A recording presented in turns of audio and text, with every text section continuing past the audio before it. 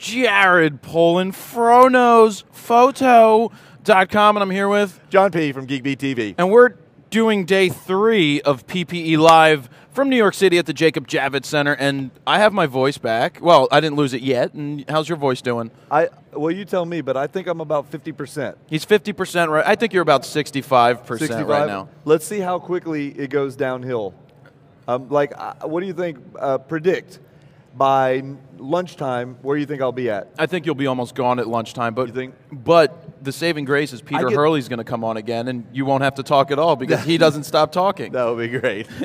Peter never stops talking. Maybe he can take my place. Peter would love it. See, when I get excited, I'm always excited. Oh, I hear the horse going. When I get excited, then you can kind of, that's why I said I think I'm around 50% right now. Yeah, well, you know. If it just holds out through the rest of the day, we'll be good. Absolutely.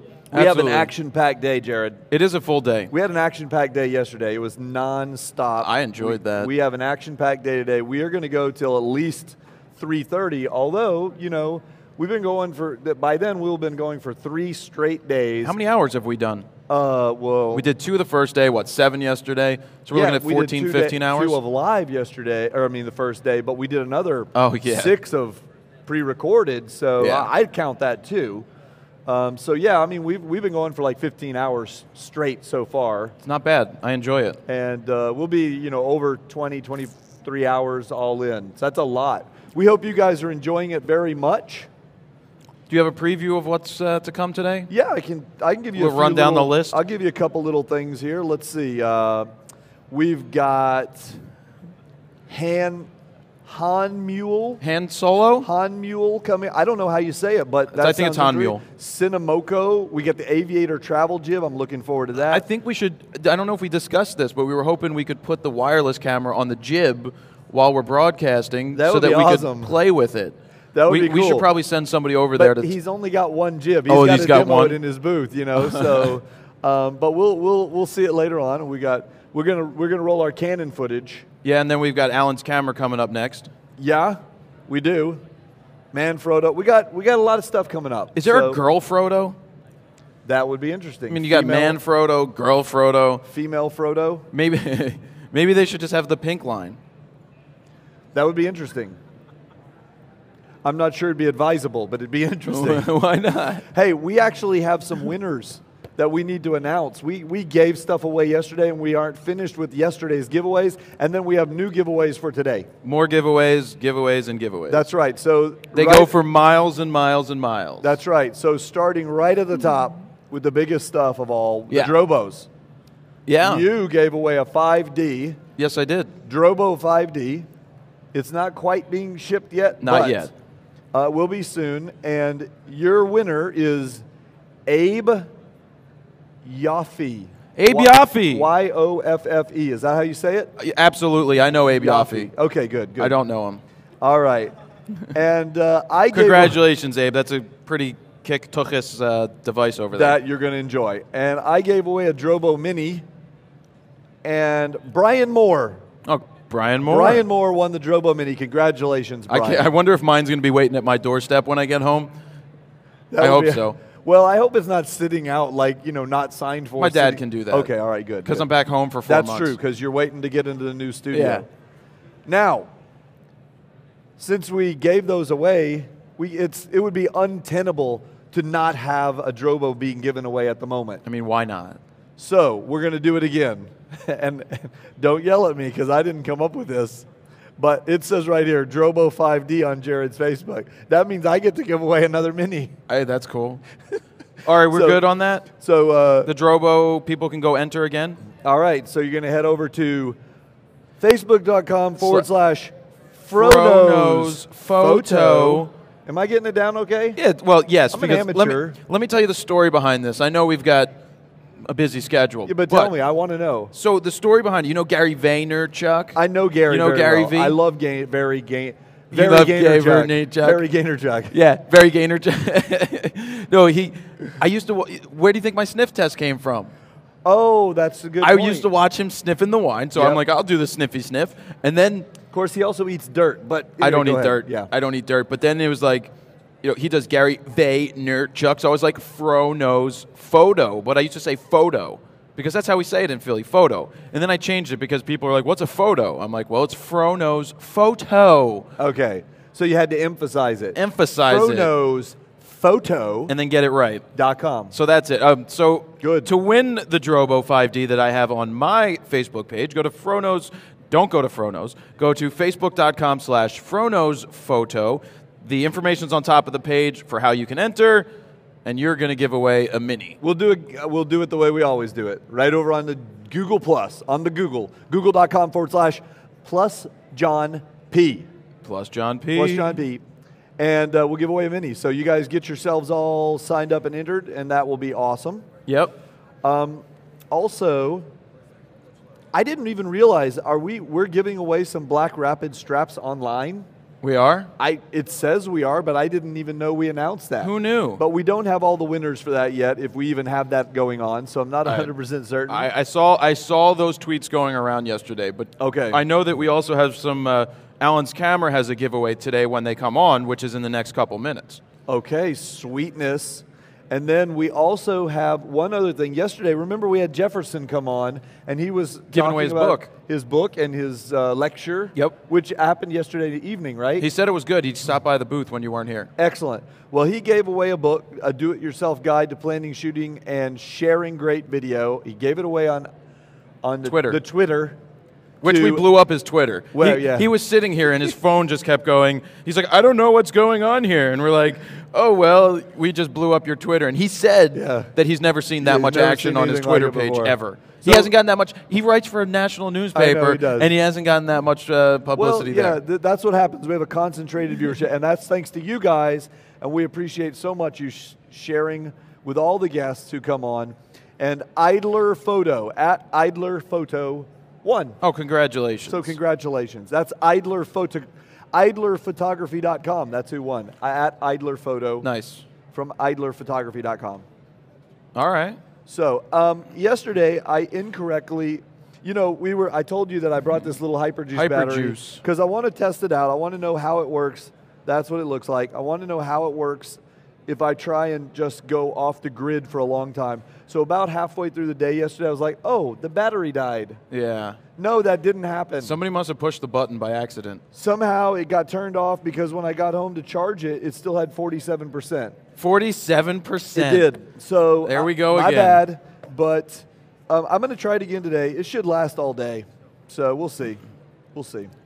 What did you do last night, by the way? I went to Peter Hurley's and F Stopper's party. It was packed. Yeah? There was Zach Arias was there, Mark Wallace was there, I was there, Peter Hurley was there, and the guys from F Stoppers, and along with like 200 other people. It was packed. It was packed. We hung out there and on the roof. It was really cool. Ken was there. Ken was there. Ken got to go because Ken's a party animal. Ken partied really hard last night. As you know, I kind of didn't. I was trying to save my voice for today, so I couldn't expose myself to that because I would have talked a lot. Yep. I always do. Well, and it's loud. And it's loud, so I'd have to scream a lot. Yep. I had a disappointing evening, actually, to be honest.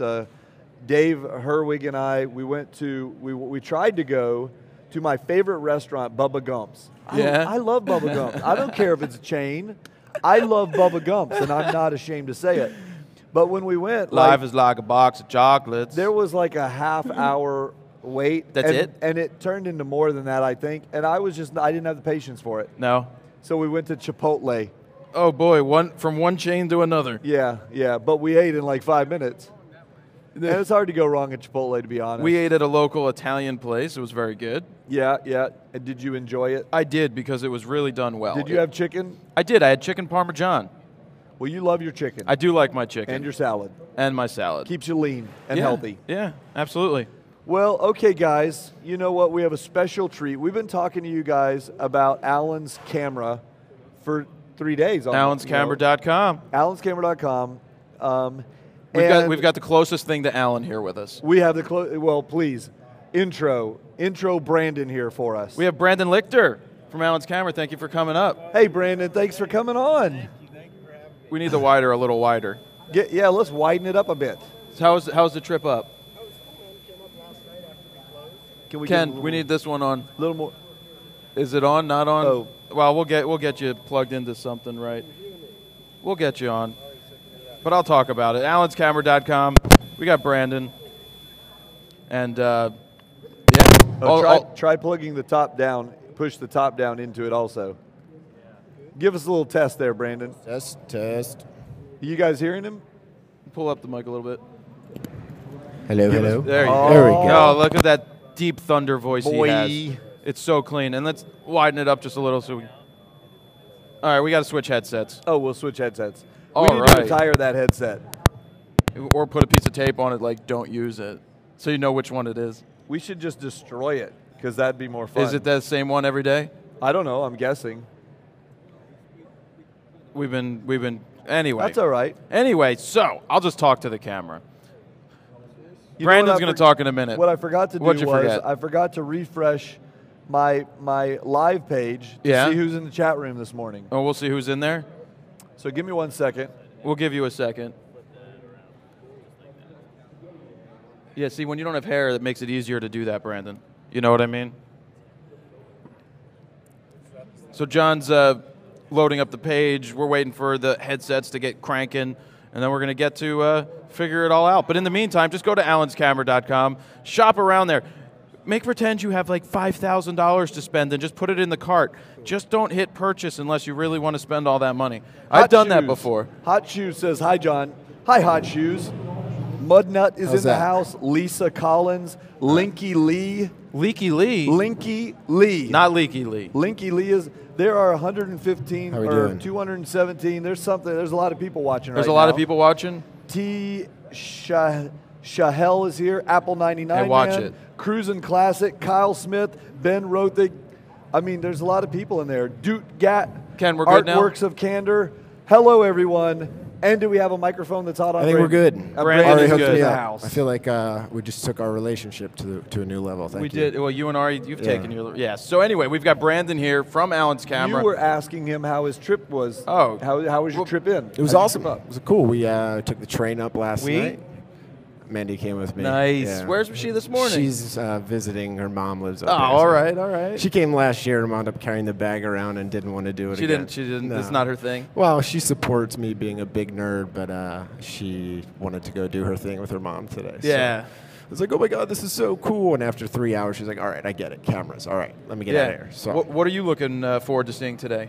Everything. I mean, it's amazing. I just got here and walked straight to your booth, and I was waiting in line to come up the escalator, and I was just being friendly and chatting with people, and somebody looked at my little name tag, and they're like, oh my God, Allen's Camera, we bought a camera for you, your dad's amazing, you guys are the best, and I was, that's very, very exciting, so I'm excited to see people, see our customers here.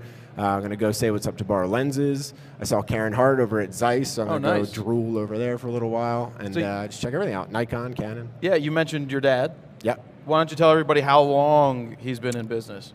35 years. Oh, it's up to 35. 35th year. He's just built an amazing business, doing things the right way, and really encourages all of us to do that. Be honest with customers, give them your opinion, and obviously he has done an amazing job at positioning us to be able to offer competitive prices, so that combination is unreal. That's what people ask for all the time, and I know John, when we were talking the other day, he was just talking about how important service is, because sometimes when you call some other places, you get shuffled around, you don't ever get an answer. Or the people are rude.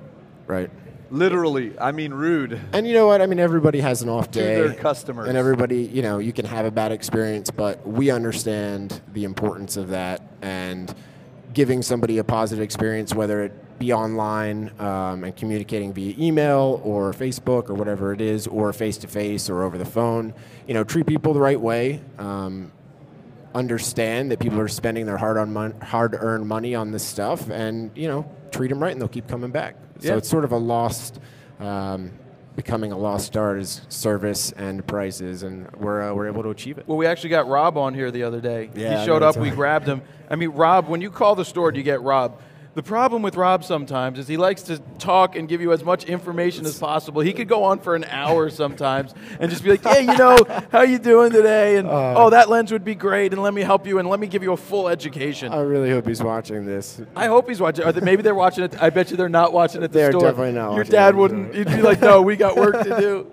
I talked to Rob actually on my way in this morning to give him the heads up about the Think Tank giveaway. Yeah. Thanks to Think Tank. That's amazing. You guys all set this up and that we're able to participate and all that. And he had a blast up here. He told me that you pulled him up for an interview and he was super nervous, but he's the best. He did great. He did great. A lot of times people get kind of nervous, but then they figure out we're just here having a conversation. So exactly, and he is good at that. You're right about that. So we're seeing is that the website up right now?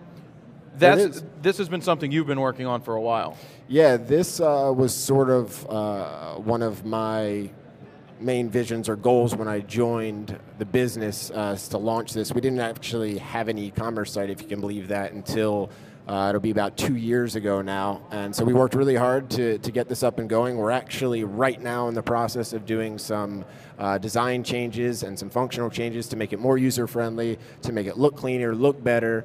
So we're really excited about it. We've gotten very good feedback on it. People are like, thank God, finally I can go search to see what used equipment you have. I can print things out and bring it into the store if I want to. I know I've done my research, and we're pumped about it. My dad's on board finally. He was hesitant at first, but sorry, we've got some questions coming in. I don't want to miss them, but no, that's awesome. Linky Lee wants to know, when will Alan's online store deliver to the EU? Amazing question.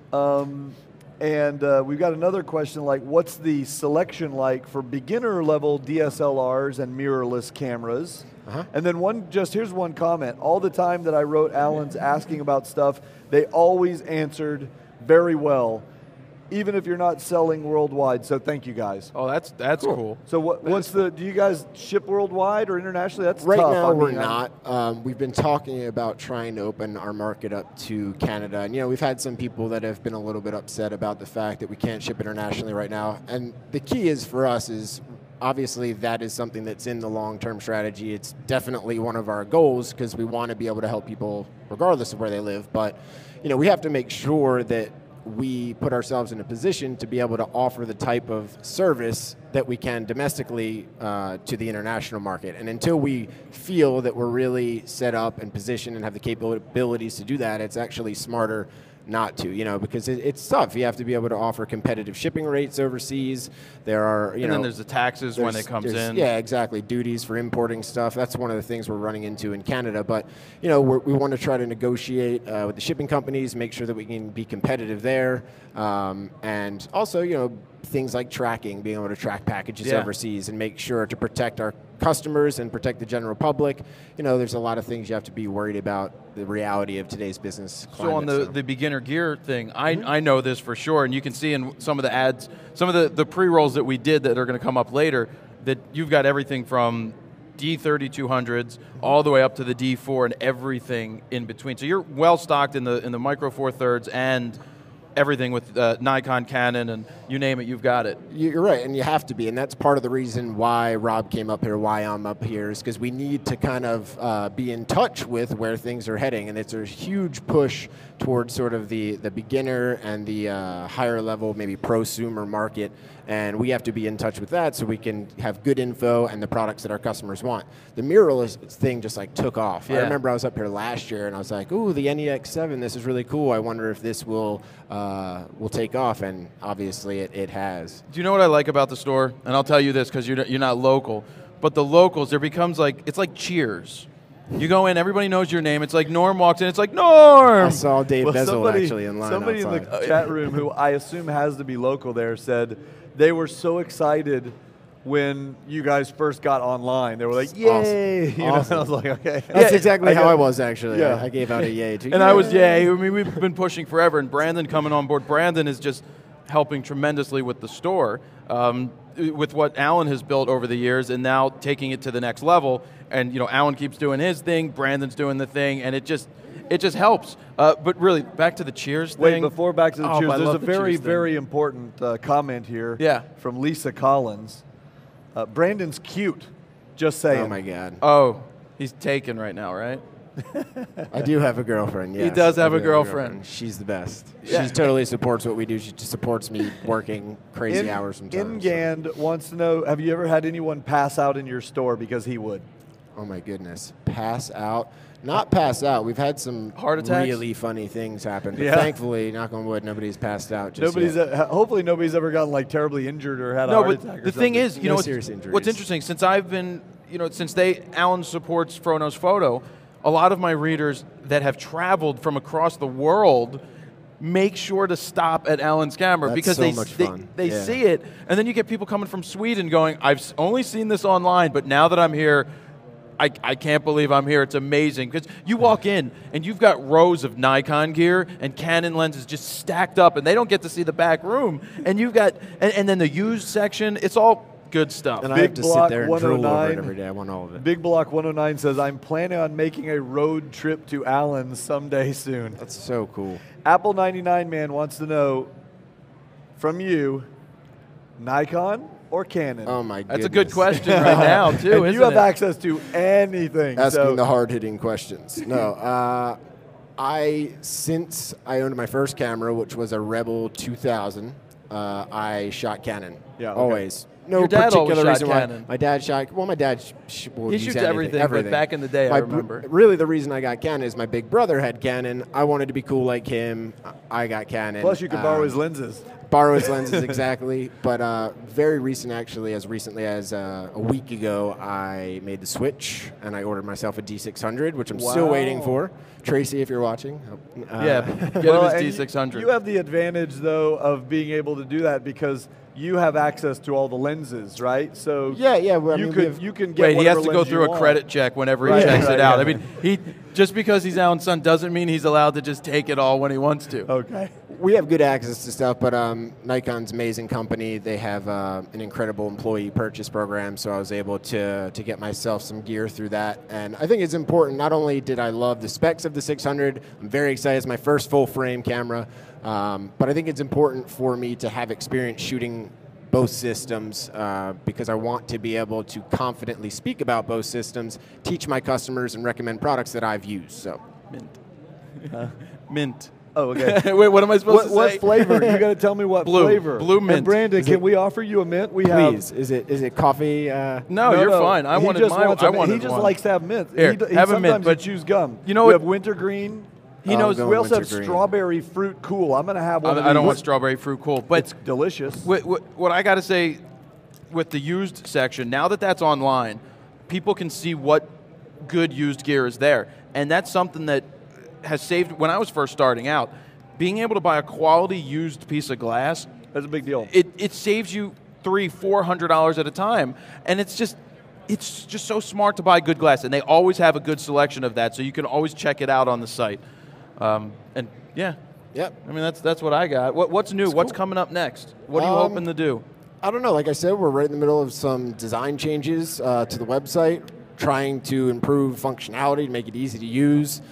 We have some other plans to help improve some internal efficiencies and stuff, and always trying to support you and what you're doing, because your readers make up a huge segment of our customer base, and we're always so appreciative of everybody who visits us from FroKnowsPhoto. So and right now there is a contest we can talk about. Ari, the contest is ready to go on their page. I already put it up. Alan's camera contest. So on Facebook, your Facebook is Alan's Camera Shop. Is it Alan's Camera Shop /Alan's Camera Shop? Yes. No, isn't it? I believe. Camera Shop Alan's. Camera it's Shop Camera Alan's. Shop Yeah, Alan's. Because when we set it up here, we'll get it right. Ken, is that up on the screen? Facebook.com/Camera Shop Alan's.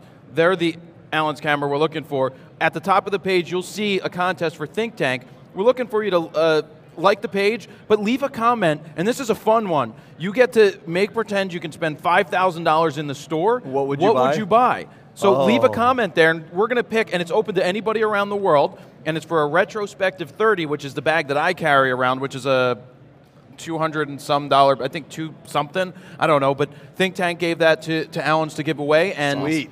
That's up on the page. We're going to pick a winner tomorrow, and then they'll get that thing shipped out to them. Awesome. So it's awesome. Camera Shop Allens. Facebook.com/Camera Shop Allens. Brandon, real quick before you leave, we're out of time, but how can people follow you personally on the social, on the Twitters and things like that? We actually just reopened a Twitter for the store. I personally have not jumped on board with Twitter yet. Oh, we got to get we you are on. Allen's Camera PA on Twitter, but Okay. I'm on Instagram. I love Instagram. Okay. Where are you on Instagram? Around. It's just B, my first initial B, and then my last name, Lichter, Leichter. So you can check me out on Instagram, check the store out on Instagram. Check what's us the out store's on Facebook, Instagram? Twitter. It's just Allen's Camera. Allen's Yeah, on Camera. Instagram, because they post some really cool photos on Instagram. Sweet. Yeah. Awesome. All right, dude. Thanks for Thanks stopping for by. coming And- up. Enjoy the Hey, show. thanks for Cool. making all this possible. I know everybody's loving it, and they're very appreciative of it. And Well, thanks I to mean, you. the comments are coming in thanking you for the support Thanks. as well. We couldn't do it. FroNation. We could, yeah, FroNation. FroNation. We couldn't do it without them Literally. because they helped us put the show on. Well, it's Literally. a collaborative effort. All We the should people call at our your store, dad on Rob, air. Marlena, my dad, you guys, what Ari's doing, everybody's involved. It's cool stuff, and obviously FroNation. So, cool. Boom. All right, dude. We'll All right. see you later. Thanks a lot, guys. Thanks a lot. See ya. Have fun at the show. Another one that we couldn't have done it without is Sigma. Yeah, They've been taking good care of us, which you can get at Allen's, by the way. which you can get at Allen's. Even though you're an Icon guy, you can get Sigmas too. Oh, absolutely. So thanks again to Sigma for that. Of course, Sigma's got everything from the advanced amateurs Absolutely. who could have something like the 18 to 250 and just carry one lens everywhere, to that one I've been shooting with, the 2470 and beyond. You want to hear a funny story? I do. And it's always about do. Sigma. They had a 70 to 200 lens, and Allen bought 100 of them, and we built a football, basically, goalposts out of them. Nuh-uh. We did. We built. There's a video. We built goalposts out of them, and we kicked an empty box through it, and then offered those lenses up. Not the that not the ones dangerous? we kicked. Okay. No, we made sure that we have a good punter, so Okay. it made it work. So There's a video of that? there is a video on YouTube. It's probably Allen's Camera with Sigma in there somewhere. But what I like, the options that they offer are affordable on the DX line, on the FX line. Very good quality, very good color. Everything from the 18 to 250 to the 85 1.4s and 50, and there's even a 35 1.4. So, the one I recommend all the time is a 70 to 200 2.8. Everybody knows that's the range I go for. Just saying. Well, everybody yells at me. They're like, you only recommend really expensive gear, and the Nikon is $2,400. Yep. But if you're just starting out and you can pick up a 70 to 200 2.8 OS, it's in the it's around $13.99. It's still expensive, but if you buy good That's a gear, good value. if you buy good gear, it's going to take care of you, because when you can afford the next version, you can now sell this to somebody else coming up, and you're going to get almost the same value out of it, because it doesn't lose that much money. I had not really thought about that. I do. I think about it all the time. You're a genius. That's Well, why. it's buying smart. It takes you have that big head of hair to hide that big magnificent brain of yours. It's true. It happens. Speaking of big magnificent brains, Phil. It's Phil. Phil from you help me out, because Handmule. I think it's Hanmule? He's Hanmule. closer. It's Hanamula. Hanamula is the correct pronunciation. Let me see that. Right there. Hanamula, because it's got. I didn't even see that. I Those thought it was things are called HANU. umlauts, right? There's- Hanamuna. That's right. There's the umlaut on top of the U. And Hanamula. Hanamula is the correct pronunciation. Hanamula. However, in North America, we make it really easy on everyone. It's Hanamule. is what we Hanamule. typically Oh, say. that's But I why like Hanamule. Hanamula. You know what? I'm sure it's kind of European in origin, but it kind of, if you think about it, kind of sounds a little Hawaiian. Hanamula. A little bit. There we are. Hanamula. Like Actually. you could hear like somebody in the islands I saying like that. I don't Maybe I know. could move to Hawaii and work from there. Maybe That'd be you good. could, and if you did go there, you could take a bunch of awesome pictures, and I think you know what to do with them. I absolutely do.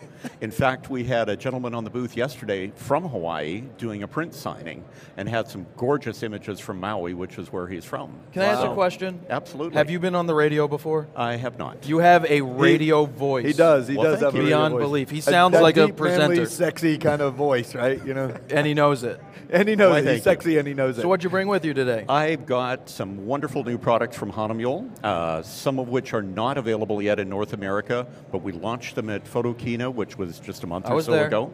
Were you? Yes. Well, let's tell people a little about the company before we talk about the product. Sounds good. Because not everybody knows what you guys do. So give us a little background. Sure. Hahnemühle's a fine art paper manufacturer, and if you look on any of the packaging, you'll see a little rooster with a date inside it, 1584, which is when the company was founded. You're kidding me. Not at all. Wow, they had inkjet printers then? They did, first in the world.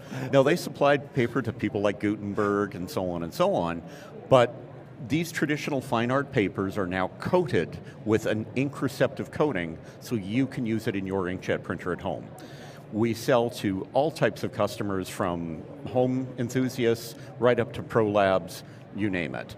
And the products are available in formats from 8.5, 11 up to 60-inch rolls. So nice. So we can cover any aspect of the market. So if I had like my favorite famous photographer, like Jared Polin, for example, and I were to order one of his amazing prints, then they might actually use your paper to send it to me, because it's really nice and expensive. It's entirely possible. There's a lot of big names in the photo industry that are Hahnemühle customers, whether they're doing the printing themselves, having it done by a print service bureau or one of the labs. The product is available all over the world. And we have just great market penetration. The people that use the paper absolutely love it. And it's with good reason. It's traditional paper, but updated for modern technology. And that's a great combination. Okay, now that we understand that, you can tell us about the products. But if you could also help us out, because I don't know that much about paper. So if you can, while you're talking to us about it, tell us a little bit about what's special and why it's not just the kind of crap that I buy in stacks down at Office Depot. Sure, absolutely. Your basic paper that you would buy at Office Depot may have a coating on it, but chances are it doesn't. It's just designed for your photocopy, or if you're doing an inkjet, it'll give you an acceptable result. What we're doing with the inkjet papers, and especially the fine art papers, you want to be able to put a lot of ink on the paper, but keep all of your color fidelity, all of your sharpness, and have an image that just pops right off the page. So the ink receptive coating on a traditional paper is really what makes it stand out. One of the things that we've done is to try to take it back a little bit, and that's the first product that I'm going to show you. And this is a paper with a decal edge to it. Normally when you buy a sheet of paper, it's completely square. Yeah. And everybody loves to have a deckled edge. It looks like traditional fine art, or TFA as we call it. And Hahnemühle's introduced at Photokina 3 different papers: PhotoRag 308, Museum Etching, and William Turner. So PhotoRag is a very smooth paper. Museum Etching has a nice texture to it. William Turner is a surface texture. It's very tactile. It feels like a light sandpaper almost. So as you're touching your image, you've got this really lovely feel to it. Can I touch it? Yeah, absolutely. Yes, you can. Oh, no. Yeah, first of all, it's really thick and heavy. It is. It's this particular one. Get your mind out of the gutter. Well, I mean, you go from "can I touch it" to "it's really thick and heavy." Well, that's true. That's true. Next. Yeah, you're right. Yeah, it's nice. I imagine with this kind of ragged edge that if I were to print on this, we'd want to frame it and put some kind of a what do you call that border thing that you... I like to call it a floating mount, where you're leaving that decal edge visible. Yeah. So you tack it on the 4 corners, have a mount board behind it, and leave some space around it so you really can enjoy that beautiful decal. Right. So this product will be available in 3 different sizes: 8.5, 11, 13, 19, and larger sheets of 17 by 22, and that's coming basically January. We should have shipments into the U.S. Between December and January. Now, is there a glossy option? Not on this particular paper. In your whole line? Absolutely. Because I know that glossy seems to be something that's a little more difficult to do when it comes to inkjets. It is, and where glossy has become popular is people have started shutting down their dark rooms. They're looking for a replacement type of paper for what they used to use in the dark room. You know what? You want something funny? I got to tell them. I know. Tell them. I do this all. I just digress. Somebody was selling paper on eBay once. This is a story from a couple years back. It was Ilford. It was darkroom paper. Yep. Somebody bought it and then tried putting it in their inkjet. and said, Nice. well, it didn't work. I love it. Yes. That was, by the way, we've had a couple questions about like specific, like how this paper responds to specific types of inkjet printers, like HP, for example. Sure. I imagine that you don't make paper for specific inkjet printers, right? It's No. manufactured to work across various brands? Absolutely. The papers are completely compatible with Canon, Epson, and HP, all three of them. If you go on the Hahnemühle website, there's a little thing that says ICC profiles. And ICC is International Color Consortium. It's a worldwide standard group. And there's profiles. You click on your brand of printer. It populates the list with all of the most current printers that are on the market. There's an archive if you happen to be still using an older printer, and you download the profile. With that comes handling instructions, which includes a media setting. And that media setting is what will show up in your pull-down menu. On an Epson printer, as an example, it shows only Epson papers. Here, it tells you which Epson paper the profile was written to work with. So it dials it right in. It's a very, very simple customer experience. Okay. And it walks you through that. So we're completely compatible all the way around. So the Decal Edge product coming soon, really nice looking stuff. I actually took this to one of the printer companies this morning to get something run just so we actually had it. We just got this in time for the show, so we haven't really even had a chance to play with it ourselves. Wow. Sure. So the next item We've got about 3 or 4 minutes. I'll really as ramp a it up. FYI. This is called a premium edition, and this is a very limited edition piece, 13 by 19, 50 sheets of paper. You ready for this? Comes with a pair of Hahnemühle gloves. Oh my God, it comes with white gloves. Get the white glove treatment from us. Is that so that we keep the oils from our fingers off the paper? Exactly. The other thing that's very cool, these are certificates of authenticity. You can't really see it in this light, but it's got the rooster watermark on here. It's got a watermark. You got it. And matched pairs of holograms. We have a public domain website, myartregistry.com. You go on, you register your print, put a hologram on the back of the print and one on the certificate, and you're good to go. So you've added tremendous valuation. That's really cool. To your images. I mean, that makes it worthwhile. You got it. Limited edition, 3 different papers out now. Buy them while you can get them. That's 50 sheets. 50 Can I ask sheets. the price of that? Yeah, you got to tell me how much. It varies depending on which of the papers you're getting. It's Bamboo, PhotoRag 308, and Fine Art Baryta, which is one of the gloss fine art papers. It's about the same price as buying 50 sheets of paper, and you get this Pratt Paris portfolio, the holograms and certificates basically as a freebie. So I have no idea how much that paper even costs. I've been talking to my friends over at Epson about getting a printer that would print that size. Yeah. Because I just never have printed my work, but I'm thinking about doing it. What's it going to cost me to buy that kind of paper? I believe the suggested retail price is in the $150 to $175 range for 50 that's sheets. not as bad as I thought it was going to be. at all. Yeah. So about $3 a sheet. Roughly, yeah. And that's for something you can sell for hundreds of dollars or more. So You got it. Okay, that's cheap. There's okay. real value to these fine art that's papers. cheap. People I thought you perceive were it. going to scare me. I thought it was going to be affordable. $20 a piece. No. Sorry, it's not. Affordable. It's not cheap. It's very reasonably priced. It's Absolutely. good value. 2 other very quick things. This is one of the new albums that we're doing. Hahnemühle's getting into the album business just to suit a particular need that we have through our customers. This is the one with nice little red embossing on the edge. Leather album, and 4 different papers that you can get. These are some images from Eddie Soloway, who's speaking here at the show. And this is a brand new paper called PhotoRag Book and Album.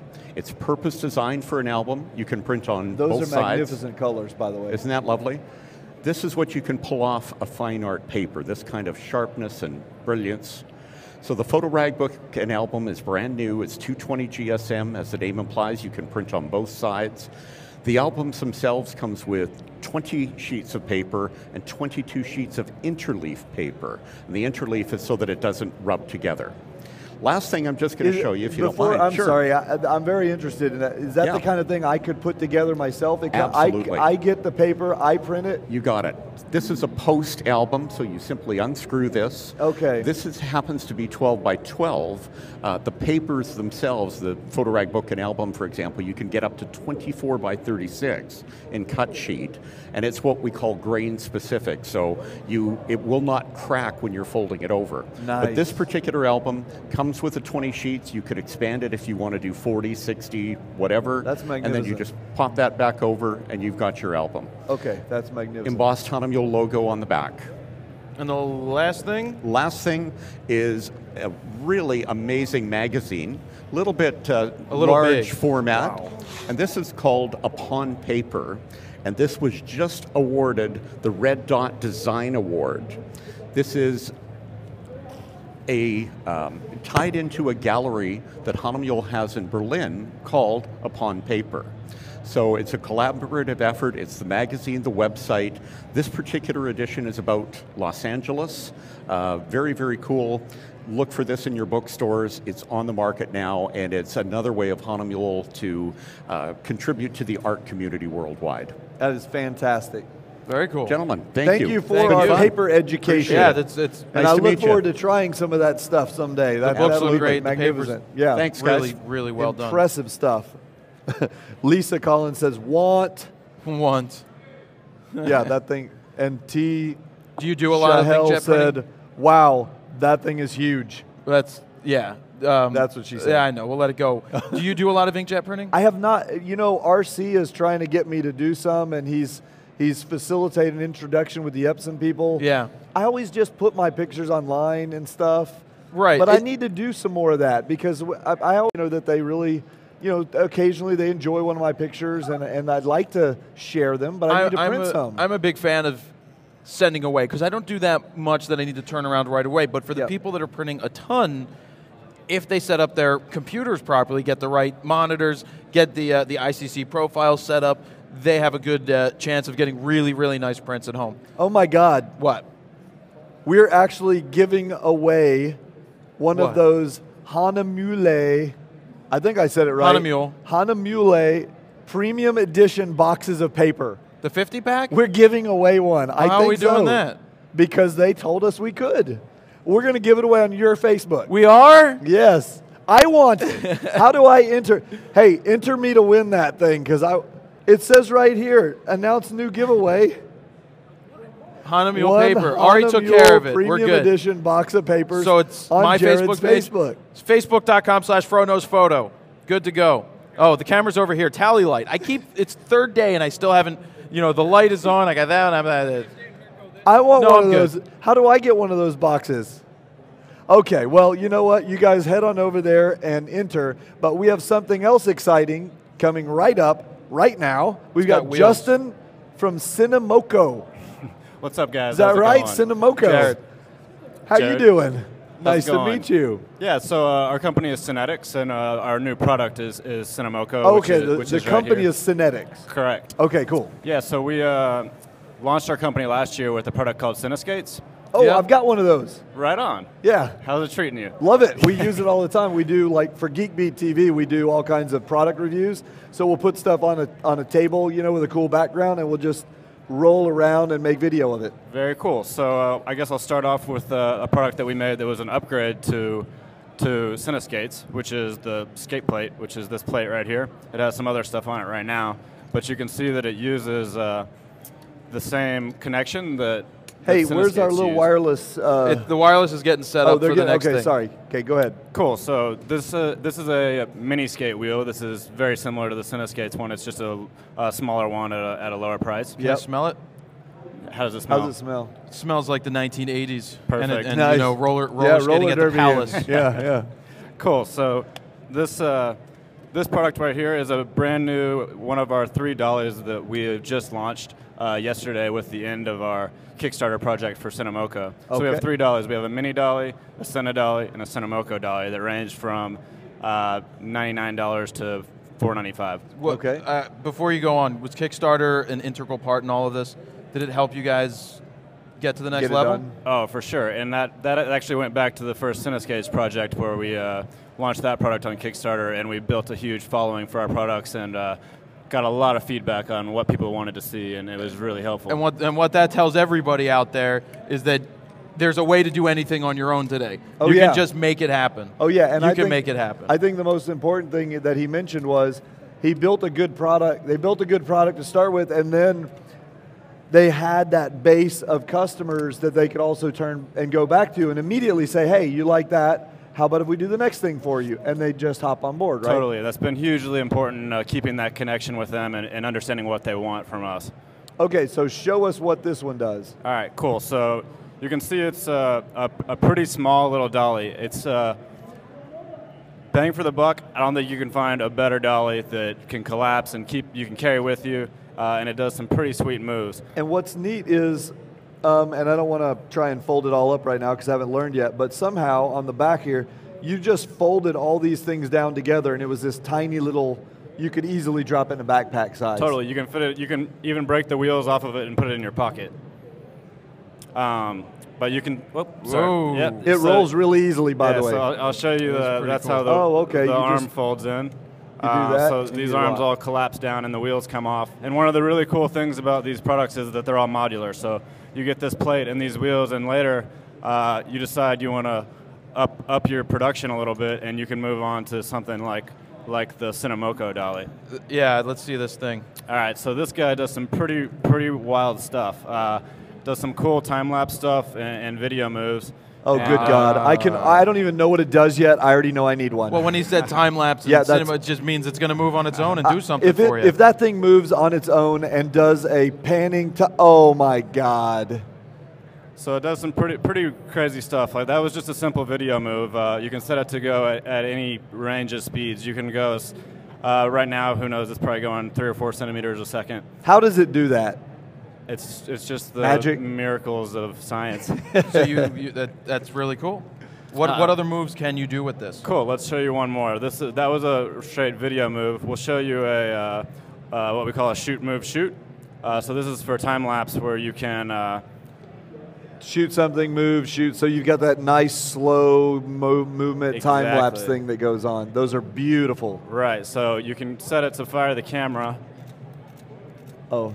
Yeah, I hear it firing the camera. Yeah, so let's see. We've got our... Will it control either Canon, Nikon? Will it control any camera? So yeah, on our store you choose which camera model you have, and we provide a different cable depending on which camera you have, and it'll cover a whole range of them. And some cameras have a built-in timer in them, so you can see right now. It just moved. It just took a picture and it's moving. It's taking a picture and it's moving. So another really cool feature about this is you can see the wheels on here. Yes. Are V-groove wheels. Here, I'll cut it off for you while you're... You see those wheels, folks? That means you can put it on some rails or bars or something. Right, so we have a track that we sell with it as an additional option. So you can have a 4-foot track that is infinitely expandable, and it collapses down into a 2-foot bag so it fits in your backpack.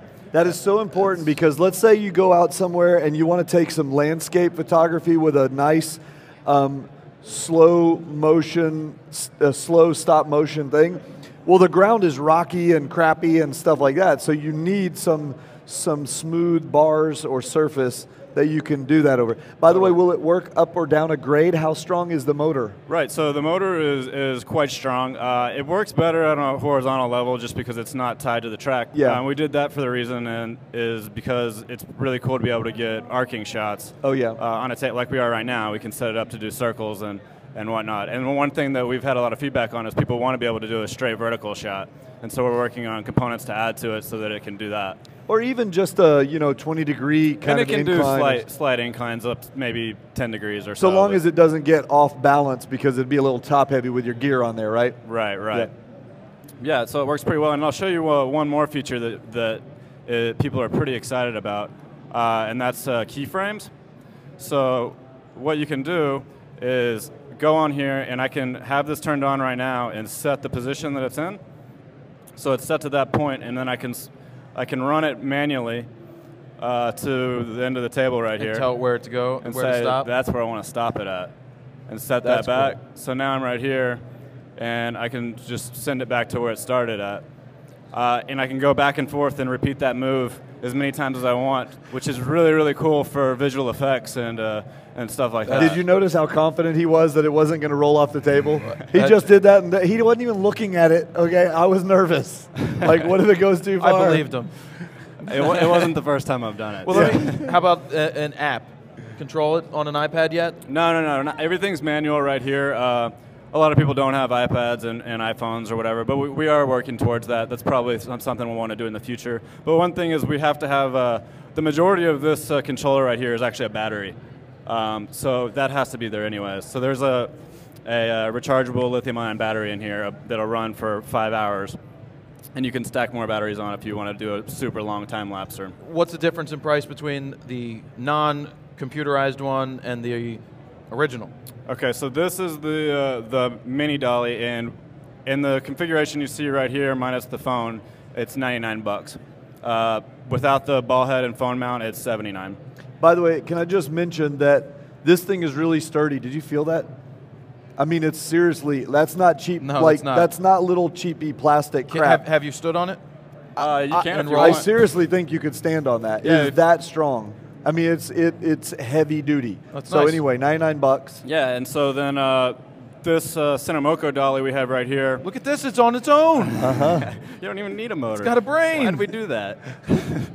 This one right here. So this is $495, and if you add a track that has some pretty cool outrigger legs, and you can set it up pretty much anywhere, that puts the system at $795. Okay. So complete motorized slider and dolly for $795. If I already have a dolly, I mean, if I already have a slider that has a different rig on the slider, but I've got rails and stuff, can I use that with it? I mean, are the wheels kind of adjustable in and out so that they could adjust to the size? It'd probably be hard to set it up on a different slider. You'd have to rig some things up, but you can definitely make some different adjustments on here.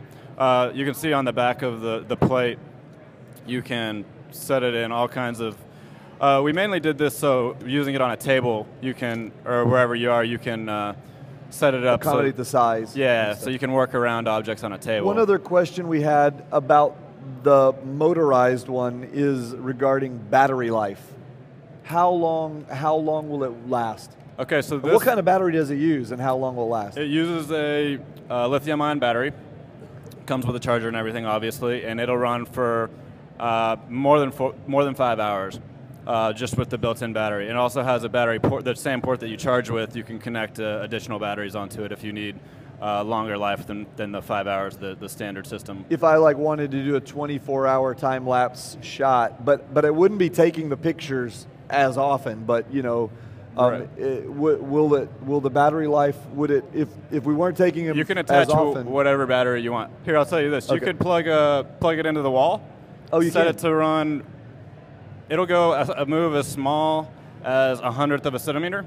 You can go 1/100 of a centimeter every day for however long, plug it into the wall, and you can have a pretty rad time lapse. Okay, cool. It sounds like a pretty robust system, and it's not that expensive for what it offers you. Cool. Yeah. So that's definitely what we were going for. Send one to my door. I'm going to be going broke as a result of my appearance on this show on Photo Plus. Yeah, it happens. So, I'm definitely going to get one. Cool, no doubt about it. And we the other major advantage of it is how small it breaks down into. You can collapse the whole system down.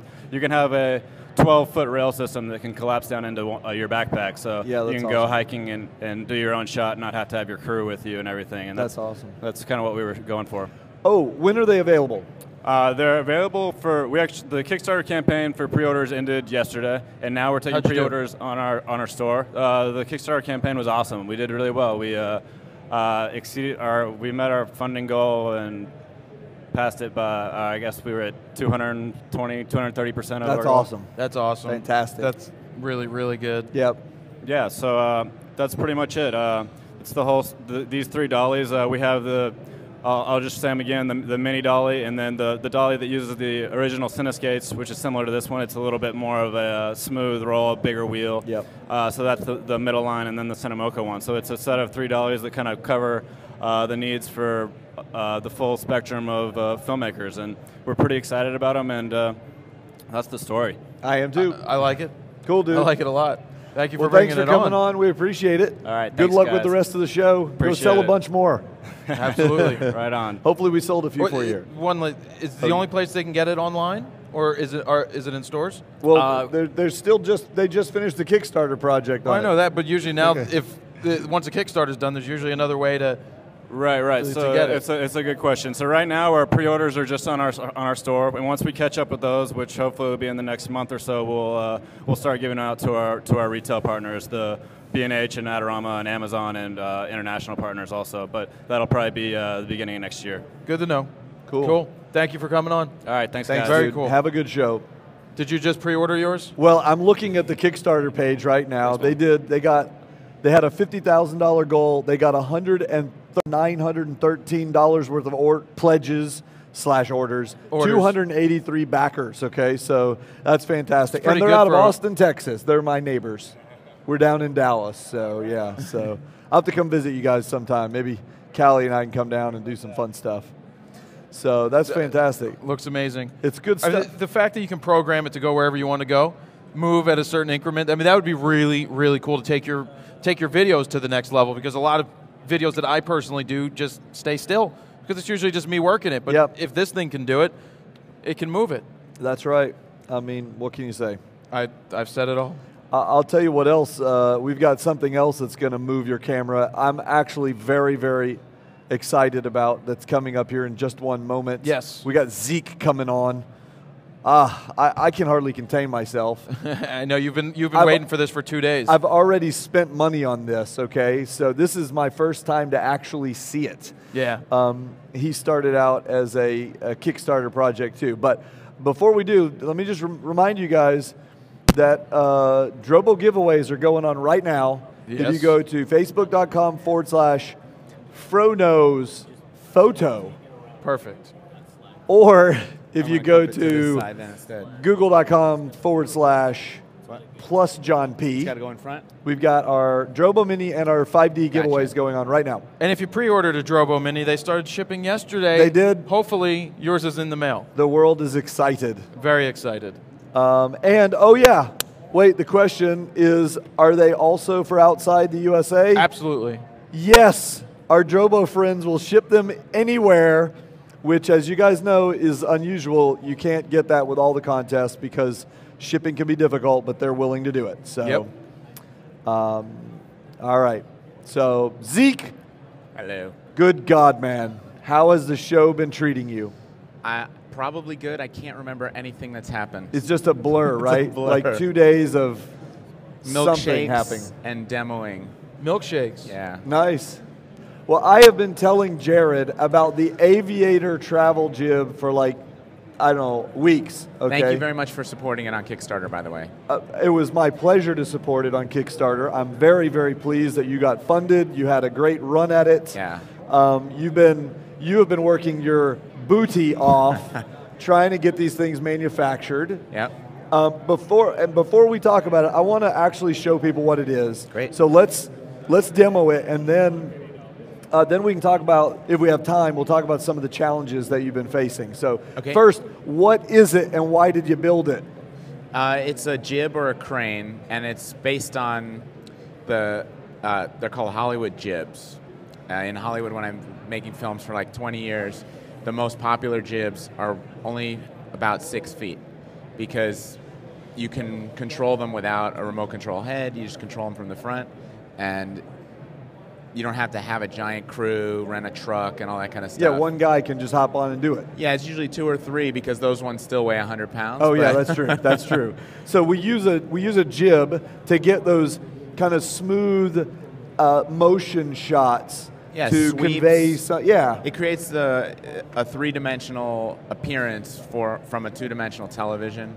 Yeah. And the best thing is the emotion. It just connects people emotionally immediately to the scene. Okay. So your idea, though, was, hey, as you just mentioned, sometimes those jibs weigh so much, you can't take those with you. Yeah. So for people like us who want to go places and we'd love to have a jib, but Wedding you can't shooter. take, what are you going to do? Yeah, wedding shooters, extreme sports, nature, just guys that have to travel to shoot. If you're getting on an airplane to shoot, you're shipping your jib or you're paying a ton extra money. Oh, yeah. I carry this on. I don't even check it. I've taken it on puddle jumpers. Just goes right in the little overhead. It's sitting right over your left shoulder, and you've actually got it on a 3-legged thing. Yeah. Would you show it to us? Show us how it works. Get up and go over there? Yeah, Sure. just Dave's got the portable camera right there. Yeah. He's going to show you how. So it's got it's really small. It's got a fluid pan base built into the bottom. It doesn't come with the head. You can put whatever kind of fluid head or a ball head on there that you want. And it's just like a tripod. Are you getting turn it out the of knobs? Might want to back up. And then just... Hey Dave, that camera, apparently that camera's down, the wireless is down on it. So I'm going to grab this other one and just come over there real quick. I didn't hear what he said. Oh, okay.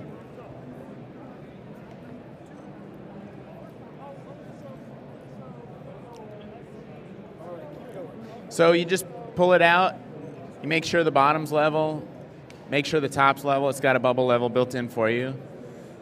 And it's level. You hang your counterbalance.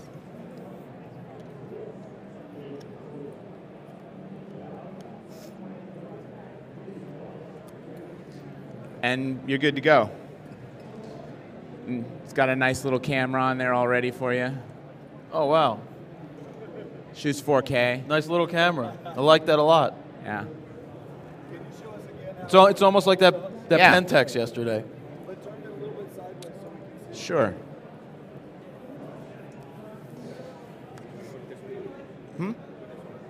Yeah.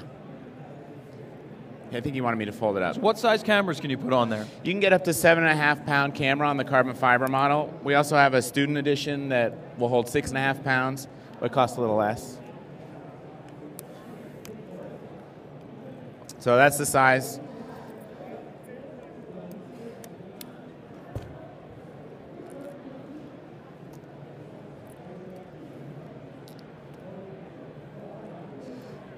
You know, hang on that one sec.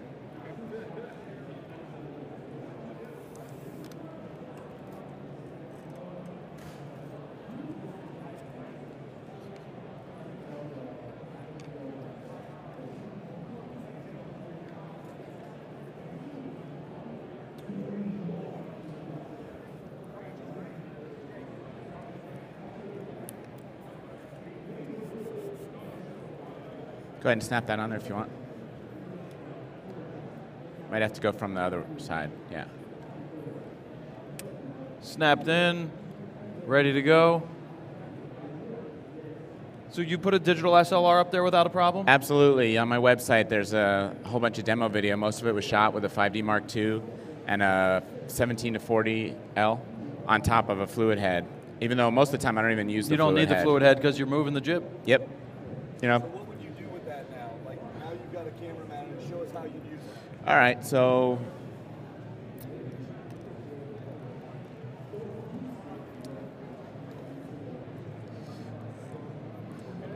the wireless is working. We're up? Okay. So you just take it and you do nice slow move. That's smooth. I'm watching it on the screen right now. And then you can rotate it and show the crowd and everybody? You can do sweeps.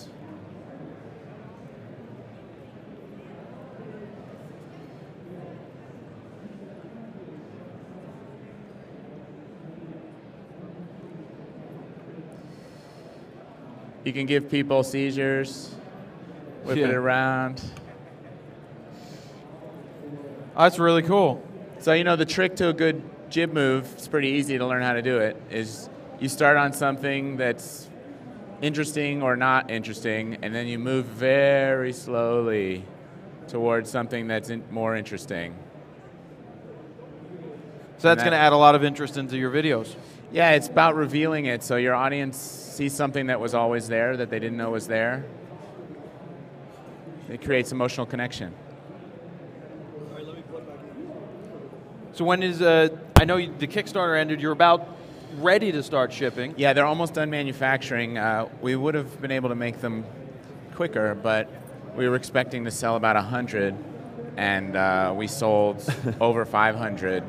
And even though we're not marketing them right now, we keep getting orders, pre-orders. That creates a lot of challenges great. from a manufacturing standpoint. Yeah. It's that Kickstarter thing where you get too popular too quick and it makes it hard to produce, but now you start catching up with it when you're ready to. Yeah, I mean, you manufacture it in a different way, right? If you're making 100, you cut everything by hand.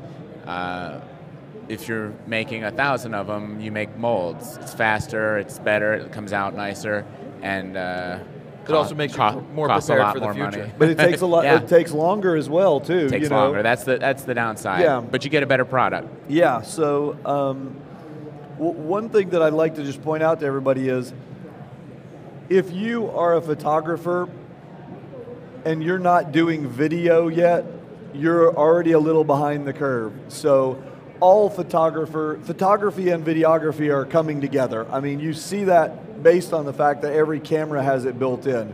So what a tool like this does is allows you to put variety in your video that your competitors will not have. That's the big deal. And I am a person who has shot, I don't know how much video. I mean, thousands of hours of video at this point, a lot of video. Even as steady as I am just from practice, trying to move up and down, I cannot do it the way you can do it with a jib. So having the ability to pack this thing up in a bag, put it over your shoulder, take it to some remote spot where you cannot get any heavy equipment and get shots that no one else can get. That no one's ever shot, and that no one's ever shot like that. That is what differentiates your work from your competitors, and that's the kind of thing that will help you make a name for yourself and quadruple the price of the content you're creating. And I mean literally quadruple it. It makes your audience connect with your work. It creates an emotional connection when you move that camera in the right way. Yep. So we've got like 3 or 4 more minutes. Can you tell us about some of the challenges? You've been back and forth to China and all kinds of things trying to get these things made in a big mass quantity. What has that been like? China is an amazing place. The people are super, super nice. That all the people that I've run into, I'm sure there's some people who aren't real nice there, but the ones I ran into were real nice. And everybody's just working really hard.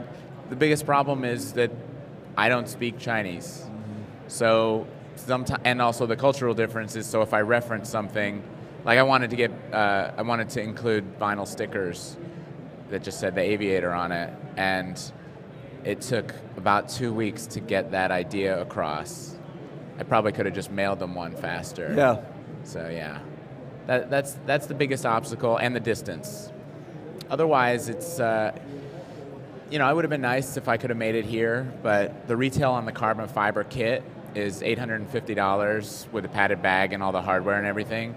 And the exact same kit, if I manufactured in the US, my cost would have been $1,250. Wow. And my wife said I can't make something for $1,250 and sell it for $850. Really? That's not going to work out so well, huh? Yeah. Well, they're doing their cost of labor is a lot cheaper there. Also, the factory is already set up. Yep. To manufacture, it's the factory that manufactures most of three-legged things parts, and it's a lot of similar parts, and they're experts at it. They're going to do a better job probably than any of the companies I could have found here. Yeah. So are you sharing like the carbon fiber rods and things? Are those the same ones we'd find in the three-legged thing tripods we'd buy? Yeah, I'm going to be using the three-legged things patented stealth carbon fiber, which you don't see the 70s disco stripe on it. This is just I like a final the 70s prototype. Disco stripe. You can have one of those then. They're about 20% less strong than the... I don't like the disco stripe. Any questions in the room? Oh, let me turn to the chat room and see. Do you guys have any questions? Other than that, have you taken it beyond the 7 pounds? Oh, price please. Sorry, you mentioned. Yes. So and there's 2 models, right? There's 2 models. The carbon fiber is rated to 7.5 pounds. I have put a little more on it than that, but what happens is it might create, not only is it harder to get a good shot once you overload it, at some point there's a spot where it's just going to break, and I haven't had the heart to find out what that amount is. What is it? But clearly above 7.5 pounds, you start to lose functionality. Sure. We have to make a compromise when we make a product, any product. So I wish it could go to 30 feet, compact down to an inch, weigh an ounce, and control itself, and also make milkshakes. That would be great. But I had to, it was right near this last prototype, I had to stop the function of it making milkshakes and just move on with it being a jib. The student version has all the same functions, but the specs are a little different. But it's made of an aircraft aluminum, and it'll hold 6.5 pounds instead of 7.5, and it weighs a pound more. So instead of 2 3/4, it's it's a little less than 3 3/4. And it costs how much? That's only $500, yeah, and they both include a fluid pan base. So some companies charge $500 just for a fluid pan base, and other companies make you put it on a fluid camera head. And as you probably know, if you've ever tried to level a jib on a fluid head instead of a fluid base, really bad news. Bad news. So they can get into an aluminum one that'll still hold any DSLR on the market, any small compact camera on the market. Absolutely. And they can do that for $500. Most video cameras and too. most video cameras for $500. Yeah. If they want to step it up to carbon fiber, which is what I did, then you're going to pay a little bit more, but you're going to if that extra pound or so of weight savings is worth it to you, which in my case, because all the crap I'm carrying it is, then you know what, $850, right? $850. So, yeah. That's with a padded case too. And where can they find out more? Aviatorcameragear.com. One last question, and then we got to go. How big is it when it's all compacted down and packed up? It's 24 inches. 24 inches. At its shortest dimension, it's 24 inches. At its longest, it's about 6 feet. Excellent. Nice. Thank you so much for coming and demoing it for us and showing us.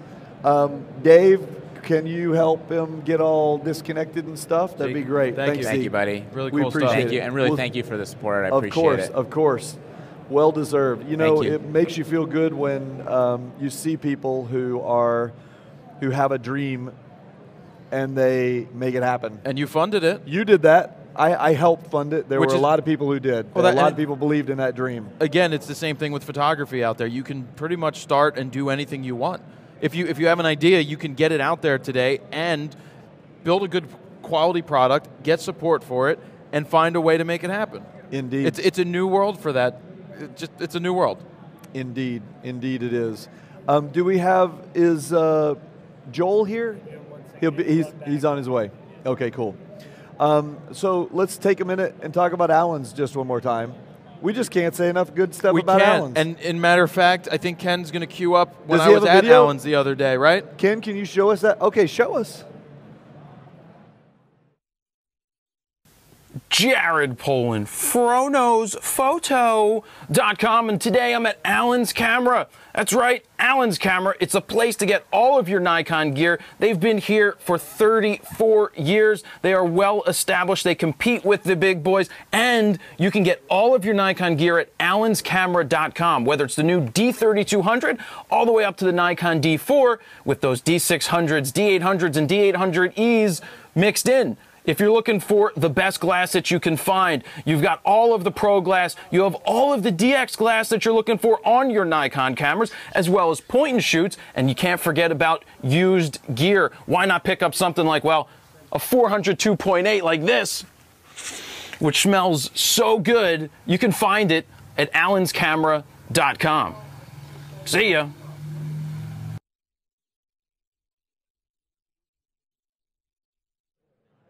Did you see that stack of gear? You love stacks of gear. Well, yeah. I mean, I love stacks of gear too. Don't get me wrong. But the only problem there, as I get lit up by this light over here, is that when I take gear out at Allen's, I have to put it back. So if I take it out, I put it back. Nobody else is going to clean it up for me. But I put D4s on the counter. I put D600s, all those lenses. I know it looks good. It just you know what the hardest part about this? You play with all those things and then you have to leave them there. Yeah, well, I don't take them out of the boxes. Okay, they stay in the boxes. They're new items, so I'm not allowed to do anything to those. Yeah, but he's got all those other ones that you could play with. Well, yeah, the used gear like that 400 2.8. That was that's probably still in the store. If anybody's looking for a used 400 2.8, it's definitely there. It's just hard to walk away from them. You want to take them home with you. They're like puppies. It's like if you go to the you go to the pet store, they've got the little rabbits and puppies and whatever, and you're like, oh, I want to take it home with me. It's like a candy store in there. Yeah, it is for adults. It is. All right. Well, speaking of candy store, Photo Plus is like a candy store, and we have even more candy on the way. We've got Joel here. Joel, how are you, sir? You're with Roscoe, right? That's correct. And you have a big round light sitting there. I can't wait to hear about it. Fantastic. I can't wait to tell you about it. So, yet another piece of candy in the candy store. We're Roscoe. I mean, what everybody knows us for. We've been making gels for your speed lights and your strobes for over 100 years. We've been in business since 1910, pretty much making You know something this. about 1910? What about 1910? My grandmother. Yes? She'll be 102. She was born in 1910. Her birthday's on the 30th. That's ridiculous. 1910. She's actually going to be She 102. was there with she was Roscoe there when y'all started they making started those. it. She was, in Brooklyn. She was working in our Brooklyn Close. shop. Yeah. Close in the Brooklyn shop. So anyway, this is what we've been doing. We're still doing it. We've got some fantastic new gel products coming out on the market. But the other thing that we've got, about 6 years ago, we started making LED lights. We called them light pads because they were as thick as a pad of paper. And what was great about them and what was different about them, we're lit by LED right now, and as you can see, the LEDs are aimed right at us. Yep. And that's what everybody's doing on the market. Yep. But what we did with our light pads is we aimed the light into this etched grid and let it bounce the light forward. So you ended up with a really soft, cool, diffused, flattering light that was easy to look at, easy to work in. And it was really great for close-up work. You had those just off camera, just out of frame, adding a little bit of fill, adding a little bit of soft light into the shot. But when we said, well, if they're so good for close-ups, what we really need to do with it then is we need to take it and make it into a ring light. So we could have made a ring light pad years ago. What we were struggling with is we wanted to come up with a way to get it on the camera in a sleek, sexy, easy way. Well, sleek and sexy go together, and if you like it, you might as well put a ring on it. See what he did that there, was everybody? pretty good. I've been saving that one for a while. So the light pad loop was the end-all, be-all of all that work. It's a new LED-based ring light. Again, it's producing a soft pool of light, which makes it really easy for the kind of close-up work that you're going to do. All of our light pads. Can you turn it a little bit just so that it's facing? All of our light pads are dimmable, so I'm going to dim it down dim just it a little bit. kill it. Right, exactly. So they can see it on that camera with the red tally light. Yeah. Look that's at that. what it looks like. Right through there. That's right. Okay, cool. So again, it has a nice soft light output. Really good for close-up work. I mean, you can see it's right on him, and that's not uncomfortable. Wait, we got to get it. There we go. Here we go. Look at that. Look at that. No, it's not that uncomfortable, and I'm sensitive to light to begin with. So it looks like they're bouncing in and then back out. They're not just directed at my face. That's correct, yes. It's a lot softer that way. And that's how all of our light pad technology works. But my favorite part about this particular light is how it mounts to the camera, the sleek and sexy aspect of it. So to get it onto the camera, it's got a 1/4 bolt here, so it threads onto the bottom of your camera. There's still ways to get your tripod on there. We've got a 3/8 receptacle, a 1/4 receptacle underneath. But you get your camera on here, and then the ring light attaches to that mounting assembly using magnets. So you've got your camera here, you're shooting. All right, I'm ready to do close-up. Ring light goes on, you're shooting close-up. Wait a minute. How much pressure? Stop. Pull. That's awesome. Like Is it going to pop off? It could pop off. Well, it could if you pop knock off, it. If but you it would knock take it. a lot. it. And we do have little safety straps here, just in case. It's like a tether tool. That's right. It's like a tether tool built in. That's good too. Okay, cool. I like that because that is a challenge. You want to use the light, you want to take it off. You don't have time to be unmounting and mounting things, so that's actually good. That is a good option. Okay. We sell it 2 different ways. We've got By the way, how much does the whole thing weigh? That's a question from the chat room. The whole thing weighs about 4 pounds, but what you're really concerned about? Wait a second. Yes? And if you ever get sucked into a video game, you're ready to go with a Tron disc. Yes, you are. Oh my God. I mean, look at that. But the loop itself, out on the front of your camera, weighs 2.5 pounds. Okay. So we sell it 2 different ways. We sell the individual unit all by itself, runs $6.99, and you can a la carte all the accessories you want into it. We also sell a Pro Kit that comes with the loop and pretty much all of the accessories for $10.99. Some of the accessories include the dimmer that I showed. We also have the battery pack, which would allow you to run it off 8 AA's. But then we're Roscoe, so of course we're going to make some gels for it. We've got some rigid pre-cut gels, and the way that those attach also uses magnets. We've got a magnetic accessory collar. Goes right in there. That's cool. That's cool. That was cool. And then we also have, because some of the things that people are telling us is that they don't like the loop in the catch light of the eye. Who doesn't like the loop in the catch light of the eye? There are people who have told me. Are you really, seriously? Yes, seriously. There are people who have told us that. So Do you like the loop in the catch light of the eye? I like it. I mean, because that's right. what the you're whole looking point for. of it. Yes, exactly. But the catch light, you can play around with it, and you can put those, some of our light masks in the loop, so you can actually play around with the catch light in the eye. Show them the star one. Or if you're shooting music videos, or you're shooting high school portraits, and you want to try to get play around with something like that, if you put that on there and you take a picture, will you see stars in the catch light in my eye? To get that, you really have to get close up. Yeah. But yes, you can. That's pretty interesting. How bright? Pump that up. How many lumens? Lumens, it's really designed to throw further than 6 feet. So again, it's not designed to throw light all the way across the room. It was designed to be right up close. Well, most of the times you're doing headshots with this, you're not going to be 6 feet away unless you're using a 300-2.8, which I tend to do when I'm shooting portraits. Right. Well, and what's also really interesting about this is, our light pads and our light pad loop I've been told, were perfectly timed because of this convergence that you were talking about earlier, where video and photo are coming together, and people are looking for constant light sources, and they want to have soft light, and these products are perfectly timed to kind of catch up with that demand. So that answers a question that we had, which was, can we use it on video rigs? Absolutely. It's absolutely designed for it. The diameter? What size lenses? 9.5. It pretty much fits anything unless you're just going super wide, which I don't know how often you'd be doing that anyway. So yeah. Okay. Looks good. Looks good. What else do you got? While I was reading the chat room, did you just tell me how much it cost? He did. I did. Okay, I didn't hear that. So it was $6.99 for the individual unit and $10.99 for the kit. So okay, with all of the dimmer and all the other dimmer, stuff. battery pack, gels. If I ran it off of the 8 AA battery pack, how long did that? How long will it run? It'd be about an hour, hour and a half, depending on how good the batteries are that you put in there. Lithiums would last longer. Lithiums would last longer, and you can get rechargeable ones and do things like the that. rechargeable ones wouldn't last as long, but at least you can recharge them. Right. So okay, cool. And where can they find out more? Find out more at www.roscoe.com. And if you get really sexy, you can put the /lightpad loop at the end of it and go right to the loop page. Nice. If you want to get sexy. If you want to get sexy. Why not put the /lightpad? I think I will. Well, thank you so much for showing us that. I really appreciate very it. Very unique, very I like awesome. that it dims. I like that you can control it that way, and you just have enough power. And the one thing I did like, because I'm sensitive to light, and you see a lot of LEDs that just pop right in your face, being that you can see that they're leaned in, it's going to give you a nice, soft light. Well, I can stare right at that, and it's bright, but it's not hurting me.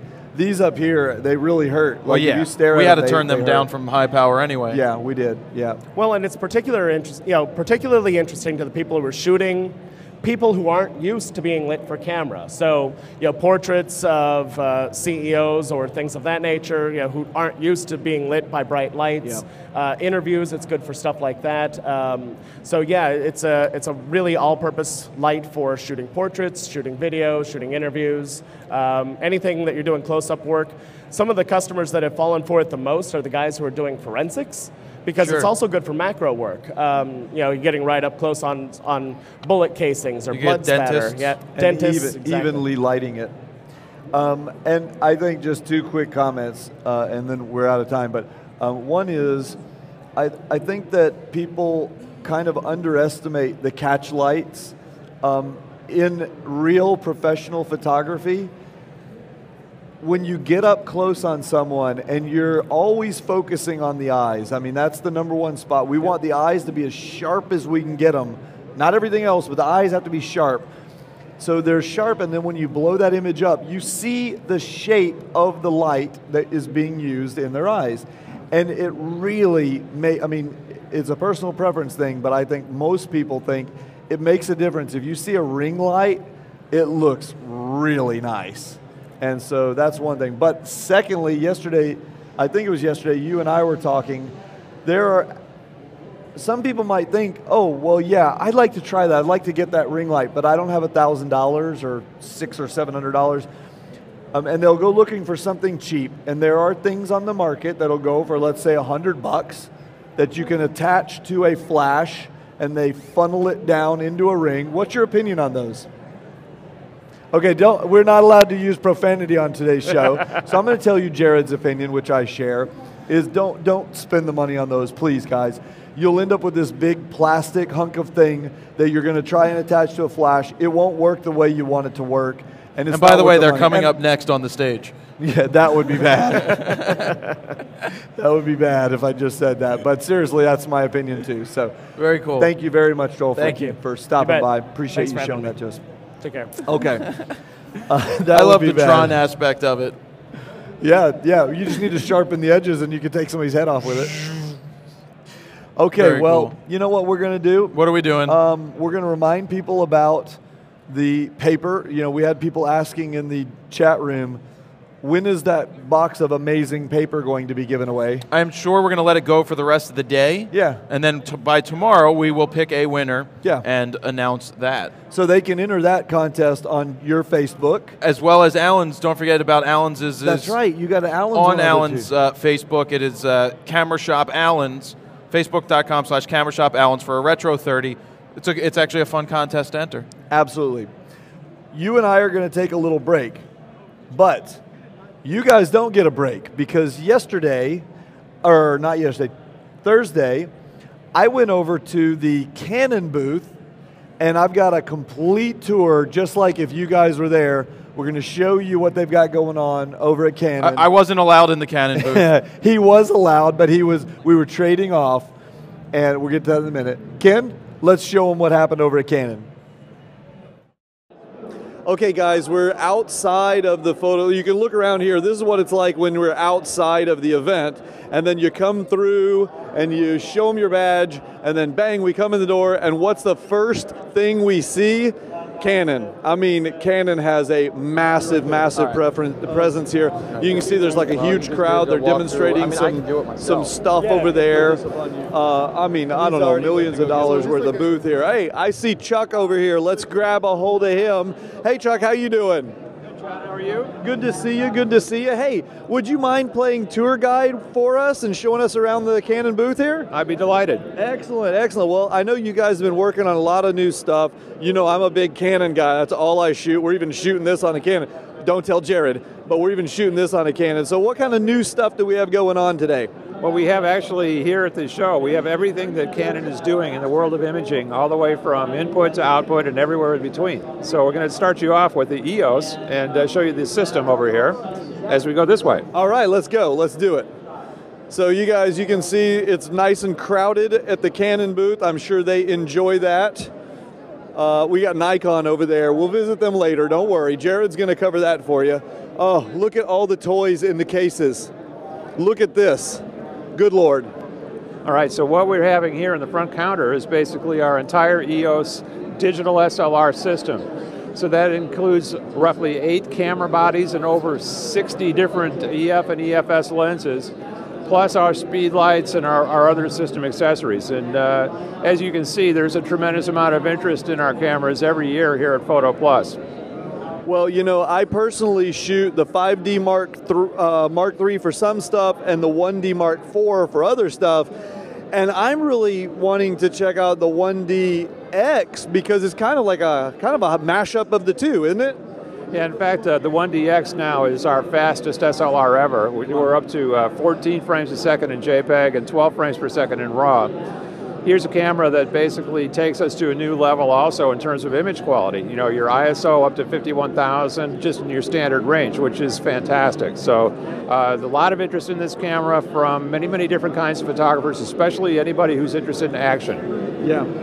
Well, I love action, and I also like to do landscape and stuff, and sometimes the Mark IV has a slightly smaller sensor, but now the X has a full-size sensor, right? Exactly. That was one of the big changes, and one of the issues that we were trying to overcome was the fact that we didn't have a full-frame camera that could do more than 5 frames a second before the 1DX, and we went from 5 frames a second all the way up to 12 for RAW. That is crazy.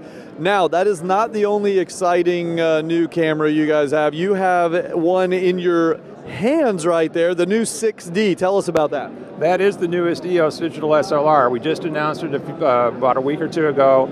This is a new entry-level full-frame camera. So it's positioned above the 5D Mark II, below the 5D Mark III. It's going to come into the market in December at a retail price of about $20.99 for the body only, or $28.99 for the kit.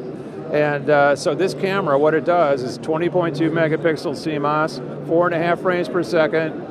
It does all still photography that you would expect, but it also has Wi-Fi and GPS. Oh, built in. Right. That's the first time for us to do that. And in fact, with the Wi-Fi, we're also putting out an app for both iOS and Android that essentially will allow people to control the camera from their smartphone. Wait, so can I like see a preview of it or something, and like in real time see a preview of it, and then like trigger the shutter and stuff like that? Exactly right. Oh, wow. And not only that, you'll be able to focus the camera remotely and also adjust your exposure and your ISO, things like that. Okay, so help me decide how I would choose between a 5D Mark III and a 6D. What am I gonna give up on one or the other? Well, okay, depending on what your specialty is. Like if you were doing in video, for example, the 5D Mark III has got the headphone jack built into it. And the audio controls, right? Well, yeah, this does have the same audio control. So it besides the headphone jack, it also has a little bit more image quality aspect on the video. On the still side, your 5D3 has a 61-point autofocus compared to an 11-point here. Oh, and okay. it's a 6 frame per second camera compared to a 4.5. Okay. So definitely a higher spec. Okay, great. Well, what else do we have besides the EOS line that we want to take a look at? All right, we're going to walk around. And what we're going to be seeing on the other side here is actually a kind of interesting new of cinema EOS. So in other words, in addition to the digital SLR, now we have a full lineup of professional cinematography cameras that we're calling the EOS, the Cinema EOS system. Oh. Now the one I have. Is this the C300? Yes, this is the C300, and it was the first camera that we announced last November. It's a full HD camera that's getting a lot of acceptance in Hollywood right now for not only movies, but also for television commercials and television production. Extremely high sensitivity in low light, but excellent image quality. In fact, I would have to say, video-wise, this is the best I've seen so far from us for HD. Now, we also have now expanded the EOS, Cinema EOS, into the C100 on the low end and the C500 on the high end. And these cameras, the C500 now brings in 4K, so 4 times the resolution of HD. The C100 drops the price down to about half of the level almost of the C300 and still maintains a lot of the basic features so that people who are interested in being able to start doing cinema work on a budget will be looking at that camera. Now, we've actually shot a lot of video with our 5D Mark III. We love it for that. It's a fantastic video camera, even though it's a camera. Why would we step up into like the C300? What do we get out of doing that? More controls, or what is? Yeah, to start off with, there is definitely going to be more control. For example, you're going to have XLR inputs for your audio, and that is definitely more professional. You'll also have built-in ND filters that you can adjust in 3 different steps. There's also adjustable adjustments for like waveform monitor, vector scope, These are things that a professional videographer would come to expect from a high-end camera. Now they're brought into Cinema EOS, but they're the type of features that are not available in a 5D. Okay, so for our web video and the things we're shooting, a 5D might work just great, but if we wanted to put something on the big screen, we're going to at least have to start out with something like this. Well, you know, I think the 5D Mark III footage can fit in pretty well with this, but if you're talking about a main camera that would be used for video, I would definitely point you towards this one. Gotcha. All right, what else do we have? All right, we have actually a couple of other cameras that are not the big cinema cameras. Here, right now, I'm looking at the, I believe, the XF105. Now the XF100, we use the big brother. This looks like the XF300 or 305, one or the other, right? This is what we use in the studio for our main production, but that we could bring on the road with us. Right, and I wanted to actually tell you a little bit about both of them because they're kind of like brother and sister cameras. What's important is that the 305 is a 3-chip model versus the single chip on the 100, but they're using basically the same 1/3 inch CMOS, and that helps to keep the size, weight, and cost down to a pretty reasonable level. So, for example, we're looking at about roughly $8,000 for the 305 versus about $4,000 for the 105. The XF300 and 100 are exactly the same cameras to their bigger brothers, except that they don't have the HD SDI outs. So, if you're doing single camera production, the XF100 or 300 is perfect. If you're doing multi-camera production, we would suggest you step up to the 105 or the 305. Gotcha, gotcha. And I know these will shoot at 50 megabits per second, and you can shoot onto compact flash, which is very nice and economical and easy to use, so that's good stuff. Yeah, in addition to that, of course, some of the usability aspect that they're dual card slots, so that you can shoot relay where you can fill one card up and go right to the next, or you can shoot in tandem so that you basically have an instant backup. Yeah, perfect. All right, we've talked a lot about taking images, taking video, but sometimes you want to output it as well. What are you guys doing in for people who need to print it? Well, we have a whole range of printers here at the show, and I need to kind of bring you around to another part of the booth. All right, let's go. Let's go over there. Come on, guys. You know, we love this Canon stuff, and one of the things that I enjoy about being a Canon consumer is that we can get Canon video cameras, we get Canon photo cameras. It's good in terms of being able to be kind of brand centric. You know, I mean, sometimes you want to pick and choose just the very best from each individual brand, but with Canon, even if we wanted to make an argument that, oh, well, in this particular product, this one thing is better, you could always say that Canon is among the best, if not the best. So that's good. What are we looking at here? Wow, we've got some really nice photography on the wall. Yeah, I thought that maybe what might be best is if we start off showing you some actual output rather than showing you the hardware first. So what we're looking at here is some prints that are done with the Pixma Pro 1, which is our top-of-the-line desktop inkjet printer. It does up to 13 by 19. Yeah, I'll be out there starting to Wednesday. That has 5 different monochrome inks. So what that does for us in terms of black and white is to have the best possible resolution, shadow detail, you know, anti-bronzing, everything else you want to talk about in terms of image quality for black and white. The Pro 1 is as good as it gets. Wait, so let me, if we can get up, I'm sorry, can we get up close to this? I'm just going to take a look at this image. You're telling me this whole thing was just printed on an inkjet printer? Exactly right. And this was a piece of white paper. This black was a piece of white paper. Exactly right. Okay, well, you guys, I know that it's not going to translate well through a video camera, through the internet, streaming, all that. That is black. This is much blacker than this wall is black. That is as black as it gets, so that's kind of ridiculous. You said this comes out of the top-of-the-line desktop printer, which insinuates that I could buy it and have it at my house and print these like this. In fact, you could, and not only that, you'd be spending less than $1,000 to get it.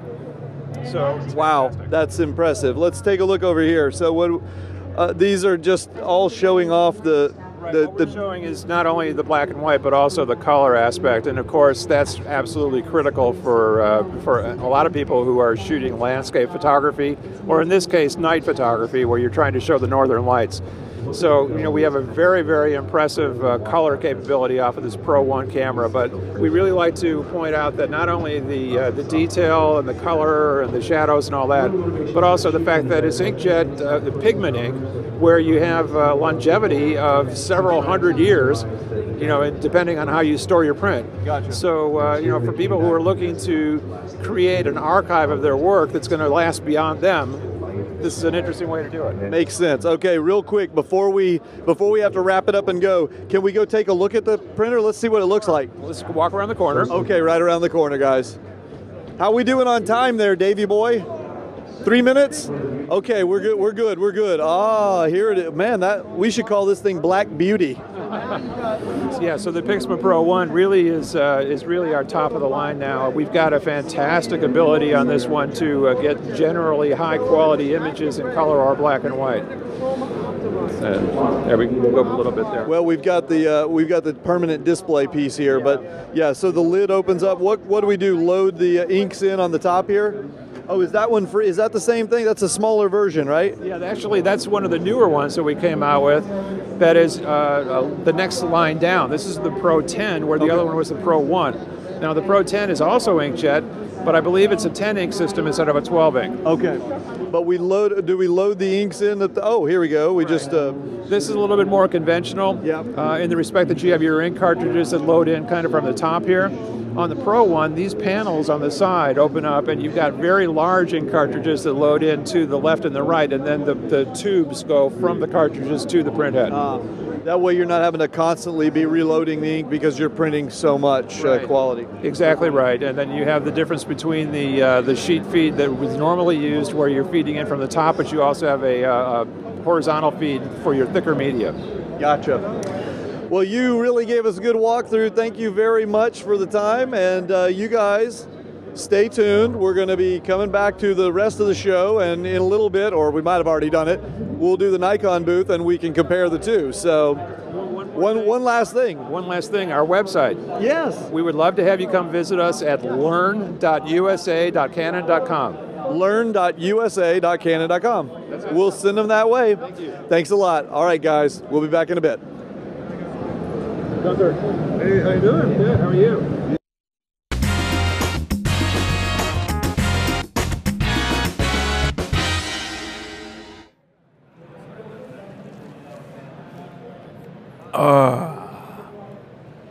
I missed.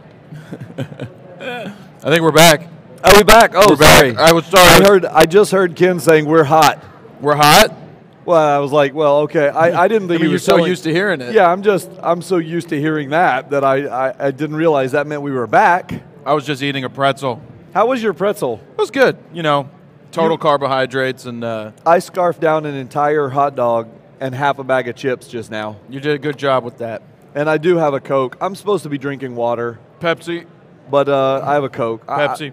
I'm a Coke man. He's a Coke, but Pepsi.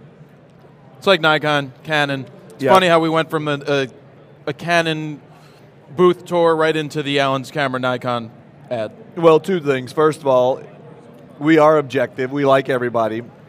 Secondly, they do sell Canon gear. Oh, yeah. So a ton of it. We've been talking a lot about Nikon, but they have Canon gear. They have other camera manufacturers. Sigma. They have Sigma. They have bags. They have tripods. They have all that stuff. They've got it. In fact, I bet they even have Manfrotto. They do. Who doesn't have Manfrotto?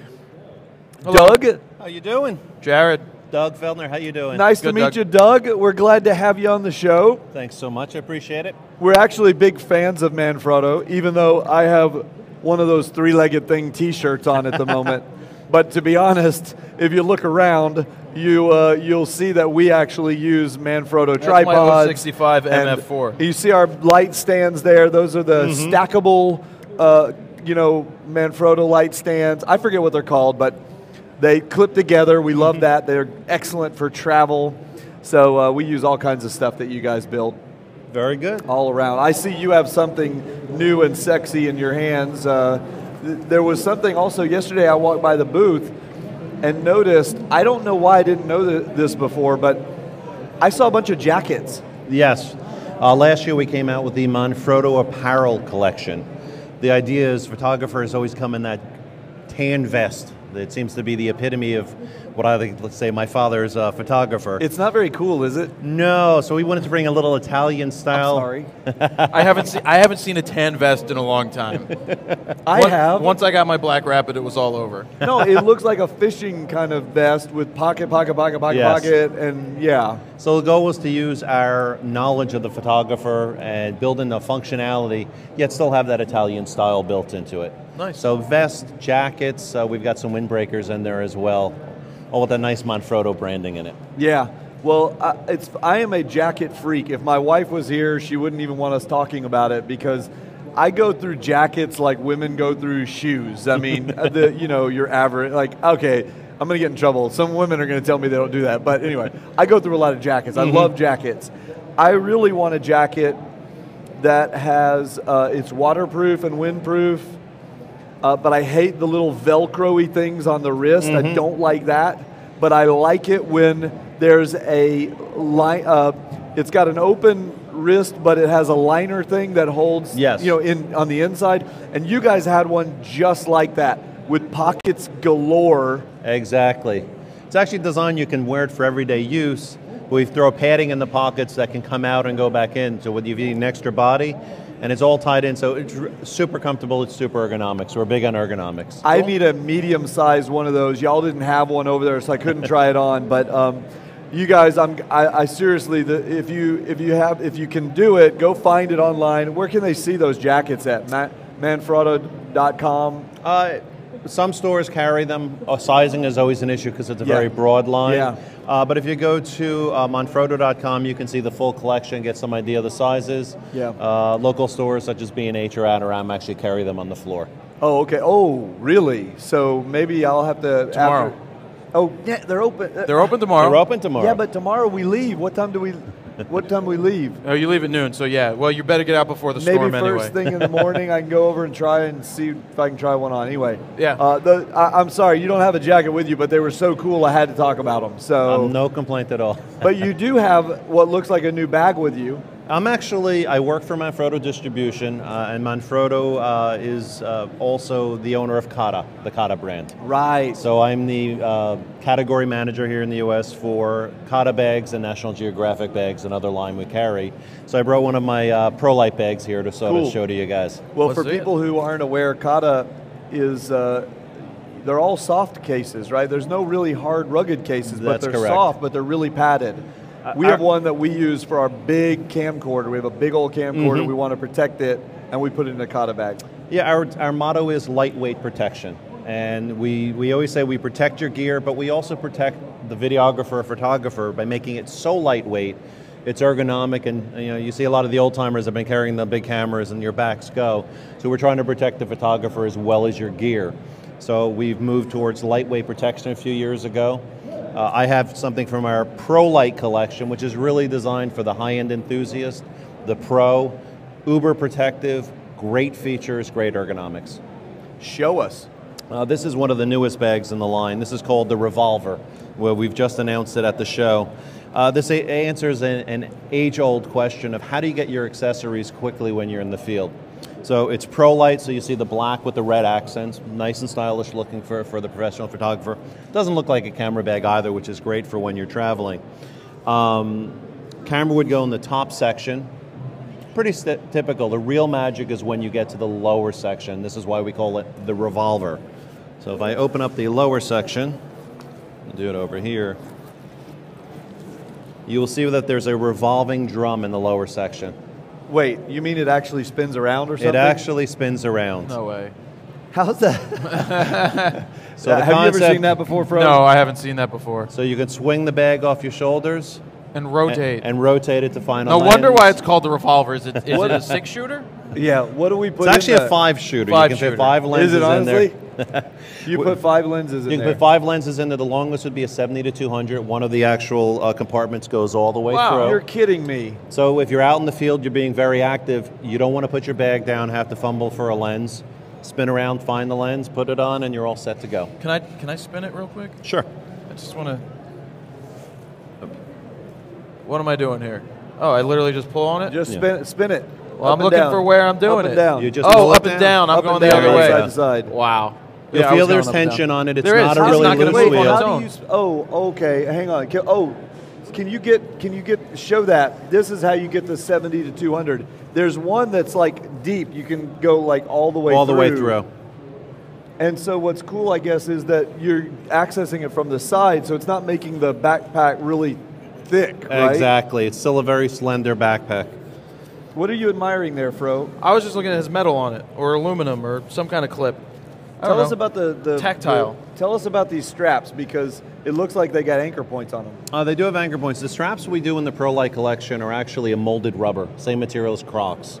Some of them are actually bare molded rubber, and some of my products, like a bumblebee or a bug, so really great if you're in like a heat situation where you don't want it really digging into you. On some of the newer models, we've put fabric over it, but you can feel the strap is it's not a foam, it's actually a rubber in there, so we can mold it, it's very comfortable. Oh, wow. Okay. Probably tastes good, too. And I love all the hooks because I like strapping things to myself on the front, and so it's got all these nylon webbing and stuff. But what are those silver ones? This is a sternum strap. Sternum straps are very important. You always want to pull those straps tight on your shoulders so they're centered. Sternum strap would move up and back. As you said, you've got these open for whichever ones you're not using the sternum strap on to use. Oh, so the silver thing, the reason that's hooked over is because you can take it off and move it. And move it, yes. Oh, okay.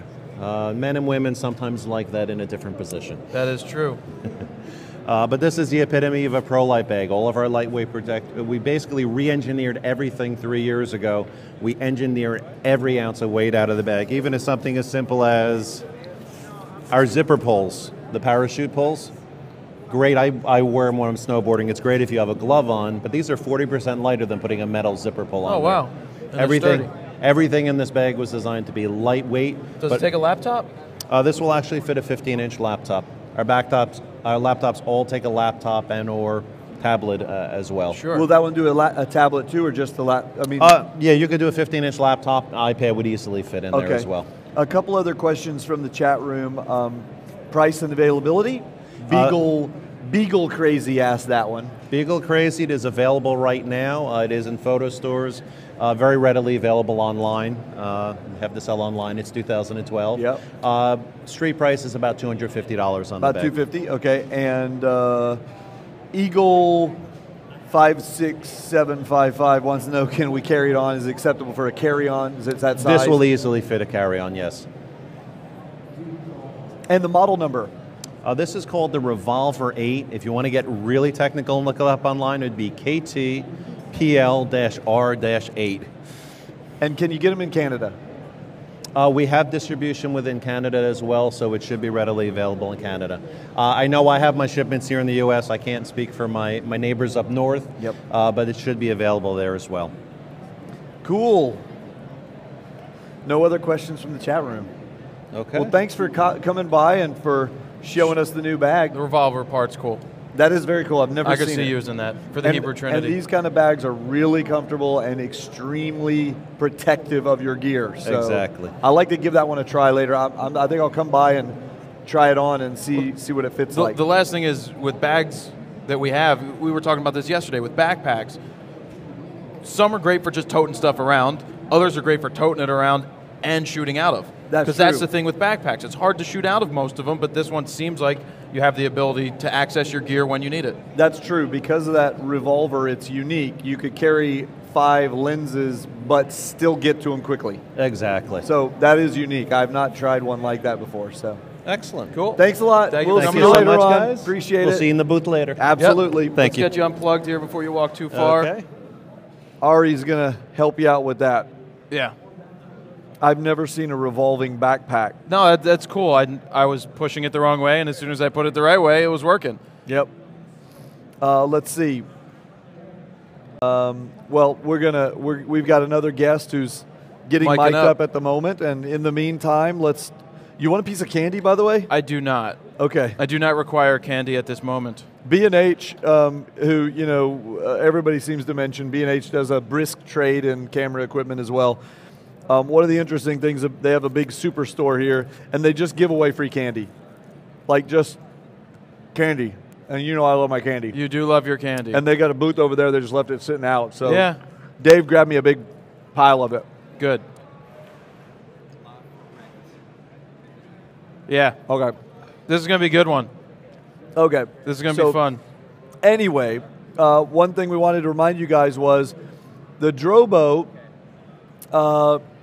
we are doing the Drobo giveaways on Jared's Facebook. Yes. Facebook.com/FroKnowsPhoto.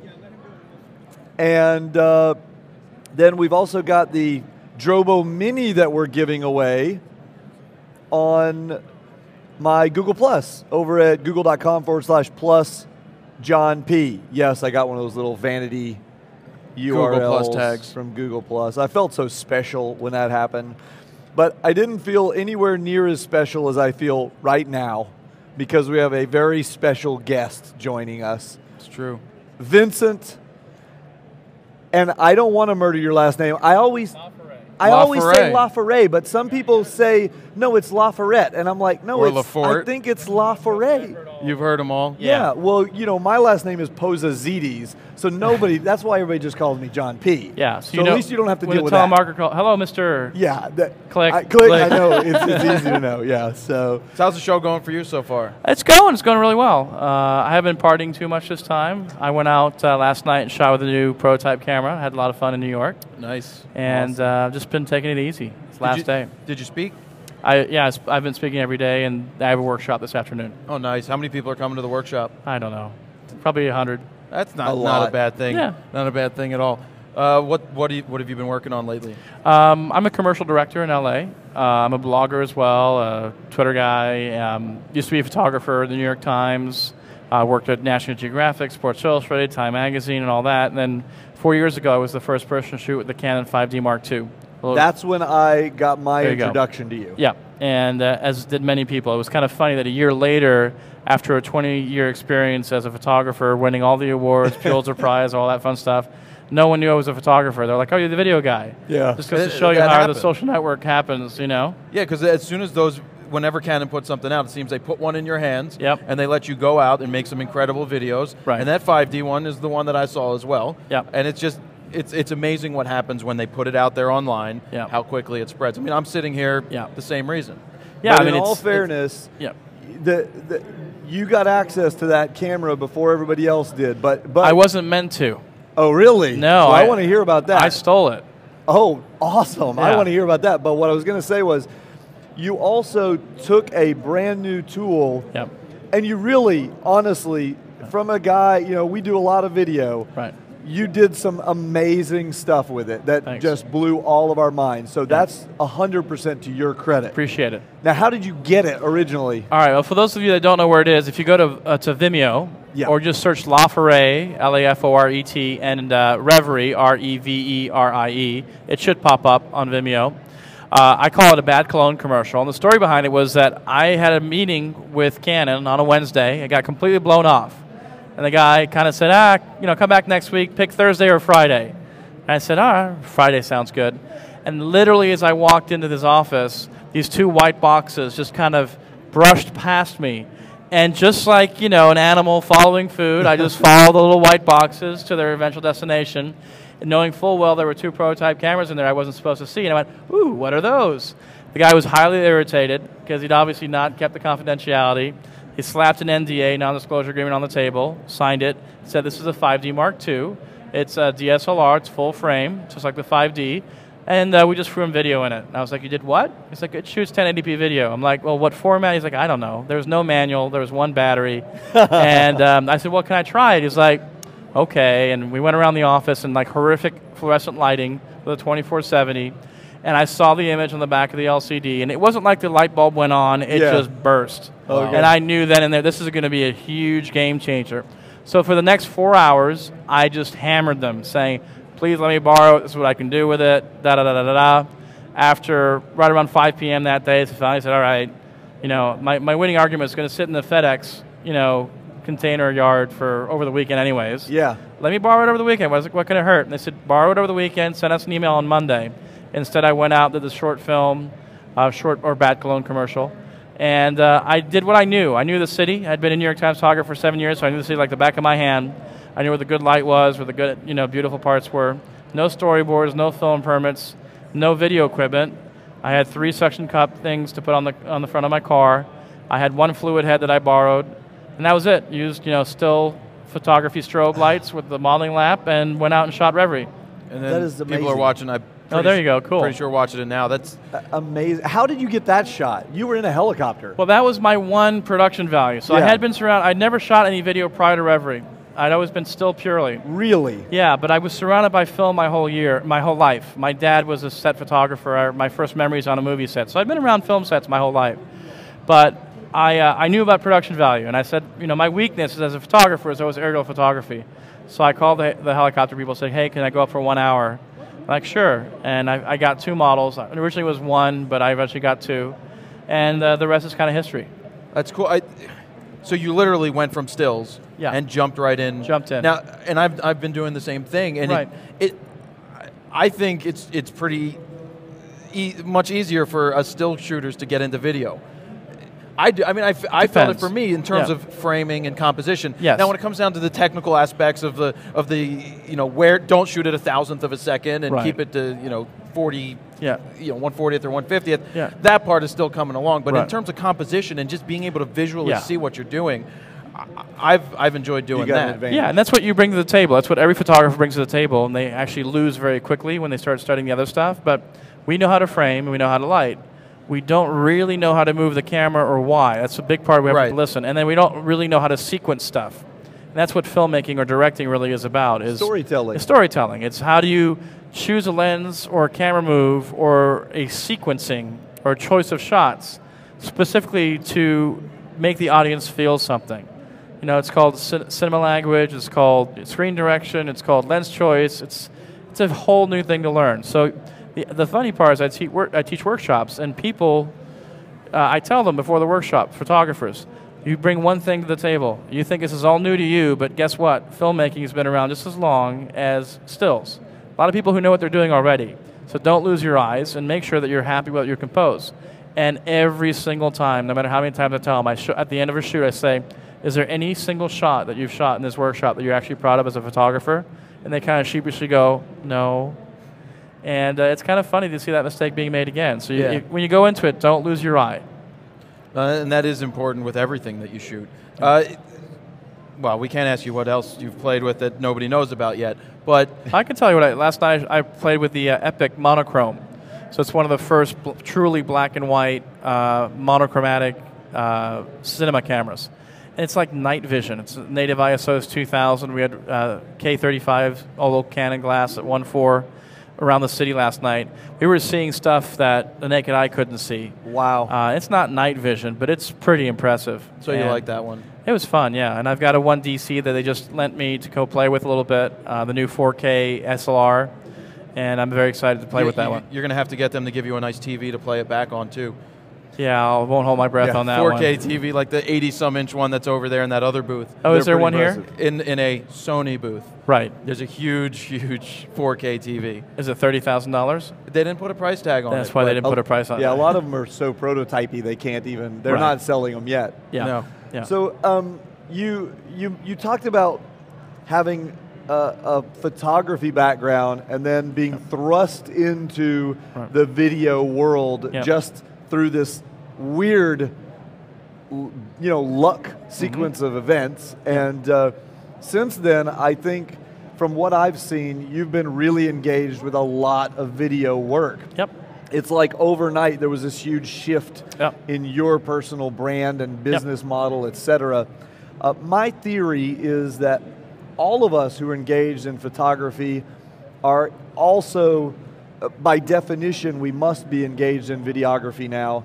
Every tool we have involves video. Yep. You see wedding photographers now being asked to do video. You see every kind of photographer being asked to do video. Right. What kind of tips do you have for people who are being essentially thrust and forced into this change? Right. Well, what I tell everyone is you should try it. It's of pinnacle importance that you experiment with video and see if you like it or not. And then, when you do that, realize it's not for everybody. It's a very different type of personality that grabs a still camera, goes out and finds beautiful images as a reactive person, likes to work by themselves. Filmmaking is about working with other people. It's about collaboration. It's about preparation, not being reactive, being proactive. It's a different beast. So it's not for everybody.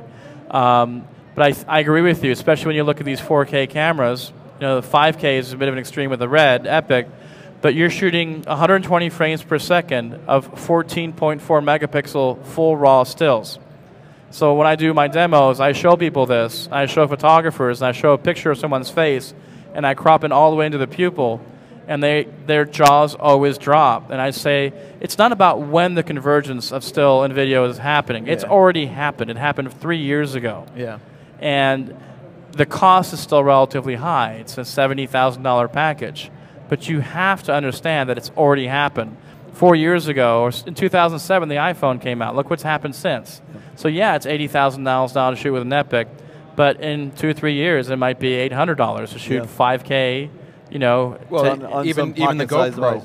Even the GoPro's at 4K. I was at the announcement last week. I was one of the 5 filmmakers there, and it's only like I knew they were going to come out with 4K. I told Nick. I said, well, as soon as I heard it, I said it's 4K. It's insane. And it's not true 4K. It's between 12 and 15. Well, okay, yeah, but still, it's a $300 camera. Yeah, the T3. $400. If you think about it, what was it? The Canon T2i or the T3i, when they originally came out with 1080, it would only do like 20 frames a second. Right. But by the very next iteration, it was doing, I don't know, maybe it was even doing 60, you know? I mean, it went like a... We have 2 questions for you from the folks in the chat room. Eagle 56755 asked, that. Do you think videography is something... Well, I'm going to ask his question in reverse. Yeah. He says photography seems to be like it's almost becoming a little cluttered. There's just so much photography, so many photos available in so many places. Do you think video is still new enough that there's, I guess, more room in the market for it? No. I mean, the reality is that photography's become commoditized with our iPhones and smartphones. We shoot more photos per year now than our entire history combined. Every year. So we shoot more photos every year than in the past 100 years have been published. Also, they upload 72 hours of video to YouTube per hour, or per minute, sorry, per minute. Per minute. Okay? So the amount of content going up is insane. What that means is there's going to hopefully be a flight to quality. That's what I learned in the New York Times was it wasn't the sexiest paper. It was called The Gray Lady before she went into color. But it was the best edited content out there, and often the best written. And that's why the New York Times was what it was, and still is. Now, the same hopefully will happen with video and still content. The problem is there's a much greater barrier to entry in video. You got to have a crew. Even 3 people is complicated for people to get 3 people's schedules that aren't paid to show up on time. Yeah. And actors, that's always a problem. And you got to edit it. It's a process. Whereas a still, you take your iPhone out, you take a picture, you send it into Instagram or Camera Plus, and you post it on Twitter, and you're done. And next thing you know, you can have 100,000 views because it's an amazing image. And that's something that has, in effect, cheapened the value of photography relative to where it was 5 years ago, unfortunately. I hope there's going to be a backlash. I'm not holding my breath. It still comes down to quality, though. It does. Most of the time, because there are those times where something takes off that you were just like, wow. The problem is some people recognize quality, some don't. It's been cheapened. Yes, and I've never heard this myself, but I've heard plenty of colleagues say to professional photographers, some of the best photojournalists and commercial photographers in the world who had a 5D Mark II, and the CEO will walk up to them and say, oh, my daughter has that camera. And when you hear that, your heart just sinks, because you know that they're judging you in some way, or they wouldn't make that comment. They're just excited that their daughter has the same camera. Right. But to you, you're just like, oh. Well, I think that we actually see this. I think photography is a craft. It's a trade. Yes. And we have master photographers, and we have apprentice photographers, and we have amateur photographers. It used to be much more, not to cut you off, much more of a craft when you didn't have that LCD and the instant gratification. You're right. Where the photographer or the DP on set was the only person who knew the magic of how those lights would look like on screen. You're right. And then when everyone got to see those LCDs on set, everyone had an opinion. Yeah. And just because you have an opinion doesn't mean it's worth anything. and it becomes a more of a democratic, washed-out process. And I think you've seen this happen in many, many industries. I actually have an interesting hobby. I'm a bladesmith, believe it or not. I'm a trained. Cool. I trained under 4 different master bladesmiths. Nice. And I can make knives and hand forge them. And nowadays, people don't have the general public would not have an appreciation for a hand-forged knife, because I can go to the store and I can buy stamped ones that work. They cut anything you need them to cut. And so we probably see that across all manner of trades. You have an instance fan here, because I'm a sucker for nostalgia and old, process craftsmanship. I love going to Italy or France or Japan and just seeing crafts masters, do their thing. I could show you some things that you would probably love. Whoa. Hey. Again? Yeah, with, flames and fire and forges. And that stuff's fun to shoot stills of. It really is. And to capture with the video. It is. At 400 frames a second. Are you shooting the high-speed stuff right now? All the time. Yeah. It's an easy panacea towards boring content. Just shooting in slow motion, it looks beautiful. Yeah, and until everybody else catches up and they put it in the iPhone. Exactly. To shoot 8,000 frames a second. No, we see it at the World Series in baseball. They're doing, 2,000 frames a second? Yeah, I've heard up to 5,000 actually. It's incredible to watch. Well, it's incredible to watch just about anything in slow motion, but especially baseball when they're coming through the zone and rolling the wrist over. Just like and you see the bat bend. Yep. So I have a question in terms of editing. Do you have a heavy hand when it comes to editing? Are you involved? I'm very involved in pre-planning, in storyboarding, shot listing, executing as a director on set, and I'm a huge believer in handing that off to an editor, because that was my best attempt. I need someone that I call myself the, can I say bullshit?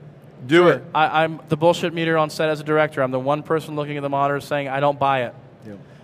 I need another bullshit meter when it comes to the edit. Someone saying, I know you were trying to do X, Y, and Z. It's not working. It's not working. A and B, look at that. Oh, okay. Editing is a wonderful craft, and I believe that's the whole point. Photography, it's all about, I do everything myself, one-man band, ding, ding, ding, ding, ding. Editing is all about finding great DP, great actors, great costume designer, great director, great producer, great location manager, and a great editor, and a great sound mixer, and a great composer, and a great colorist. I mean, it's this additive process. It's the old saying, the sum is much greater than the individual pieces, and that's filmmaking. So if you edit your own stuff, I don't like it. And I agree, turning that stuff over. Whenever I handed a bunch of footage, I went to South by Southwest a couple years back, and Nikon let me use some D7000s when they came out. Yeah. We came back with, 30 hours of footage. I handed it to a guy that I didn't really know, who is really good at what he does, and he turned it into a 4-minute music video, and I sat there and I was like, did I shoot that? Yeah. I'm like, how did you do this? Because he went through all the footage and did it, and that's not something that I want to do. No, I want to shoot it, compose it, done, and then say, here, make this cool. There's creative process there. Right. We just do a little tech show every day, and we write a little script and stand in front of the prompter, read it off, and hand it to a professional editor, Dave Curley. He's amazing. Right. And what comes out the other end, I hate seeing myself on camera, but I'll watch my own shows because I don't even know what it's going to look like. It's amazing, Right. And the last little note is, if you don't edit, you should still sit in on the edit, and maybe shut up and just watch. Yep. Maybe give advice as you get better, but the editors will tell you screwed up royally here as a director. Because you didn't give me an in and out. You didn't give me a nice way to cut into this. There's no one walking in the frame. There's no obvious cut point, or you should have pre-rolled a little longer or post-rolled, or you really needed to give me this other angle to cut to, because when this actor flubbed those lines, I've got no way to cover it. And you learn so much. Are you working on a full length right now? 2 of them, yeah. Wow. Anything you... One I can loosely describe as, I can't talk about it, it's too risky. When is it coming out? It's already been greenlit by a studio. But the same studio head that said, I'll make your film for you, said, go do it on your own, because as a first-time director, you're going to get killed, and paid nothing and have no creative control. He says, it's a great story. I love it. I want to see you make it on your own. Go find your own financing. That's why it's taking longer. Okay. Yeah, that is challenging. Yeah. And that probably is, I think this answer is going to be self-explanatory, but eMoney79 wanted to know, what does Vincent find easier? Still photos or video? Well, I don't want to install still photos because that's where I'm from. But when I go back to still photography, it's a walk in the ballpark. It's purely based on complexity, the number of people and logistics. That being said, there's nothing as enjoyable as being out there by yourself with a tripod or handheld and no one to talk to you. Whereas when you're on set on film, you've got constant reminders of how much money every single second is costing you and how many setups you have for the day. So easier is not the right word. Less complex and less logistically complex is a better way of describing it. So when it comes to shooting stills and video, do you ever go out to try to do both? Or do you find it where you have to make that decision? If you're going to shoot video, you have to stick to it and not even think about shooting stills because you're going to miss whatever's in front of you. If it's a commercial job, you have to do both often, and you can do it well as long as you give yourself enough time. I don't think you can afford to have a closed mind like that and say, I only do this or I only do that. I think you have to try and find ways to do a little bit of both, because the reality is sometimes you've got that video shot and you don't have anything to shoot till the light changes or something else happens or setting up a camera. There's no reason not to pull out your still camera. Right. It is more in terms of, I've had readers, they sit there and they go, well, I'm going to shoot a concert, and they're like, oh, I should have done video, and then they do video, and they're like, oh, but I should have done stills at the same time, and it's just... No, you can't. I don't think you can do that well. Yeah, if you're going to shoot a show, shoot one song this way, then next song do this. That's the discipline you need, is to know that you can do a little bit of this, then switch gears. But you already pre-thought about it. Right, switch gears and back and forth, trying to do master of none. Yeah, because you end up missing. I learned that really early on. You're switching from video to stills, and you miss everything. Every time a great video moment happens, you're shooting stills, and you switch to video, and it's all beautiful stills, and you're just like, ah! Yeah. So, yeah. Hey, Vincent, we're not out of time yet or anything, and certainly I would honestly love to have you here all day. You're way too busy for that. But I want to make sure before we do leave that people who want to follow you, who would like to get, just learn more about you, but not only that, but perhaps be able to get tips from you and learn from you directly. How can they engage with you in the social media and all that? So I've put a tremendous amount of time and energy into my blog. It's blog.vincent, V-I-N-C-E-N-T, Laforet, which is L-A-F as in Frank, O-R-E-T.com. And it has an entire educational resource section with hundreds of videos and examples and articles. It has an entire gear section. It's probably one of the most comprehensive anywhere on the web of every single video piece of gear that I use from beginner to advanced. So that's awesome. You want to know about tripods, you want to know about Anton Bauer batteries, light panels, you want to know about software, you want an introduction to Final Cut Pro or into Premiere, you want to learn how to do After Effects 3D tracking, you want to know what tripod head to buy, whether you have a $300 budget or a $5,000 budget, you want to know about motion control, you want to know about Kessler cranes. It's all up there just sitting there. And I've got 4 million visitors a year that come, so come join the party. There you go. go. And then on Twitter, it's just at Vincent Laforet. And are you on Facebook or Google+? No more Facebook, and Google+ I gave up on. Why'd you give up on it? He's not a fan either. Why'd you give up on Google+?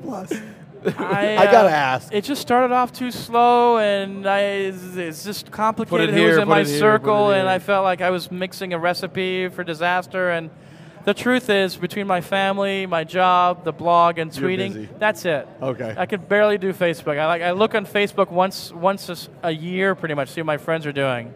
That's about it. Okay, very fair cool. enough. Thank you for coming on. You're more than welcome. Thanks for having me. Thank you so much. Great time. Thanks, guys. All right. Thank you. Cheers. Vincent Laforet, folks. I mean, we'll get what you can unhooked. I say? So, I was laughing. I could tell you later. What about? You can't tell me now? No, I can't tell you now. Okay. Yes, it was about ring flashes and attachments. Okay, great. Well, I was looking forward to meeting Vincent. Absolutely. I've been talking about him the whole time we've been here. We didn't know if he was going to be able to make it by, but I'm so glad that he was able to come join us on the show. We've had some wonderful photographers be able to come by, and we just feel so... It's been a great 2 days so far. And there's still more to come. There is more to come. I think we're supposed to probably give a shout out to some of our sponsors, but I don't even, I'm speechless now. So who are we supposed to talk about so I can do it? Well, we can thank whoever you want. Well, I see Brandon was just around here from Alan's Camera again. There he is. He's waving. He's a good-looking guy. There he is. But he's taken, ladies. That's right. He's taken. That's right. So thanks Thank to AlensCamera.com. Also, thanks to Drobo. Thanks to Sigma. Sigma actually How sent about us this out one? here. I have a new one. Yeah. Thanks to the PPE people. Absolutely. Why have we not mentioned them before? I don't know. Well, they're standing over there right now. That's why I decided to just say it, because they're within earshot. That's right. Thank you to the PPE people for making this happen and getting us the space to do this, and letting us do this, and hopefully we can do it again next year. It's been a fantastic few days for us and for all of our exhibitors, and hopefully for you guys as well. Yeah. And it's not over yet. It's not over yet. In fact, we have another guest on the stage with us right now, James. From Enlight Photo? Enlight Photo, that's the one. Yeah, how you doing? How are you, James? Good. Very good, very good. And how has the show been treating you? It's been good for us. Yeah, absolutely amazing, really cool. I mean, like, it's difficult because I'm here showing off all my gear and stuff, so there's that whole thing that it's real hard to actually find the time to get out and look around at stuff, but I've been to quite a few of these now. It's day 3. I've just been wandering around a little bit, and there's just so much cool gear everywhere. It makes you basically want to go broke, doesn't it? Yeah, totally.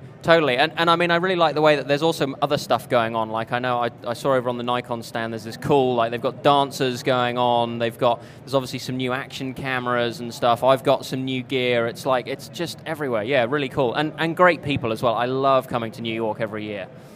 Where do you hail from? I'm from everywhere. So I'm from New Zealand. I'm also British. I've just moved from New Zealand back to the UK. I grew up spent a few years growing up in the States as well. So I'm kind of I'm a bit of a mongrel. I come from everywhere. You're an international man of mystery. Yeah, that's it. That's it. So show us what's in this box. Tell us all about it. So what is in this box? I should have actually opened it before I got here. So this is I/O shutter for SLR. There's a lot to tell about it. It's very cool. Basically, it connects your 2 favorite things, connects your iPhone and your SLR camera. And it means that you can kind of set your SLR free, as we say. You can do a lot more with your camera thanks to the I/O shutter system. It's a really advanced shutter control system. So what it means that you can do is, of course, several things. You can get really, really pin-sharp, long exposures for cool landscape photos, that kind of thing. One of the things a lot of people forget is one of the great ways when you're doing portrait photography or group photography is with I/O shutter running on an iPhone, you can get out from behind your camera and you can actually be talking directly to the people you're photographing. Completely changes the way that people relate to you. You get completely different photos. And then you get into all sorts of the cool stuff. So there are loads of extra functions, so, for example, you can have the people you're photographing setting the camera off with sound by shouting, clapping, laughing, that kind of thing. Really? If you're into time-lapse, there's a time-lapse controller, so you can obviously set intervals, you can set how long the time-lapse runs for, as well as it's got a timer function, right? Now, we always think of timers as countdown. Wait, before you keep going, yeah, I just realized I'm not sure we explained adequately physically what it does and how it connects. So let's back up for a second, then we'll get back to some of the features. Yeah. This is a cable. Yeah. And the cable has a little controller built into it. It has a little bit of technical wizardry in there. Little intelligence. And you plug one end into your SLR camera, be it Canon, Nikon, Samsung, Pentax, works with the Hasselblad H series as well. Just pop one of the little tabs on the side and then open it up there. And then we plug the other end into what? The other end you plug into your iPhone, your iPod Touch, or your iPad. And then you download the I/O Shutter app. There are actually a couple of them. There's a free one. There's an upgrade. Look at him here. I'm like, he'll get carefully into it. Open the little tab. He's like, got to get into it. There we go. So now, just to state the obvious. Yeah. When you've got a Nikon over here, and I've got the if we look at normally, if we wanted to take a picture or a video or anything, we're going to use the screen on the back of that. And it's going to be like a little, let's say, 3-inch screen. Well, but I could use my iPad, and I get a big screen, right? Well, no. So it's a shutter controller. So what normally happens is, like, for any one of a range of the types of photos that you might want to do, of course, you're stuck with using your camera to shoot, right? So what I/O shutter does is it puts your shutter button in the palm of your hand. Okay. Now, there are lots of reasons you'd want to do that. One of them is if you lock your camera down on a tripod. If you're shooting at more than like a 15th or a 30th of a second, like to get some real nice, swirls in the clouds or like these beautiful light trails in the city, or even the sort of long star trail photos, even touching the shutter button when it's on the tripod, you're going to get sort of a bit of camera shake, right? And so with I/O shutter, you're getting rid of all of that because the shutter button's in the palm of your hand. You don't need to touch the camera. The other thing, as I said, is if you're taking photos of groups of people or portraits and stuff, you lock your camera down, well, what are we doing? We're normally kind of behind the camera and you're kind of, yep, that's nice, and you're going back. When people can't see you, they can't relate to you, right? And when people can't relate to you, they're getting a little bit uptight, a little bit tense. With I/O shutter, I normally run it on just my iPhone. You got it running, the shutter button in the palm of your hand, camera on the tripod, you can come out from behind the camera, you can talk directly to the people you're photographing, you can make sure they're standing in the right place, you can get them laughing more easily, you get them way more relaxed. Those are just the two simple ways that you want to use I/O shutter before you get into all the timer, time-lapse, sound, clap to snap, shake to take, that kind of thing. Now also, I mean, if I'm standing off to the side and I'm trying to get everybody, you know, animated so we can take a picture, and I realize that I've got the ISO wrong or the exposure wrong, can I make those changes? No, it's a shutter controller. I'm gonna line it up. Yep. I'm gonna get it set up. Yeah. Maybe snap a little sample to say, okay, it's all good. Now I'm gonna go over here and dance like a monkey till they're all smiling. Absolutely. And then bang, I got it. Yeah. And in fact, so it's got a sound trigger as well. So one of the things that people often do is you can either leave it single sort of exposure. If you set, it's got a bulb setting. So bulb setting in I/O shutter is really there so you can program your shutter to open for like 10, 15 minutes to get those amazing like night sky photos, that kind of thing, or the seashore and stuff, and really blur it out. But of course, if you just set the bulb setting, say, for 1 second, leave your camera on motor drive, you're going to get 4 or 5 frames every time you fire it with I/O shutter. You hop into the sound trigger, you set the sound trigger, and then you say to the people that you're photographing, you know what, guys, you set the camera off. I want you to set the camera off. I want to hear you shout, laugh, jump up and down, say clap, cheese, say whatever. cheese, that kind of thing. And again, you know, transforms the way that people come across on the photos because you're involving them in it, you're having fun. It works real well when you're shooting kids. Well, that makes sense because have you ever noticed, Jared, when you're trying to take a picture of a person, when you tell them you're going to take it, for a second they get changed. But they're really ready, and then if you take too long, you can see the they lose the difference, right? They They're can't like, hold it very long. Yeah. Or I kind of call it the photo face as well. When you're like, hey, relax, you know, we're here, we're having fun, we're going to take. Whenever someone, most of the time, most people aren't used to being in front. Most of us we're not used to being in front of the camera. You know, particularly photographers, right? We're hard to photograph. But one of the cool things is the more you can do to make people relax, because even when they think they're relaxed, you're always a little bit tense. When you come out from behind the camera, that all changes. Makes sense. Okay, when are they available? How much are they? What all cameras can we support with them? Okay, good question. So they just hit shelves in all really good camera stores this week for Nikon. Canon, again, available in all great camera stores. They're coming to a range of other stores over the next few months, so keep an eye on our website, nlightphotopro.com, because we're going to be announcing, you know, it's going to basically be available everywhere, which is really exciting. And the cables are, depending on where you are, they're $69.95 in the US, they're $59.95 in the UK and EU or Euros, and available over there as well. A lot of the great online retailers are carrying them too. And yeah, they're on sale now. So they work with all of the Canon SLRs. They work with the Canon Advanced Compacts, the G10, 11, 12, G1X, Samsung and Pentax SLRs. They work with the Hasselblad H series and all of the Nikon SLRs as well. And the app is free? There are 2 apps. There's a free app on the App Store. And then if you want to upgrade, you can go to a Pro app, which just gives way more customization programmability. And what's really cool is this I/O shutter that we're looking at and talking about here, of course, controls your SLR. What we've also done this week, which I'm really pleased about, is we just launched I/O Shutter Cam, which is on the App Store as of this week. This week only, it's $1.99, and what that does is it gives you time-lapse in your iPhone with your iPhone camera. So you can shoot with your iPhone, and then the iPhone just pulls it all into a movie, and you can share it online, you can tweet it, you can send an email, you can save it to your photo stream as well. So yeah, all sorts of things going on. Cool. And one of the questions we had was, and I just want to make sure I had this correct.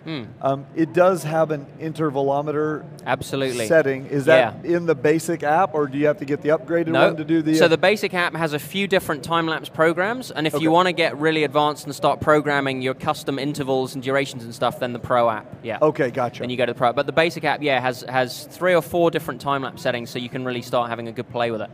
Okay, sorry, more questions coming in. Oreo wants to know, how long is the cable? The cable's 90 centimeters long. In inches? In English? In English. It's about 3 foot long. About 3 feet. That's yes, better. did we get it right? Yes. Thank it's about 3 foot long. 90 centimeters in my mind doesn't quite compute. Doesn't quite equate. Right, okay. So yeah, 3 feet long. Comes with a little drawstring bag. So most of the time when I'm using it on an iPod Touch or an iPhone, you've got your camera on the tripod, you can hang your iPod Touch or iPhone from the tripod. And you can, of course, you can get extenders for shutter release cables. So I know Canon do like a 10-meter one. You can plug that in there and get going. Yeah. Okay, yeah, because it looks like the end is just a standard like 3.5 millimeter. It's a 3.5 millimeter headphone jack. jack. So you could use any headphone extender to make it longer if you wanted to. Well, the cool thing as well is, obviously the new iPhone 5, new iPod Touches, and even actually the new iPads have the Lightning connector.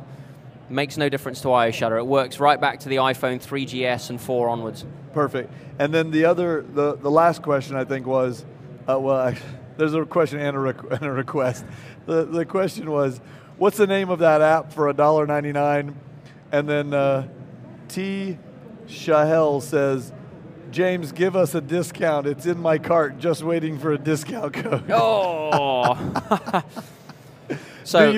What's the name of the app that's $1.99? So the name of the app that's $1.99 for this week only, it goes up to $2.99 next week, is IO Shutter Cam. IO Shutter Cam. So if you hop on the App Store and you just search for IO Shutter, you'll see all of the apps, and you can just dive in. You can see it's, in the description, it's the one for your iPhone. Yeah, okay, IO cool. Shutter Cam. If you hit up our website, nlightphotopro.com, and I think you guys have got links to it on your site as well. Then all of the gear's there, and you can see the links there really easily. Okay.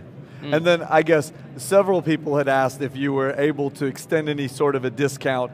You don't have to do it at this moment, but later if you wanted to, let us know, and we can let them know. I would love to do that. Yeah. So I'll keep an eye out. I know that also requires a little technical wizardry on the back end. So. Yeah, but yeah, keep an eye out on your website and mine. I'll definitely do a little PPE deal.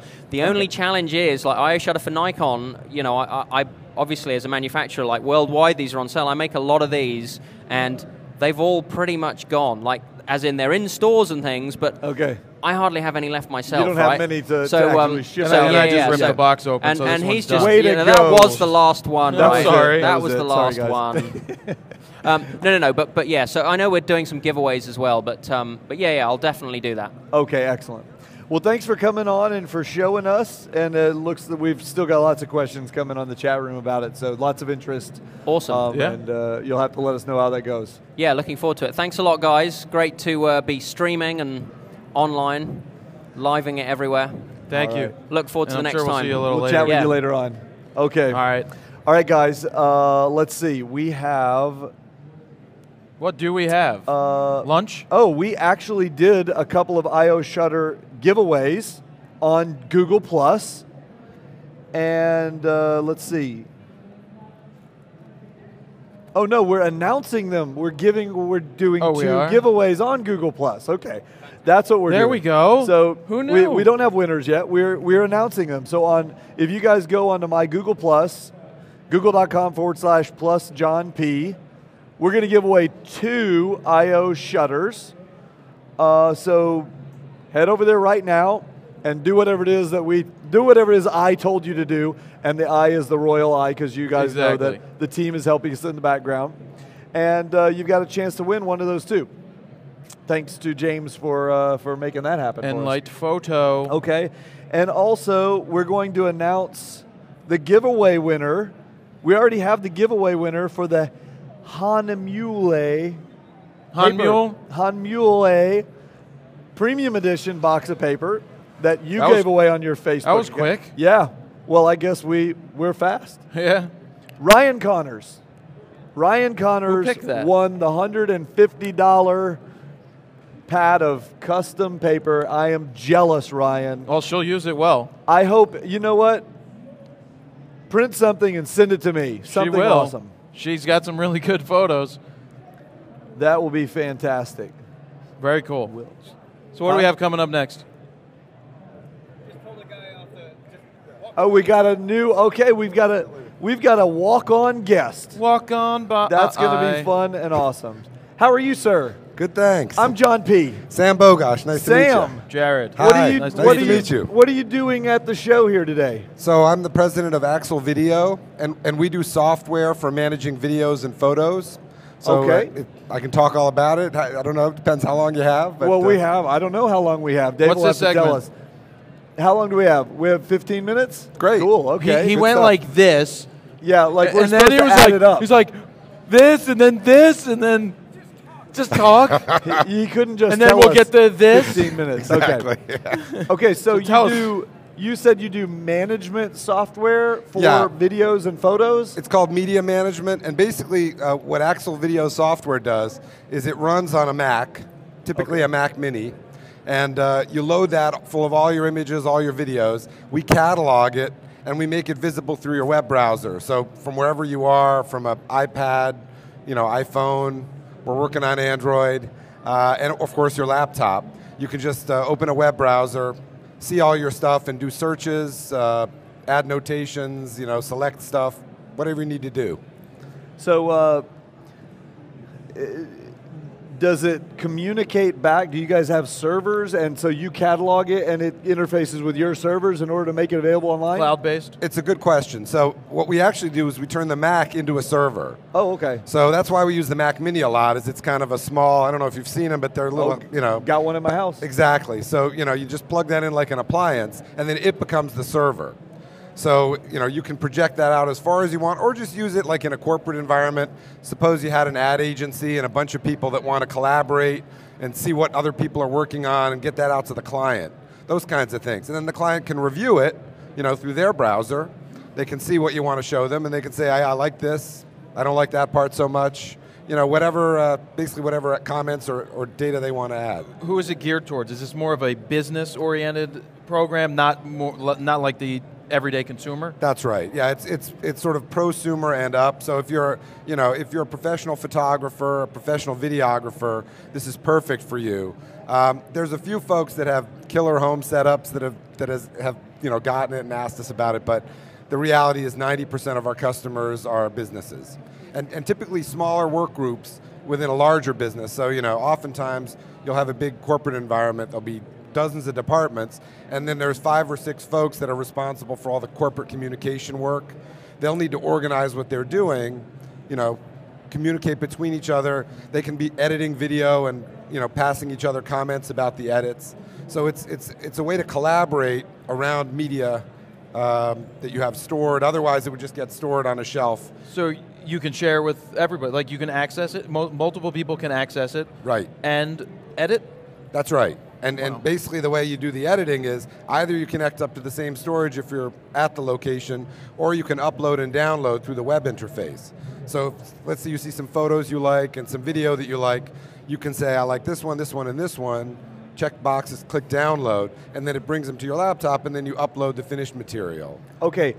I always, because I'm such a geek, I always have to ask all the technical questions. That's all good, yeah. I want to understand more because my brain is trying to categorize how the service works. Yeah. So I've got my Mac Mini. Yep. It's sitting at home, and I've got my content either on it or on an attached storage device. Perfect. Or through network attached storage. It doesn't matter. Exactly. I've got a drive or a virtual drive on my Mac Mini. Yep. Where I have my content. You got it. Now, I go to your website. No, you don't even have to go to to set up, to make it available on the web? You can buy the software. Okay. So it's downloadable software. You just run it on your Mac Mini, and we don't charge you a monthly fee or anything like that. Okay, so how do people get to it? Like if I have it at my house or even at my work, I might have a dynamically assigned IP address. You do need either a static IP address or a DNS kind of setup so that people know how to get to your machine. Okay, so I could go to DNS and I could set up myportfolio.com. Exactly. I could use a software, and would it ping and do the updates to DNS? Exactly. Or something? Yeah. So that's once you have that set up, or a static IP from your cable provider, then you're good. I got it. So you guys actually really sell the software, and we buy the software, and we're good. Right. And we get updates periodically if we want, and stuff like that. Exactly. Okay, that's the old-fashioned. It is a little old school. Not in a bad way, but the simple old-fashioned way of doing it. It's you build a product, we buy it, we use it, done deal. And you own it, right? Yeah. And the big advantage is, obviously, there's a lot of great stuff being done in the cloud right now. Yeah. And that's perfect for lightweight, or if you got to upload a few images here and there. But if you have, say, 5 terabytes of video, good luck uploading that to the cloud. Or just affording it. Yeah, exactly. And then you got the whole trust issue, right? Which is like, all of my videos are up there. I hope that provider stays in business. I hope they don't get hacked. This way, it's on your storage. You know, I notice you have some Drobos there. Yep. That's a great example of the kind of really affordable storage. You know, not to plug Drobo. The Drobo people right over excellent. here. By the way, we've given away 6. Yeah, we've given some of these away. Yeah. So I mean, that's a perfect example of the kind of storage that, you know, starting at a few $100 you can set up at home, and that way you don't have to trust that somebody else is going to take care of your media. Okay, now that I understand, would you remind us what's the name of the software? It's called Axle Video. Axle Video. Spell it for me. And it's www.axlevideo.com. So one word, axlevideo.com. Price? Price is $1,295 for the complete setup. And it's you don't need a multi-license. You just need the one. You need the one. It supports up to 5 named users, but those you could have one that's called public and let anybody come in. Sure. Or you could have very specific ones for your closest collaborators. And you can expand it with 5 user packs. But basically you need the Mac Mini, which costs about $1,000. Yeah, the new one just came they're out awesome. at $999. Yeah, like that's the Mac Mini server. Right, the server edition. Yeah. Well, you can actually use the regular ones too. The server one has a little more horsepower, but any of the new Mac Minis are perfectly capable of running this. They're really nice machines. Okay, so and just to give you a little background. I mean, to give you a little background on it, the way we came up with this is I used to be a product manager at Avid for their big high-end systems. You know, NBC uses it at 30 Rock. You know, you watch Entertainment Tonight or almost any sports or produced show, and they use these big systems to manage their media. And they're great, but they cost hundreds of thousands of dollars, and you need an IT team and all this stuff. And so from that experience, I thought it would be great if we could figure out a way to sort of condense that down into a form that the average small business or videographer or photographer could use for their customers. So let me ask you this.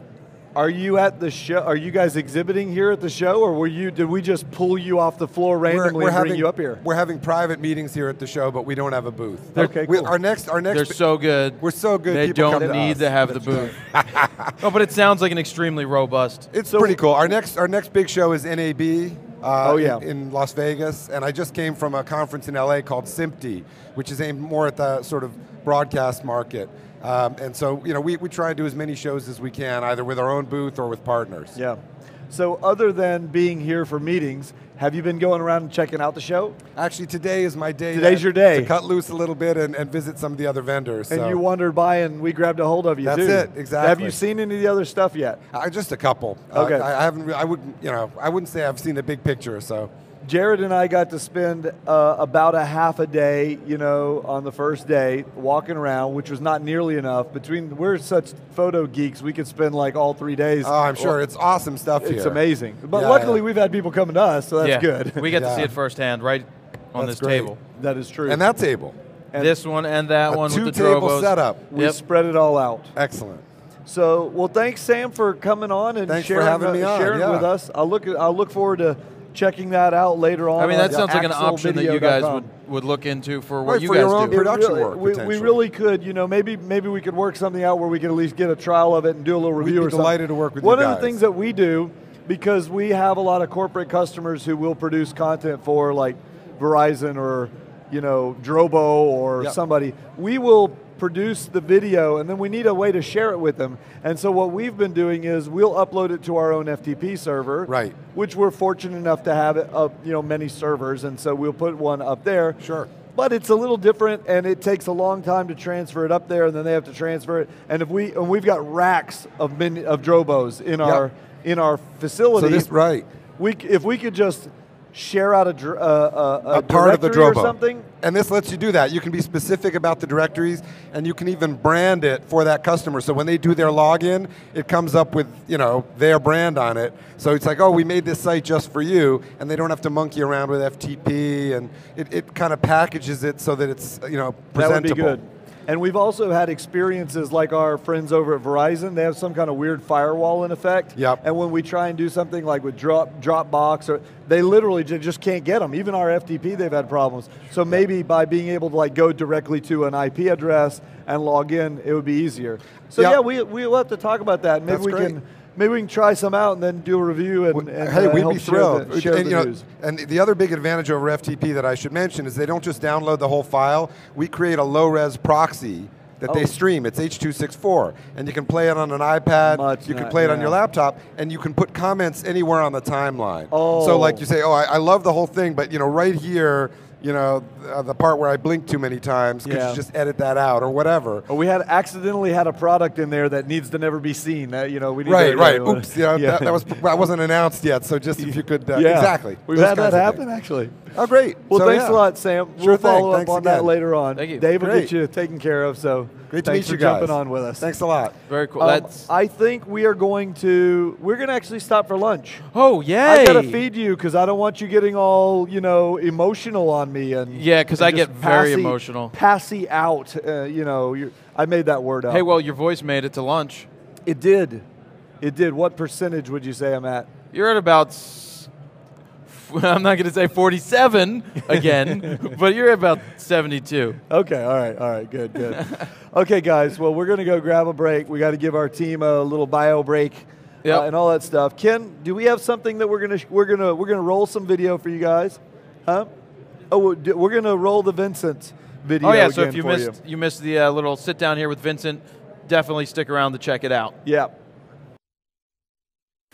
Jared Polin, FroKnowsPhoto.com, and I want to welcome you to Alan's Camera. That's right, I'm standing here surrounded by all of this awesome Nikon gear because they are a Nikon authorized retailer. They sell everything from the D4 to the D3200 with the new D600, the D800, and the D800E all mixed in. Bump, bump, here it is.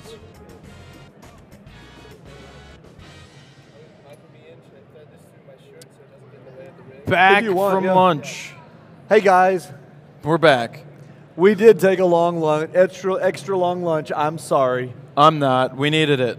We did need a little bit of a break, but in all fairness, we didn't just eat. We actually went out on the floor. We went walking around, schmoozing, talking to people, talking to fans. Yeah, visiting with folks. So that was good. That was good. We still have a busy afternoon coming up. We have a lot of things coming up. We have one exciting one coming up here in a second that is something we discovered right here at the show.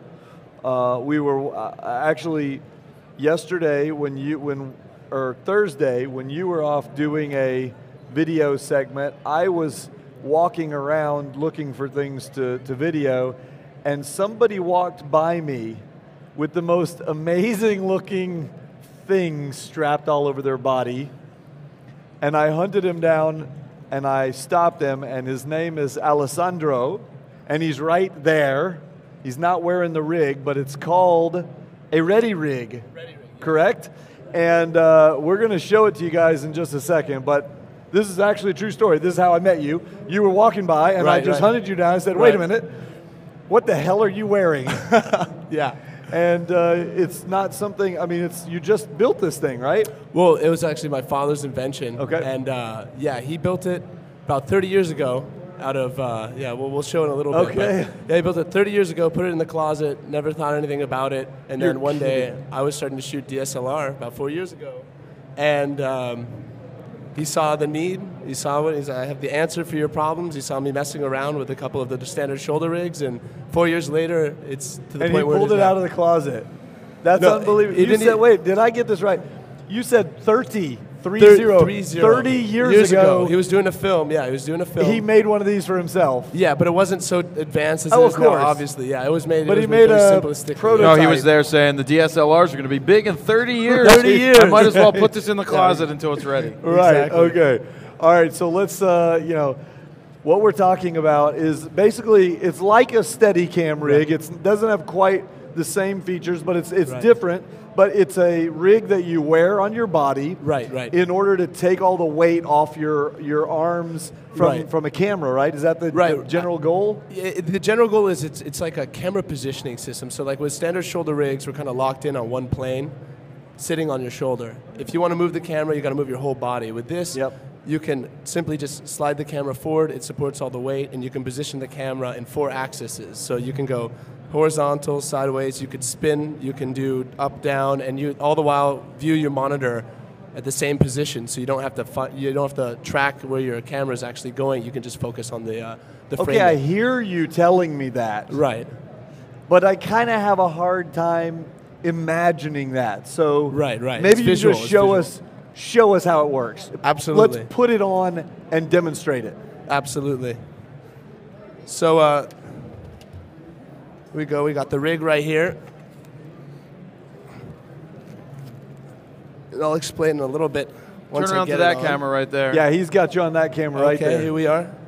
So I'm going to release the camera, snap in my belt, tighten, lock up the shoulders. So you got a belt. You got a belt that's essentially just gonna hold the weight down, right? Help us support it. What it from does the waist, is it right? transfers the weight to the hips. Yeah. So the part of the leg where it's not on your back anymore, it's all right in the here, hips. right in the trunk of your leg. So you're done now. That's done. on you. I'm that set was up. 60 seconds. 60 There's seconds. no balancing involved. Well, there is if you want. I mean, it's already preset. But if my camera has a heavy lens on it and it's front heavy, I simply slide the camera until it has its center of gravity set, and I lock the handles. And Just now by I can turning. just by turning the handles inward. So now I can access a tilt head, so I can get angles shooting down. And I still have access to looking. I still have the ability, rather, to look at my monitor and see what my framing's doing. You also have the ability to kind of take the camera into all these interesting configurations, like a 90-degree angle, all the while seeing your monitor. You can also position, not just at this level, you can bring the monitor down, or the camera down, rather. And you can operate all the while hands-free. So it simplifies the process of shooting, where you don't have to really fight the camera. You can just focus on what you need to get done in your framing.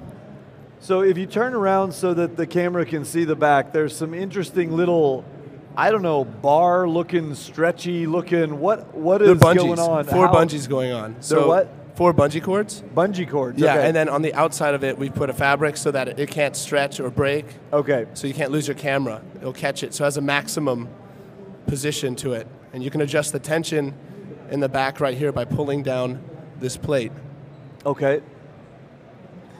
And I noticed that what you're doing is you might twist it, let's say twist it sideways. Right. But you let go with your hands, it stays where you twisted right. it, if you will. Yeah, exactly. How are you doing the tensiony kind of adjustments on the joints? You just tighten them and loosen them? How do you tighten my them? handles, what happens is when I twist my handles, I have this axis, which is the 2 outer plates right here. And the outer plates swivel, and they can lock. And that allows you to have your center of gravity up pretty fast. And it also gives you the ability to shoot at different left-right angles. And then if you find the center of gravity, you can start to move the tilt head. And it's kind of like a whole combination between the head, these sliding rods that allow the whole camera to slide out and fall down or go up, the tilt head, and the independent ability of each rod to slide and kind of act independently of the others. No crossbar sections kind of locking in the rig. So you have a lot of freedom. You can move a camera right to a low level, go hands-free, and you're just simply letting the camera float right where you want it. How much does the whole thing weigh? It's 12 pounds, but keep in mind it's all over your whole torso, so it doesn't feel like anything really. I mean, I can stand here for hours. Well, and I've seen you over there walking around and wearing it all day long for the last 3 days. So how do you mount? It looks like you've got a monitor mounted there. How many mounting points do we have? How many things can we mount on that? Well, you can mount microphones and monitors and lights. Microphones, you can put mics on the camera's hot shoe. We provide 2 hot shoes out here, and we also have an accessory plate that you can mount whatever you need. So you can put Israeli arms on there. You can stick your external audio recorder right on the bottom like a Beach Tech, where you can simply just monitor the audio levels, and you can do it very easily too, because you can see your monitor level down there, your audio level, and adjust accordingly. Be able to still monitor your frame, hold your frame, and kind of just let the camera float in front of you, so you don't have to really worry about. And how much weight can you put on? How much? We suggest up to 17 as a max. 17 pounds. 17 pounds. It works best. I don't know about you, Jared, but I don't want to carry 17 pounds around like that. That's a lot of weight. It's a lot of weight. It takes it to that's kind of the point where we suggest not going up above that, but it all depends on user, how strong you are, how much weight you're willing to put on it. It will hold how it. strong you are, though. Yeah, well. I could totally do it, though. I know you could. Oh, really good. You're a big beast of a man. Are these for sale? They're already taking guesses in the chat room about how much. I'll tell you what some of the guesses are. $800, $3,000, $2,750. Yeah. So, how much is it? Bro, right now at B&H it's $19.99, not $19.99 as in $20. $20, but as in $2,000. It comes with a carrying case. It comes with the rig. It doesn't come with a monitor or a camera, obviously. Yep. But yeah. Okay, so $2,000. You said right now at B&H. B&H, implying that I could go to B&H today and buy one. It's on the website right now. Oh, it's on their website. Just the website. B&H will be carrying it hopefully soon on the store floor, but it's available online.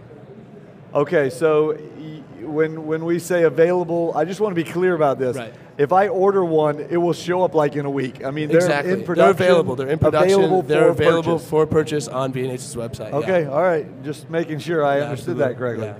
So you have something that started off as a 30-year-old idea that your dad had, and you guys put it into production, and there you go. There we go. I mean, a lot more than that, but a lot of testing, especially with the way cameras are going. They're getting lighter and lighter, so we don't have to be stuck to this rigid shoulder system. We can have the camera float and change angles, and we can be right there framing any angle we want now. We don't have to be stuck to just one plane.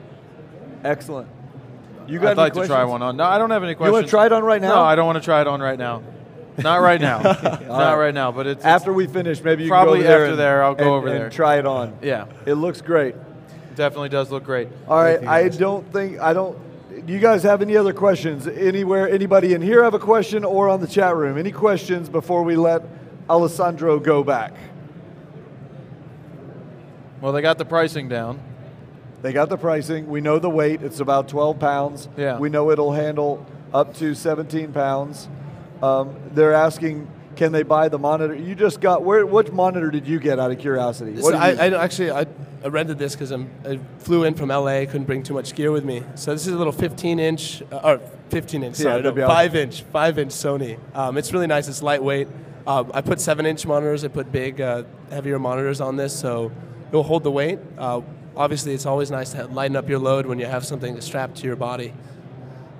They're asking about button extenders. Like, is there a way to extend your record button and things of that nature? Some camera companies, I know that Canon's starting to offer an ability to actually do the focus by plugging into your camera, start and stop. So any of those you can mount to the actual rig. I think that's more for the camera manufacturers. But yeah, as that technology develops further, I think we'll be adapting this to fit that. Gotcha. Absolutely. And then you guys, there's a question about the range of the camera, how high, how low. How high?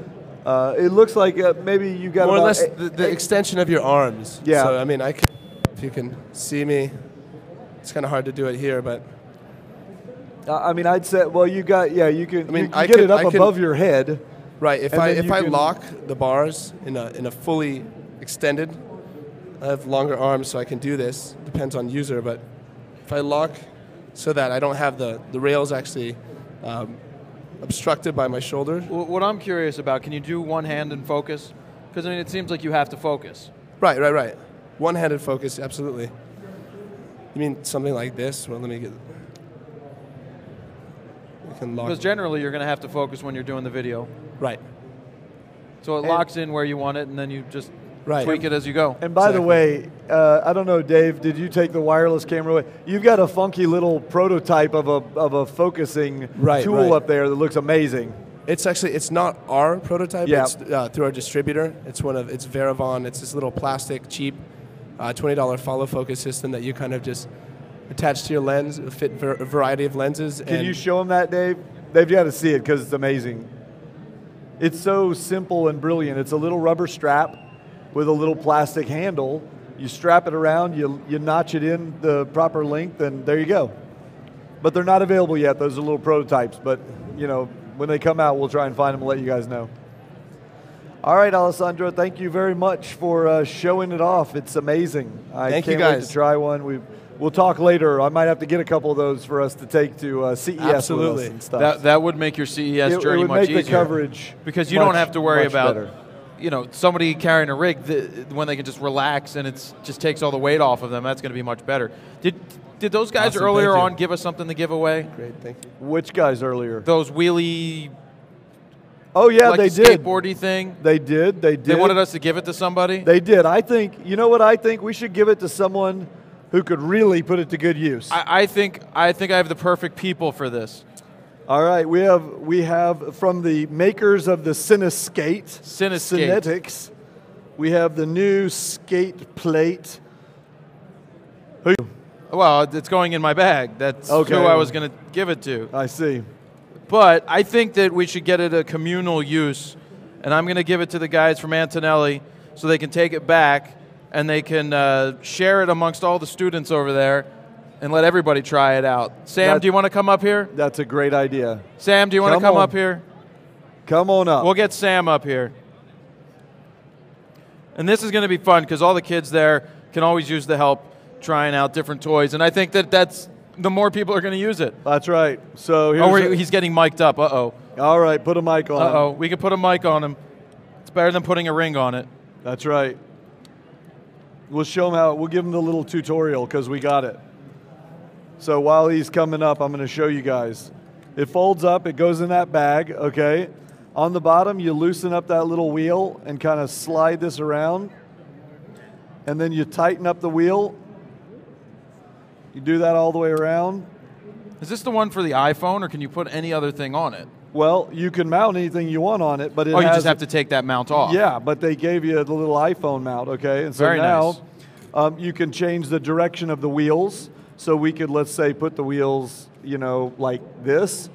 And there you go. You got to, I didn't do it quite right. You didn't do it right. But when we extend, this out, now you got a slider. So what do you think? What do you think? Take it back and you guys put this to use? Yeah, I think I can make that work. Yeah, but you have to share it with everybody. Of course. You have to share it.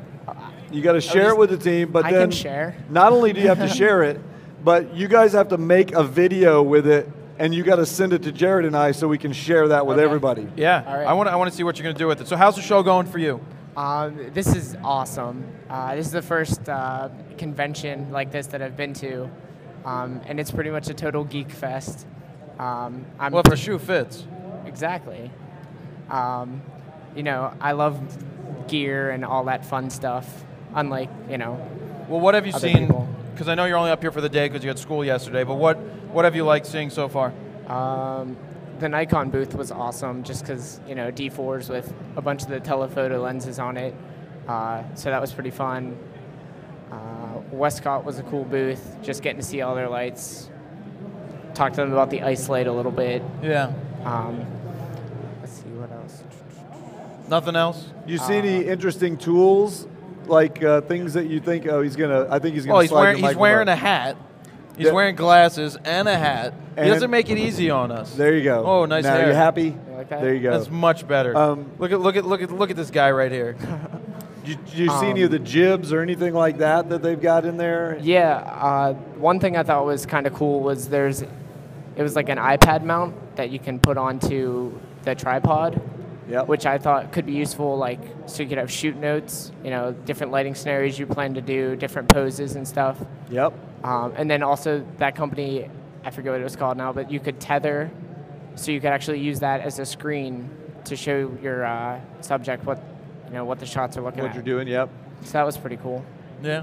I think also last night I asked my friends over on Google Plus about an idea that I wanted to be able to take my iPad and essentially use it as a monitor for my 5D or whatever. Right. And see what was going on in addition to just controlling it, and they reminded me that On One, who's right over there, they have an app for iPad for $25. Okay. And apparently it will let your iPad be a monitor. You can see what you're shooting, you can see video, and you can do all the control functions for $25. Right, Not bad at all. That's pretty cool. Yeah, I got to get that. I got to get that app and give it a try. Also, On One is over there demonstrating their new version 7 suite, and I actually got access to that several weeks ago. They sent me I think I'm still under NDA where I can't actually tell you anything about it, but I don't know if they're demonstrating that stuff now or not. Anyway, if they are, I will tell you this. It's a huge improvement over the previous suite of plugins, and it's really cool. I've been using it a lot. So On One's got a lot of good stuff going on there. You guys should go over and see the Aviator travel jib. It is in the booth with three-legged thing, the guys that make the three-legged thing tripods. Yeah, I don't think I saw that booth yet. Hey, go say hi to Danny. Danny. Yeah, go say hi to Danny and Zeke. Also, all of y'all, they will give you a T-shirt for free over at the three-legged photo booth. Three-legged tripod, three-legged thing. Just tell them we sent you over to get your free T-shirt. And they're actually nice free T-shirts. Who doesn't well, you like need it. You're a college kid. This is one of them. get it. I put mine on. I'm wearing mine today. It's stylish material, too. I have Very no nice. idea. By the way, ask him what airhead means when you get over there. It's probably some British thing. I don't know, but there's like a thing on the back. I don't know. Free T-shirts for all. Yeah, Just free tell T-shirts them, over there. Tell them Fro sent you. Absolutely. Of course. All right, Sam, we're going to kick you out and let you get back All to right. seeing what's going on around. Well, we got another second or two. I'm getting, you know what sign I was getting? The keep talking sign. Where did you get this? Yeah, I've been getting that all day. Stretch. It's like a taffy sign. Stretch. We should call it out. So, what are you going to see next? I Did you think go to the Canon booth? We walked through it briefly, but there's a ton of people, so we're gonna loop Sony? back. We walked through there too, but I didn't take a The good thing you look. need to go see in Sony is the 4K TV. Oh, I did see that. How cool is the 4K TV? That was beautiful. That fit in your dorm room? I think we could make it fit. Yeah, you think you'd make it fit. You guys wouldn't go to class.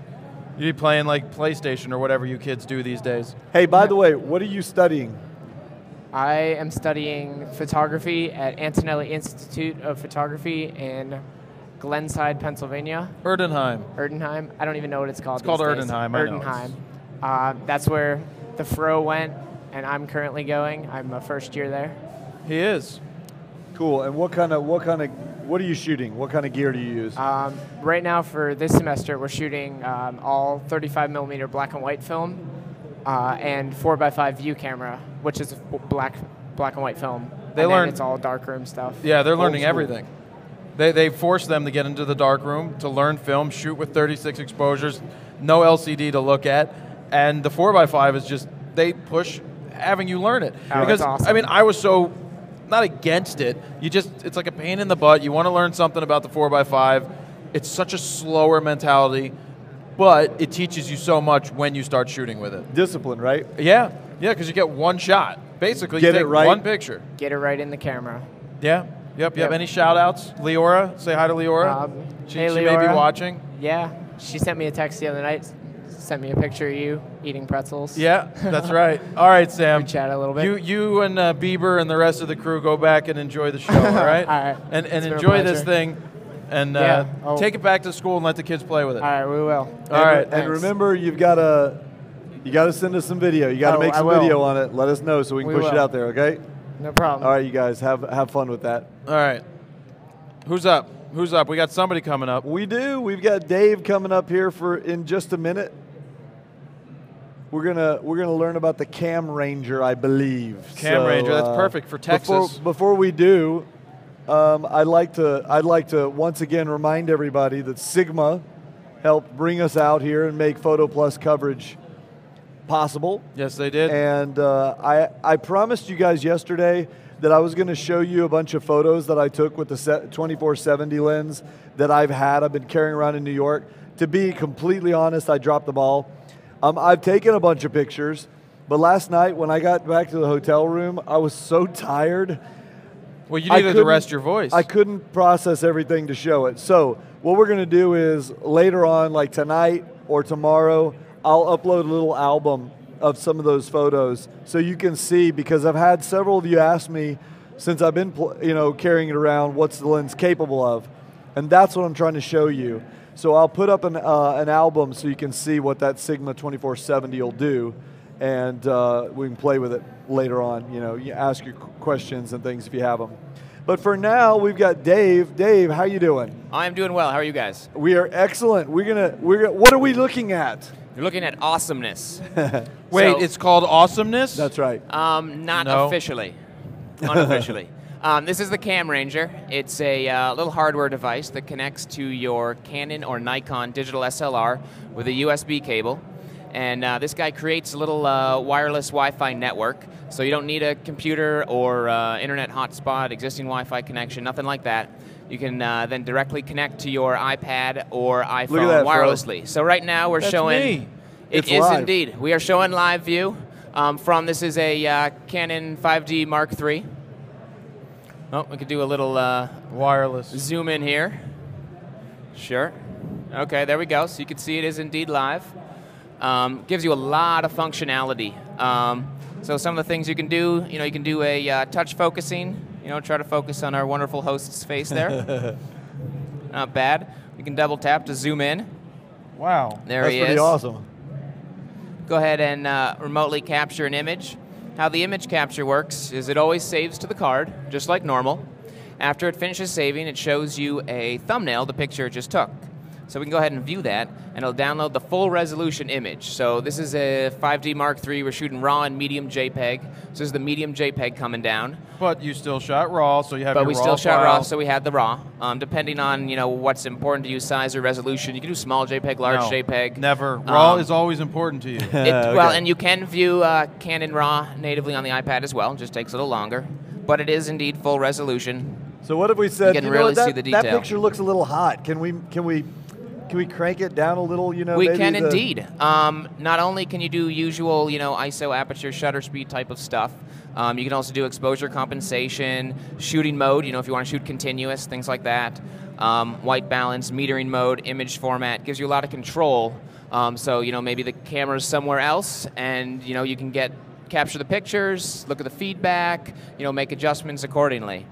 Gives you a lot of functionality. So that's built right into the box itself, or do you need a specific app on the iPad There is as well? iOS app that's available free on the App Store. Essentially, you pay for the hardware, and then the app is free. And any updates and stuff we push out just get done through the app. What cameras? We support most of the newer Nikon and Canon digital SLRs. Okay. Yes. Well, that's good. So, your T4Is, your basic beginner cameras, all the way up to from whatever you're looking for. We have like T2i up to like 1DX, for example, on the Canon side. Right. I don't mean to interrupt your process of telling us about it, but I'm noticing that right up in here, there's some other things that say like timer, HDR. I can tell you all about these other things. Okay. So, for example, in addition to the touch focusing, you can also make manual focus adjustments. This can be really useful, particularly if, like in macro work, or if you have very fine-tuned focus control.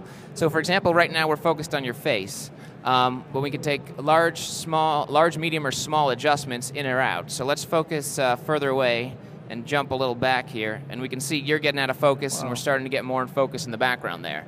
So particularly when coupled with double tapping to zoom in, and you can really fine-tune your focus controls. You can also do automatic focus stacking, particularly useful if you're doing macro work, get a exposure at different focal planes. And yes, you did point out some of the other things, like the timer. You can use it as an intervalometer and do a time-lapse sequence. Also extended bulb shots you could do as well. HDR as well. You can adjust the shutter speed, aperture, or ISO and get a range of different exposures and post-process those together. Before you move on from the HDR, sure. did I read yesterday that you could do something like 32 bracketed HDR shots with this?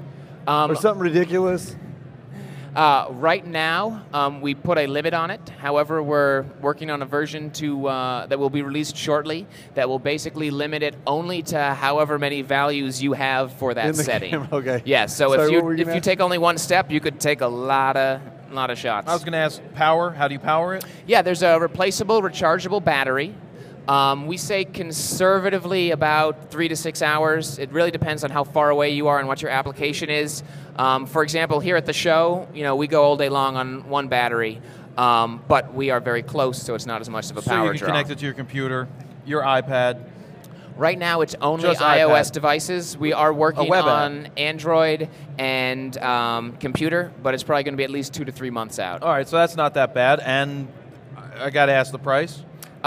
You can buy it here at the show for $275 or online for $299 at our website. That's not bad because you consider, like, I have a D4, and that's built into the D4, the ability to do some of this, but to have it, to be able to do this with any camera for under $300 is pretty darn good. Yeah, I need to be clear about that. We plug that into the USB on the camera, right? Yes, you plug it into the USB on the camera. And it takes over. If I buy one of those and I plug it into my 5D, it'll work. If I plug it into my 1D, it'll work. Yes. If I plug it into his Nikon, it'll still work. I don't have to buy a version for Canon or for Nikon? Nope. Really, the only differences are from camera to camera. Some of the features are a little different of what you can do, as well as like the D800 uses a different USB cable, you know, but that's about it. How are you, I'm sorry, but I got to understand, technically, how can you do that? Because like we look at all these other little device control cables and things, and what happens is you get one for a Nikon or one for a Canon, and you get one for a low-level Canon, one for a high-level Canon. How do you do that? Yeah, those cables are typically going through the shutter release. Yeah. And the shutter release cables they do vary from camera to camera. The USB is, much more generic. Okay, so you're basically just kind of taking straight control of the camera's brain through the USB port. Yes, though you can still continue to control the camera, from the camera itself, and just get feedback of what's going on. Okay, I'll take one. Okay, we're at booth 9. Yeah. Over by Nikon and the bathrooms, actually. Okay, I will take one. Save one for me. So sure. Yeah, that's very cool. This is kind of what I was asking about wanting to do last night, but I didn't imagine that we'd have that much control over everything. Yeah. What else did you not show us yet, by the way? Sure, there are a few more things. For example, here we are. This is actually showing us thumbnails of what's stored on the card right now. So we can select multiple ones. We can go ahead if we want. We can delete it. It gives you a little warning. Hey, you sure you want to delete it? Because it does delete it from the card. We don't need to do that. Or you can download it, save it into your iOS photo library, where you could then, email it, print it, whatever you choose to do. And actually, it's interesting, you mentioned the D4. We actually have a customer that just spoke on the phone yesterday who has the D4 as well as the Cam Ranger, and he said, the D4 lets you do some of the same stuff, but honestly, your software is just vastly superior. And I think there is, a real lack for really polished, really good, software to be able to do these types of things. Yep. Let's see. I'm waiting to see if anybody's got any questions. Anybody in the audience got any questions? Our audience has been really participating well over the last 3 days. I think we may have had one question in 3 days from the audience. Well, but I think it's because we're so good at covering all the questions, right? I mean, I didn't know about this product, but to have the ability to do this with just about any camera is pretty amazing. Built into an app that you give them, well, it's free to download and it's updatable because you're going to push updates to it. But to turn any camera into a wireless device, if you crank this thing up into the rafters, yes. What type of range are we looking at? It is Wi-Fi. I'm an engineer, so I'm not a marketing guy, so I tend to give realistic You're doing fine, numbers. by the way. Oh, yeah. Good. For a non-marketing guy, Right. you're perfect. We say up to 150 feet line of sight to get good performance. We have gone up to 300 feet, but things get a little spotty, slow down, and obviously things like walls and things like that will degrade your performance. Okay, a few other questions. Yeah. Some people asked about the price. There's a show special if you're physically here or you come out here. Correct. $275, right? Yes. But for people who aren't physically here, $299 on the website. $299 yes. on the website. Not bad. And the website again is camranger.com. Okay. Another question was, does it do HDR? I think you mentioned that. Yep. I'm sorry, not HDR. RAW. Can it shoot RAW? Will it shoot RAW? Will it Yes, it can shoot RAW. Only currently is there support for viewing Canon RAW. Nikon RAW is not currently supported. You can shoot with RAW it, or plus shoot JPEG. RAW plus JPEG. I mean, that's perfectly. I'm okay with that. I'm giving you guys permission. You can shoot JPEG as long as you capture the RAW when you're using the Cam Ranger, because you want to get the previews at least right here to figure out what to do. We already said that it can control focus, and you showed us that it was you tap to focus. Yes, you can touch to focus. Which is very interesting, because that seems a little tricky to me, since each of these cameras have a certain number of preset focus points, and you're kind of ignoring those altogether, and we're tapping on the screen to focus. Yes, it's essentially doing like the same thing as like the live view focusing you could do from the back of your camera. Yeah. But here from from the iPad, and obviously a much easier way to do it. Sure. And we're zoomed in, so we'll zoom back out. Oh, we turned off live view. Now we can zoom back out. So I'm double tapping too much. So we'll touch on his face there. We can zoom in and see. Oh, focus behind him. Basically, how the focusing works is it just tells the camera. That's amazing. It just tells the camera, focus on this point. So if it's low light, or however the focusing algorithm works is what it's going to do. So, does it work for video? It does. You can record video. All the video gets saved on the card. There's no way to download it to the iPad. They're enormous files, not something you really want to do. But you can control focus and stuff like that. And actually, it's a very popular thing for videographers. Maybe have it up on a boom, on a ladder, something like that, and then actually see what they're recording. Well, that's what I'm thinking. Okay, what I'm thinking is the new iPad has the Retina display. If I want to shoot video and try and keep it in focus, it's hard to do with that little bitty screen. And even if I get a little 5-inch screen, well, if I've already got an iPad with me, why not just use the iPad as my preview monitor, essentially? Yes. I guess, is there a little bit of delay?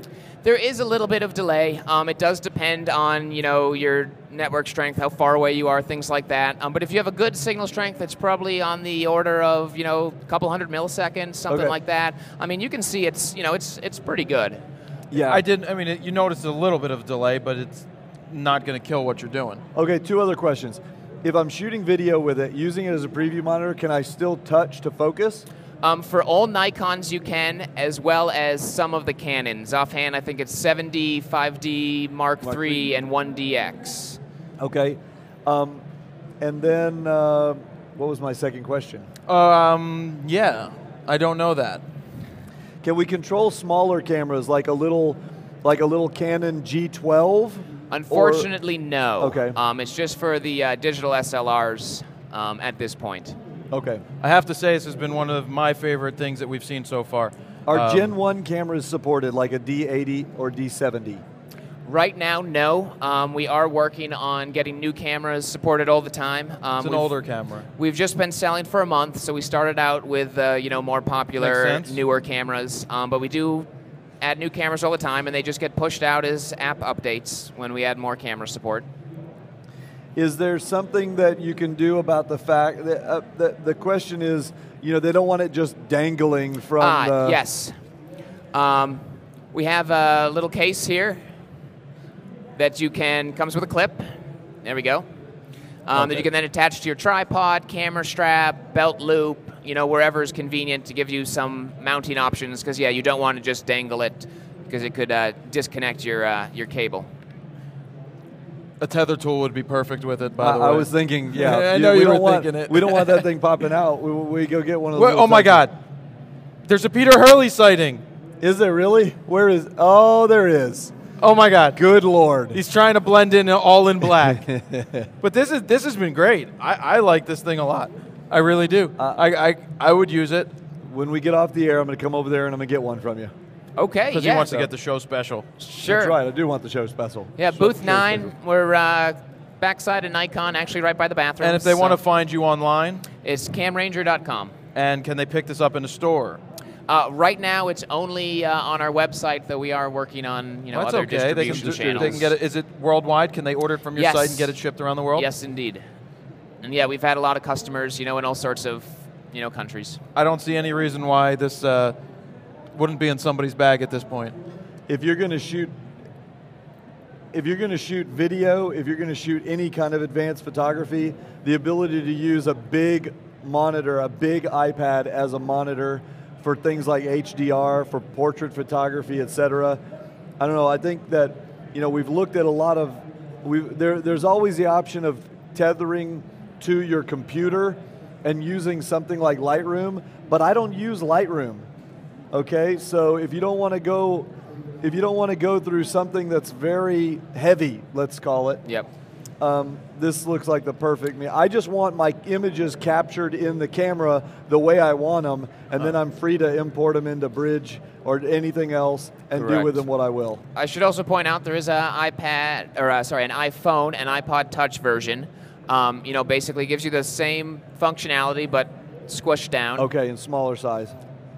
All right. Works for me. I don't have any other questions from the chat room, so thank you very much for showing us. Great, thanks for having me. Very cool. exciting. Nice to see you guys. Nice to see you. You did a great job for the guy who says he's an engineer but not the marketing guy. I think you did represent the geeks. Perfectly well. We appreciate that. Thank you. All right. Okay, guys. So they'll get you unclipped. Yep, camranger.com. I'm not kidding. I'm going to go get one. So, is Peter here yet? We're shifting it down. Oh, okay. Well, oh, that makes sense now to you, not to me. Yep. All right. Well, I'm looking forward to seeing Peter. Well, yeah. He's going to let you save your voice, is what he's going to let you do. He will. Then that'll be good. But Peter and I have actually communicated, I think, by Skype long ago. Yeah. But we haven't actually ever met. Until yesterday. Did we meet yesterday? Yeah. And why didn't I put two and two together that was that Peter? I don't know. Oh. I don't know. Okay. Well, anyway. Are we, is it time to thank anybody? No, not that Peter. The other, there's a different one. Okay. Oh. Yeah, not Hurley. I was thinking, we got two Peters. It's I didn't know there was another Peter. I was talking about the other Peter. I'm sorry then. I don't know who That's that was. Okay, never mind. Ignore that. Okay, I was trying to figure out what you meant by that. We got Hurley, that Peter. The only Peter. How was your party, buddy? Oh, my goodness. He's still plugging in. Weren't you guys hanging out together last night? I'm recuperating. You're recuperating? Yeah. Is this thing all right? So I'm having a flashback from yesterday. I was here. I don't quite remember. Peter, can you forgive me for not coming to hang out last night? Why did you not come to my party? Seriously, if I had been there last night, You're raising your voice. I can hear you. Settle it down. I would have had no ability to talk today. None. Oh my goodness! No, I'm glad you rested. I'm glad he's picking himself while I'm next to him. He's primping. I have to look pretty for you, Peter. He's concerned about his. My camera's nowhere near me. You don't have to. Yeah, but next to you, you steal a lot of the spotlight. It's all in the eyes. I don't steal your thunder. You love having me around. I wouldn't invite you back 2 days in a row if we didn't like having you around. I'm hungover. My energy's going to be a lot lower than it was yesterday. I apologize for that. You need a 5-hour energy drink? Do you have a 5-hour energy thing? I don't drink that stuff personally, but I have a 5-hour energy. The people Dude, the alcohol in my system is just killing me right now. Did you have fun? Yeah, did you have fun? I did have fun. Good. I did have a lot of fun. The roof was great. It was very nice. We had this overcast night. Okay, you can't just talk about your party without telling us where the heck you went and what you guys did. Okay. Yeah? All right, so I produced a DVD called The Art Behind the Headshot with the guys over at F-Stopper. So we did it together, and we launched it on November 11th of last year, and it kicked butt. So we decided to say thanks. We wanted all our fans and people who had liked it or had checked me out and watched it. I mean, I got people coming up to me left, right, and center saying they got something out of that thing. Zach was there for till 3 a.m. Hey, Zach, come on up here. Can we get you a headset? Zach, get up here. Either way, yeah. You can't. Here, so I'm chilling with Zach. Scoot on over. Get Zach in on this action. Dude. So he's partying with me on my rooftop, which was very cool. How are you feeling? Where's his headset? Oh. They're getting you a headset. They're getting him something. Yeah. 3 a.m. on your rooftop, and then dollar slice pizza afterwards. So I feel like hell. There you go. I'm attempting to recover. As soon as I get mic'd up, I'm going to leave. Just so Yeah, he's going to leave as soon as he gets mic'd up. Yeah. I mean, I left early. I wasn't Peter. I couldn't stay till 3. You couldn't, could you? No, because I had to come out here and be prepared, and your guys were pouring healthy drinks beyond belief. I heard that. They were like, the guy, I asked for a Jack and Coke, just to have a Jack and Coke, and the guy is sitting there and he goes, up to the top, and then puts a spritz of Coke in there. I'm like, thanks. I'm like, don't kill me, because I am a lightweight beyond lightweight. I'm not much of a drinker either, but I got we were having fun, so there was, I had my keg of Blue Moon there, and I just hit it all night. And you had pizza coming all night. We had pizza coming all night. We had. Do you want to know what's funny? We had a green. We had a very verdant, I would say. Photo booth. Yes, that you nearly knocked over several times. Yes, there was a Zach, photo. pull up the mic a little bit. You got Zach's mic. Your just mic in time. operation. You guys, we have like 5 minutes. Till what? Till our next guest is already here, but that's okay. I just got the stretch sign. I know you did. I just got the stretch sign. I know, but you're like. So what's Armstrong. the subject at hand? The subject is coolest thing you have seen at Photo Plus 2012. Not the non-coolest thing. Coolest thing that I've seen so far. It'd be a few things. Lastolite has these new magnetic little hot shoe flash accessories coming out. One that's a focusable Fresnel that you can drop gobos in, and flash patterns and projections and things like that from a hot shoe. That's pretty amazing. I tried to not spend any money at this damn show. Didn't work for you, And then did I it? bought the new Sakonic meter that's a touchscreen like your iPhone. Oh my God. As soon as I touched it, it was like, okay. You were done. I'm done. DxO Labs has some like magic stuff in their new software that I was looking at, and that's kind of cool. And then there's other stuff that's not so great, but we won't go into that. No, we don't need to go into that. Peter, again. What did I see? I just cruised around. I'm carrying my Pro board. You looked in the mirror this morning. That was the coolest thing what you did I saw. see? You know what the problem was? Is that you know what I like? I was over at Tether Tools and I like their stuff. They got this wireless thing that flies into the pictures into it, but and I like. So I like their stuff. What else did I see? I didn't see anything that I was like totally gung ho about. But I'm pretty picky about what I purchase and my gear and staying consistent. So I didn't see anything new that I was jumping. Your mic is coming down. My mic is drifting. I should have thought about that while he was talking. But what wait a was minute. it that I saw? Did you bring something over yesterday that you promised Oh you yeah. were going to show us No, today? I love this stuff. Yeah, Did you I got have it? this. Yeah. The first prototype that I ever had went to Dubai with him. Nice. And this is the Hurley Pro board bag, and it's got the Pro board. No, we got the board inside. Should we take it out just to see? We didn't gonna take get it the out Pro yesterday. Sniff test today. You said we couldn't do it yesterday No because we had to sniff do a test full today. kind but I of might as thing. well take it out. But it's still this one. I'm sensing some so danger. it's black on one side, it's white on the inside, and it's still got its little protective covering on it. Are we taking it off? We're not doing that. No, are you we? don't have to do that. It's just big but basically my And whole. we use it as a backdrop, so you don't have to like go use whatever the hell they have there, or take foam board, or take something huge. I told you yesterday, I had this job shooting 40, 50 people for Microsoft, and I shipped that on a plane with me, and I set it up on 2 C-stands, and I use it as my white background, so I don't have to carry a 9-foot seamless or figure out how to get a seamless paper. I use it over on there. the floor to give the reflection on the floor when I'm shooting on white seamless. Nice little pop. And you're selling them. I'm selling them at hurleyprogear.com. And here's the crazy part: for how much? They're $148. But That's if you want ridiculous. $2, $248. and you get a That's ridiculous. ShamWow. ShamWow. Are we going to throw in ShamWows now? Yeah, why not? I just want to know, create a new will it FroWow. blend? Will it blend the board? Yeah. It's going to take a big blender to make that thing blend. I've got a. I'm not. How big is a blender going to have to be to get that thing in there? Well, what we do is we use a You gotta chainsaw. cut it up. Chainsaw it, then we blend it. Oh, that's about no the only way fun. to I'd do like it, I to think. stick it right in a blender like this. Yeah. What's the coolest thing you've seen, Jared? Fro, The coolest coolest thing thing in you've The seen. coolest thing I've seen.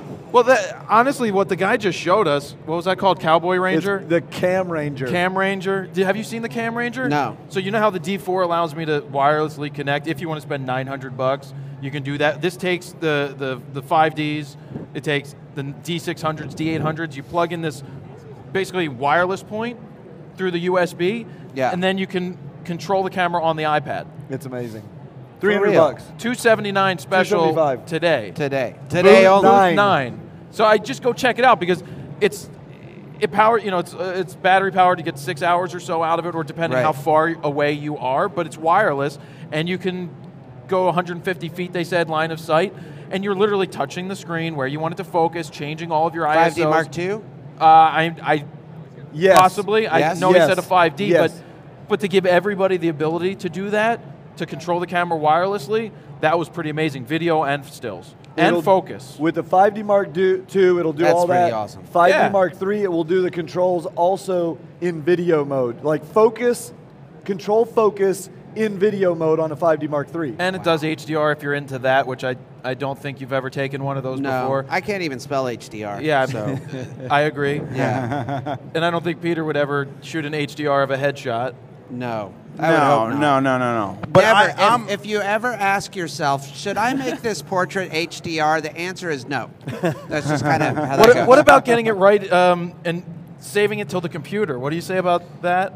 HDR, whatever. But typically, I've yet to see an HDR portrait that is compelling and amazing. Well, I don't think it's usually really for looks portraiture. Like, but know, people try. I know people do, but it's rare that you see one that looks. They don't look right as portraits. They suck. Yeah. We are HDR people. Landscapes, challenging lighting situations. Wait, you guys, I'm hungover, so it takes me a while to think. So I realized that one of the coolest things at the show that I saw is right here. Can I have that? Here.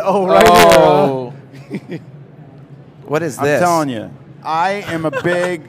It freaks me out to go do a huge show and go do a huge job and not have my stuff backed up. Yeah. So Drobo came out with a Mini. It's got Thunderbolt. This thing, I'm all over it. Is it still the Drobo proprietary Yeah, stuff? I heard that. Yep. I heard that. The other thing is the H5D. I'm going with the Hasselblad H5D as soon as it comes out. So I know might as well go with the Drobo 5D as well. Yeah, so and you the 5D Drobo. So I go 5D across the board. 5D Mark III? There we go. The Drobo 5D to match the Canon 5D Mark III. Yeah, all right, we're getting yelled at. All right, we've been given job. You need to rest. Thanks for the party. Greatest party at Photo Plus this year. Don't leave me hanging. Thanks. He's right here. Hey, too much. Hey. There you go. Jared.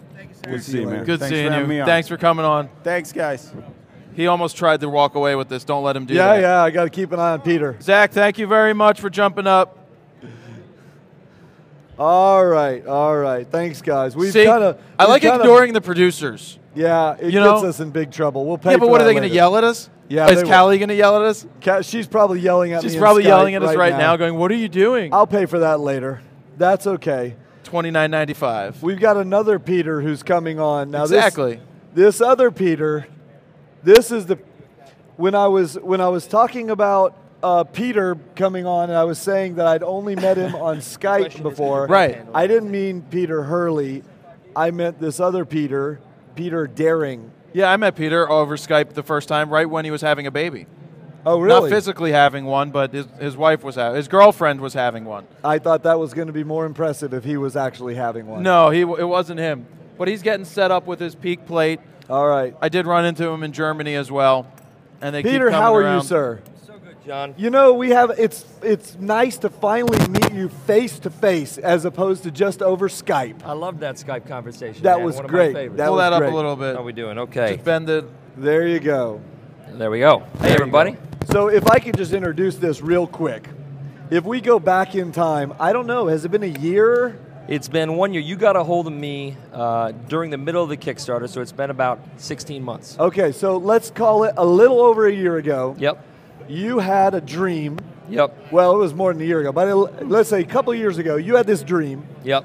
To produce a fast draw, quick draw kind of holstery type of thing that we could use for our cameras to get them, to hang them where we wanted them and get to them quickly. That's right. You launched a Kickstarter project, and you caught my eye. Yep.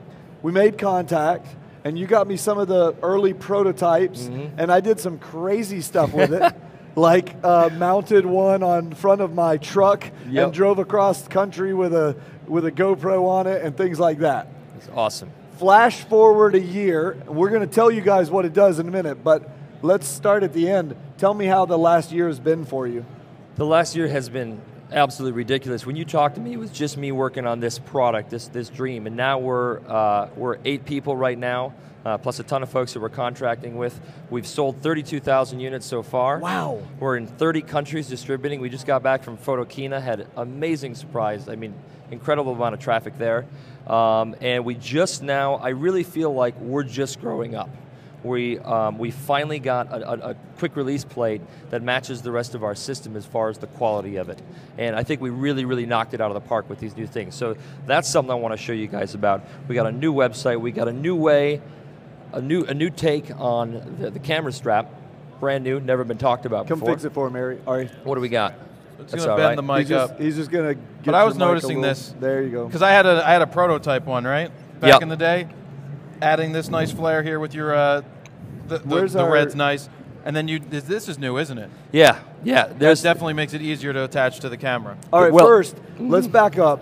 What is it? Okay. Here's what it is. So imagine me 4 years ago, I'm riding around India on a motorcycle, and I'm nearly crashing the thing because I don't have a way to hold my camera around my neck securely. So I couldn't believe that there wasn't a method out there where I couldn't just snap my camera in here using the tripod type technology, and I just assumed that product existed. I wasn't in this world of the photography gizmos, if you will. Anyway, 2 years went by, I'm on a backcountry ski trip, I'm quitting my job for other reasons, and I tell my girlfriend about Capture, and she says, you know, why don't you try that, see what happens? So I started doing sketches as soon as I got back from that trip. Flash forward, the whole Kickstarter 14 months later, and we had the #2 most funded project on Kickstarter ever. It was like the absolute dream. Amazing. So, I mean, and I think it did so well on Kickstarter because we set out to solve exactly the problem that I had, and there you go. Simple as can be. This little clip, Capture, can mount to anything. It mounts to a belt, it mounts to any part of a pack, a messenger bag, anything like that. And all you do is you put one of our plates on the bottom of your camera, which work with Arca Swiss tripods, they work with Manfrotto tripods, they work with Black Rapid. It's an incredibly versatile product, and just bring it on in there. It'll hold 200 pounds against that quick release button. It's built like a tank. It's the smallest product on the market. It costs half as much with anything that seeks to do the same thing, and it works with your tripods. So we're pretty pumped about it. What do you think about that, Jared? We'll ask you about that later. I want to see the new thing, because remember what I said about the attachments. It looks like you have a Micro Four Thirds option. We do. And I think that this is a perfect option for a small, lightweight camera because it's going to handle well hanging right there. Sure, sure. You know, some of the range of cameras that we work with, I mean, we claim to work with everything. We really do work with everything. Obviously, there's a functional prime within that. But what we've seen, a lot of the reviews, contrary to the one that you came out with a little while ago, people really do like this in combination with like a think tank belt with a huge camera, because the clip can take it. It's got to do with what kind of substrate you're attaching it to. Something rigid like this, you could also completely take it. So my thing was on my belt. On your belt, it's pulling tough. my pants down with a professional lens. Yep. But like I said, if you can attach it to a bag that's more sturdy, it's definitely going to be a nice option. Definitely, definitely. And now that we've got all these other compatibilities built in with the new plates, that's a good thing. So we got this 3mm stamped stainless steel D-ring, which is spring-loaded. I've never seen another product that's got anything like that that's load-bearing. So hang anything from this. It's built like a tank. These pads, these are really interesting. It's actually a semi-rigid PVC material. And the reason I chose that, even though to the touch it doesn't feel like it's grippy, but in actuality it takes whatever shape is on the, even that minuscule shape, it takes that on and it forms a really hard bond with it. And there's no twist anymore since we machine these plates now and we embed the plastic right into it. So that whole problem with camera plates and twisting is now gone. So you don't need an anti-twist plate like you see with Exactly. some attachments. It's already has it built right in. Exactly, and that's, I mean, Really Right Stuff is a fantastic company, and they do amazing gear. One of their mainstays was an anti-twist plate. Yeah, we got it covered. You already have it built in. We got it covered. So these are the new plates. So what are these? Tell me about the differences between. I see 3 different plates. Sure. Here. Why are there 3? Well, we have this one specifically for what Jared talked about. If you've got a Micro Four Thirds camera, you bought a sexy Sony like that, you want to keep it that way. You don't want to put some big plate on the bottom of that thing, which totally erodes the design. Exactly. Okay. Yeah. So instead of sticking out of that, we tuck under it super nice, super slim, and you can see how it goes into our product. This is an old beat-up unit, war tested over this trade show. There you go. So it fits in there. All the plates fit into everything is backwards compatible, and it will always be. So that's number one. So if you got Micro Four Thirds, great option. Go ahead with that. This is our standard plate, our ARCA plate. This is what we built the whole thing on. It works in 4 directions, which is fantastic because you can be using 2 captures, have one on your belt in the vertical orientation, like that, and then have one on your backpack in the horizontal orientation and go like that, and you don't have to adjust your plate or anything. Now, so the other thing too, let's just be clear, when you talk about these being standard plates, what you mean is if I have a tripod, I can use that. I can leave that on my camera and I can put it on the tripod. Absolutely. But then if I want to take it off my tripod, I can snap it right into here without removing the plate. Exactly. Okay. No one in the photography business, whether they're a pro or an amateur, nobody likes to change plates. No. It's a really annoying thing to do. Our whole goal, and that's why we came out with the Manfrotto plate, because Manfrotto is a standard that about 50% of people in serious photography use. I think I probably was the first person to tell you I need that because all our tripods are Manfrotto. You may have been the first, you certainly weren't the last. Yeah. You said it snaps into the Black Rapid? And it works with the Black Rapid. All these plates have this articulating D-ring, which is strong enough to take the Black Rapid. Very good. There you go. That works well. So I think I like the plate. Thanks, I would like man. a plate because I use, sometimes the Manfrottos and sometimes, all the time the Black Rapid. Right. Actually, one more thing about this Manfrotto plate. We call it the dual plate because it's dual compatible. It works in Arca Swiss and in capture. So if you have an Arca, some people have a Manfrotto monopod and then they've got a ball head with Arca Swiss compatibility. Well, this plate works in both. So there's Arca. Yeah. Yeah. So there's one. Wait a minute. Are you telling me that you've got a plate? Hang on. Yeah. We should probably denote this. This is important. Let me put this down. You're right. You take over that. Take that over. Did I hear you correctly that you said that we can use that plate that would snap into a Manfrotto? I can use that in the same place I would use this plate? Yes. 100%. And I can also use it in a capture? Yes. And I can also use it on a Black Rapid strap? We have checked every compatibility box that we can possibly think of. I just want to be clear about this. We have a Manfrotto. He's got his Manfrotto right there. We can put that on the bottom of that camera and snap it on there. I've got a 3-legged thing with their head, and we could take it off that, snap it in the other. We could put on the Black Rapid, snap it on that, put it on that. And then put it into capture. You could literally just sell this plate. You could have a whole company based on that plate. Yeah, you don't even have to have a contour. I know. A capture for this. I know. How much are these plates? They come with the unit, of course, and then we sell them for $29.99 outside of that. Okay, so that's a Manfrotto. Boom. Okay, where's the 3-legged thing? Where's the? There you go. It's just got to get past that. Yeah. Yeah. Okay. Now we're locked in Manfrotto. Check that connection. Okay, here's a 3-legged thing. Does it go the same way? Other way. Other way. We turn it the other side. Holy. I'm going to say it. Holy shit. My man. That is what I'm talking about. Find a Black Rapid. Yeah, find your Black Rapid. Okay. And you don't need to throw it away today, but Throw what away? nothing. Throw what away? The Black Rapid. Oh yeah. Here's I want a to see Black this. Rapid. We haven't talked about this thing yet. Here's we a Black haven't talked Rapid. about this. Where'd that plate go? I've got it in my hand. Flip the D-ring up. Ready to receive. It's a tight fit, but it'll go in there. Come on, Pete. Fumbling hands. It's a long week. It's a long week. I got a flight at JFK at 6 o'clock. What am I going to do about that? Really? Help me out there, Yeah, John. This thing's slippery. That's the problem. Yep. It is slippery. There we go. Wow. There we go. So now you have both options. That is one clip that's going on 4 different distinct mounting systems. We crammed as much I need compatibility. I need like 20 of those. We can get you 20 of these. We can get you 20. Booth 663.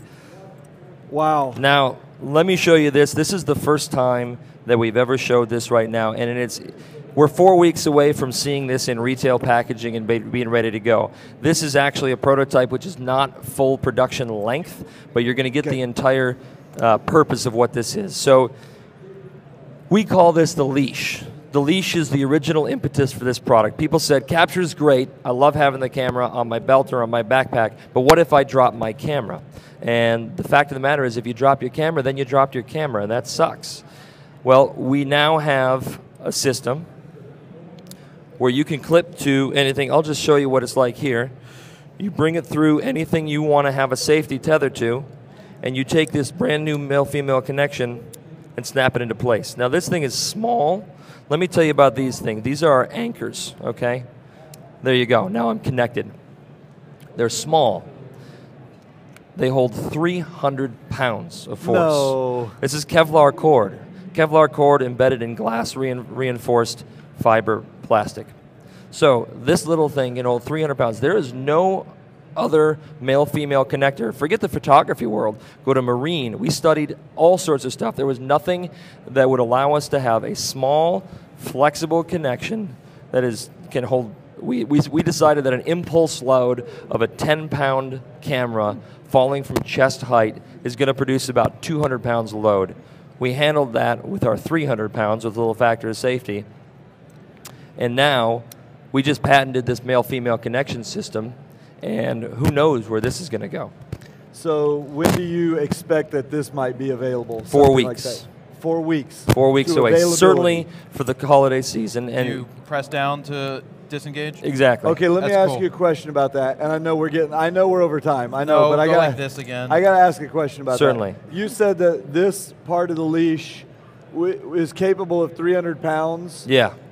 Can we test And that's the weakest part of the chain. Absolutely. Wait, if you send me one of those, I'm going to attach it to a tree and I'm going to personally hang from it. No, he's going to use one of those. You're in Texas, right? I weigh 165. Oh. And yeah. I just lost some viewers. I didn't mean to do that. No, I didn't mean to do that. Wait. I'm going to test that. You should test that. Let's put that on film. Oh, and I didn't also mention, it's also a neck strap that is adjustable in length, and it's also a sling strap because you can put 2 of them on one side. Actually, you can attach these things now to the bottom of your camera into your capture plate. Hopefully by this time you've at least got a plate which has some loops on it because they're high degree of utility. You put these on the bottom. And you I probably have to take like this off. Your tripod or you strap it to you strap this as a sling strap. Oh, This takes the Black Rapid idea, and instead of having a clip which travels with it, where your pad can come out of alignment, all we did is we custom made this webbing. We took a seat belt and we cut it down to 3/4 of an inch, and this stuff slides like glass on any kind of surface that you've got. So you don't actually need it to travel with it. This little product, which is going to be either $35 or $40, I haven't decided yet. We're probably going to kickstart it actually. This little product here is the most versatile strap mechanism I think that the camera world's ever seen. So that one's going to be fun. And this is the first time we've talked about it. So. I'm going to congratulate you because last year you were walking around here just walking around. With my brother. Now you have a booth. Yeah. I saw you in Germany. Yeah. You were at Photokina with a booth. So that Kickstarter took you a long way, and it's come a long way since. It's been a wild ride, everybody. I'm it's been a really wild happy. ride. Really happy for you. Looking forward to trying out some of the new plate designs. That could be, I mean, it's exactly what I need personally. Let's get you a nice package. So yeah, and San then, Francisco. that strap, I'm going to do something stupid with it. I love it. I love it. I love it. Put it there, John. Thanks for coming Thank on. you so much, Okay, guys. we'll see you later. All right, bye, Peter. everybody. Have a good trip home. Thanks. it's nice to be able to experience a story like that, you know, from the very beginning, and then just follow along and see. You know, everyone runs into difficulties in the beginning, and there's challenges, and there's always, it shows you there's always opportunity to continually improve, develop the product further, just keep it going, you know. So we're running a little bit late. I apologize. What time is it? We're about 10 minutes late, so I apologize. Especially to our next guest here, but we are not going to short anybody any time. We'll just run a little late for everybody, you know. So we got Michael here from DSLR booth, right, Michael? That's correct. All right. Well, thanks for coming on the show. Oh, and what was your name? Spell it for me. I'm sorry. Oh, okay, Shady. Okay. Yeah. How are you guys doing? Pretty good. How's the show been treating you? It's pretty good. We're getting a lot of exposure, which is good. That's excellent. Excellent. Yeah. Okay. I'm sorry, I know nothing about DSLR booth, but that's exactly why you guys are here. Exactly. We want to hear about it. All right. So what we do is we offer photo booth software. If you have a DSLR camera, you have a Canon or a Nikon, hook it up to your laptop, PC, or a Mac, run our software, and you can run a photo booth right there. Pretty straightforward. Take 1, 2, 4 pictures. I'll show an example here. We're taking this in our booth. If you want to zoom in on here. Dave's going to zoom in on that a little bit. Nice, hides my face. So how did you print that out? So we're using a very cheap printer. So this is sort of a photo booth on a budget. I know there's some photo booths here for $6,000, $7,000. But you don't really need to spend all that much money. You have a DSLR camera. You can buy a printer, $150, Epson printer, run our software. The software is usually $75. And you have a photo booth. The software does everything. It takes 4 pictures. It puts them all together. You could put your company name here, your logo, the name of the event, and it prints that right away. So pretty much zero intervention. You don't need to touch your laptop. Runs on PC or Mac, and it just works. Yeah, the whole idea is if you're running a big event like a wedding or a Sweet 16, you don't want to waste a lot of time. You want it to be completely automated, and that saves you a lot of time. So the whole software pretty much takes care of everything for you. It's all plug and play. Once you hook up the equipment to the software, it just takes care of everything. So would you imagine, like, for example, I would bring my tripod, bring my camera. Does it we tether it to the computer? Is that the deal? Yes. Yeah, you tether with a USB cable. Just USB to the computer? Yeah, exactly how you do it on Lightroom or Aperture. But instead of tethering to Lightroom, it'd be tethering to our software. Now, if we're at Photo Plus and people want to get their picture taken with Jared, we set that up over there. We set up our lights. Jared stands there like a trained monkey, and we just line up the ladies and the guys. Exactly. But mainly the ladies. He likes the ladies. Yes. We line them up. They come, step in. I'm back here at the computer. What do I do? You don't touch the computer at all. There's 2 options. You could trigger the software from the keyboard, hit the space bar, and it starts doing everything. It fires off 1 shot every 5 seconds. Or you could press the shutter button once. It takes the first picture, waits 5 seconds, and it takes the next one on its own. So you don't need to do anything. Oh, so people are just stepping in front of it, and it's just going. Right, just going. Once you hit the space bar, hit the shutter, the shutter button. Yeah, the whole point of it too is the surprise element, the surprise experience. The pictures that you get, it's within 5 seconds. You got to move as quickly as possible. So how do you know when the picture is going to be taken? There's a countdown on the screen, so it shows you a countdown. Which screen is it on? It would be on your laptop. You could hook up an external display if you want. So exactly like the photo booth experience, but instead of having an enclosure or an enclosed booth, you could do it out and open. I'm actually a wedding photographer, and I do this for some of my weddings. I have an assistant who set up everything, one light, a laptop, a camera, and we have a photo booth, and it prints right away. And the prints are awesome as favors. You give them out to the guests. And it's great for parties. We have a lot of people doing it for Halloween parties now. Thanksgiving stuff, Christmas is coming in. Anyone with a DSLR can run their own photo booth. How much? How much? Software is $75. It's not bad. $75. Actually, if you buy it today, it's $50 on our website as part of the extra. Why don't you tell everybody where? What website? That website is the DSLRbooth.com. You can see it on the bottom of your screen there. And it's $25 off. $25 off for today. So all right, not so bad. If we wanted to, let's say, do something like this, we could bring one extra monitor, point it at the area where people are walking in front of, and they could even see the countdown timer. Exactly. I mean, it's going to keep taking pictures every 5 seconds. Right. But they would see that it's coming up, and then they could get ready and pose, do silly things, whatnot. Exactly. But when does it actually print them? It's not going to sit there and just print them every 5 seconds too, right? So it's instantly after the layout is over. So obviously there's a couple of layouts that you can pick from. Let's say like for this example, this layout right here, once it's done taking the 4 pictures, right after that, it's just going to send it automatically to the printer, and it's going to print right out. So you tell it how many pictures you want. You could do 1 picture and print it right away. You could do 4 pictures and print it right away. Can I also tell it not to print them? Exactly. And could it do something like upload them to Facebook or something like automatically? Right. So what you could do, you could turn off the automatic printing if you don't want to waste printing paper or you're doing a small party. And then there's a button in our software that you press the share button. You could share to Facebook, Twitter, Flickr, email, whatever you want. So you could have just you could have that thing going, and there could just be a continuous live stream of these pictures from an event going up. Exactly. Yeah. Something else that's pretty good, cool that we're playing with is working with iCloud. So iCloud has software right now for the PC. You could set up a hot folder. You could send our pictures to that our hot folder. It beams it up to iCloud. You could download it on your iPad and your Mac and work from there. It's pretty cool. That's well worth more than $50. Well, when you consider that you have a booth that is $6,000 to do the same thing, because this is letting you use the digital SLR that you already have, the laptop that you probably already have. Just turn it around, let it count down, hit the space bar, give me 4 pictures in 20 seconds, and be done with it. Imagine how much fun that would have been if we had that last night when you guys went and did a party, or when we do a meetup or something like that. Absolutely. Set that up over in the corner. We just put a little light. We put the camera, put the computer, and people just go in front of it. Even if you don't want to print them out, just to have the connectability. Yeah, that's to just go right to Facebook or Flickr and let people grab them when they get home. That's pretty good. Cool.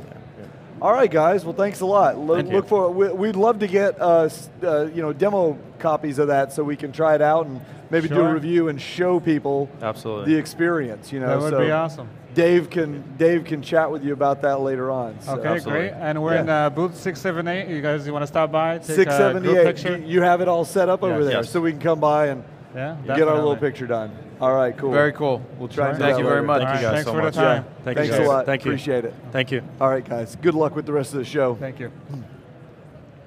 That was a surprising one. I hadn't really I didn't even think about that kind of thing. No, to have the software done for you, and because everybody's looking to figure out how to do these fun party things, and when you can buy it for $75 or today $25 off, to set it up yourself with the camera you already have.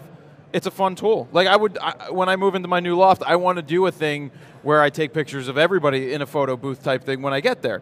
So anybody who comes over, we get a picture, we print it out, we have it up on a wall or something, or just post it online. And that is an option that would allow me to do that. If while you're actually moving in, what if you had that software connected to your DSLR just over in the corner, and you'd almost use it like a time-lapse thing? You could. But literally while you're physically moving in, put a little wide angle and have it just doing that and sharing the images to your Facebook or something? It's an option. Would that spam your Facebook too much? Yeah, I wouldn't do that. Can you set up I'm not a spam fan. But can you set up Facebook to have like a little album so it's dropping them in an album? I don't know if you can upload right to that into an album. But what happens when you upload straight to Facebook, I think if you upload them quickly, it puts them all together and doesn't constantly hit them into the photo stream. So it wouldn't show them like 10,000 of them. No. And I wonder, he didn't say, I forgot to ask, but I wonder if you can set the 5 seconds to be a different interval. Yeah, because 5 seconds seems a little long. Oh, okay, we got to announce giveaways. You want me to hit the one from earlier today?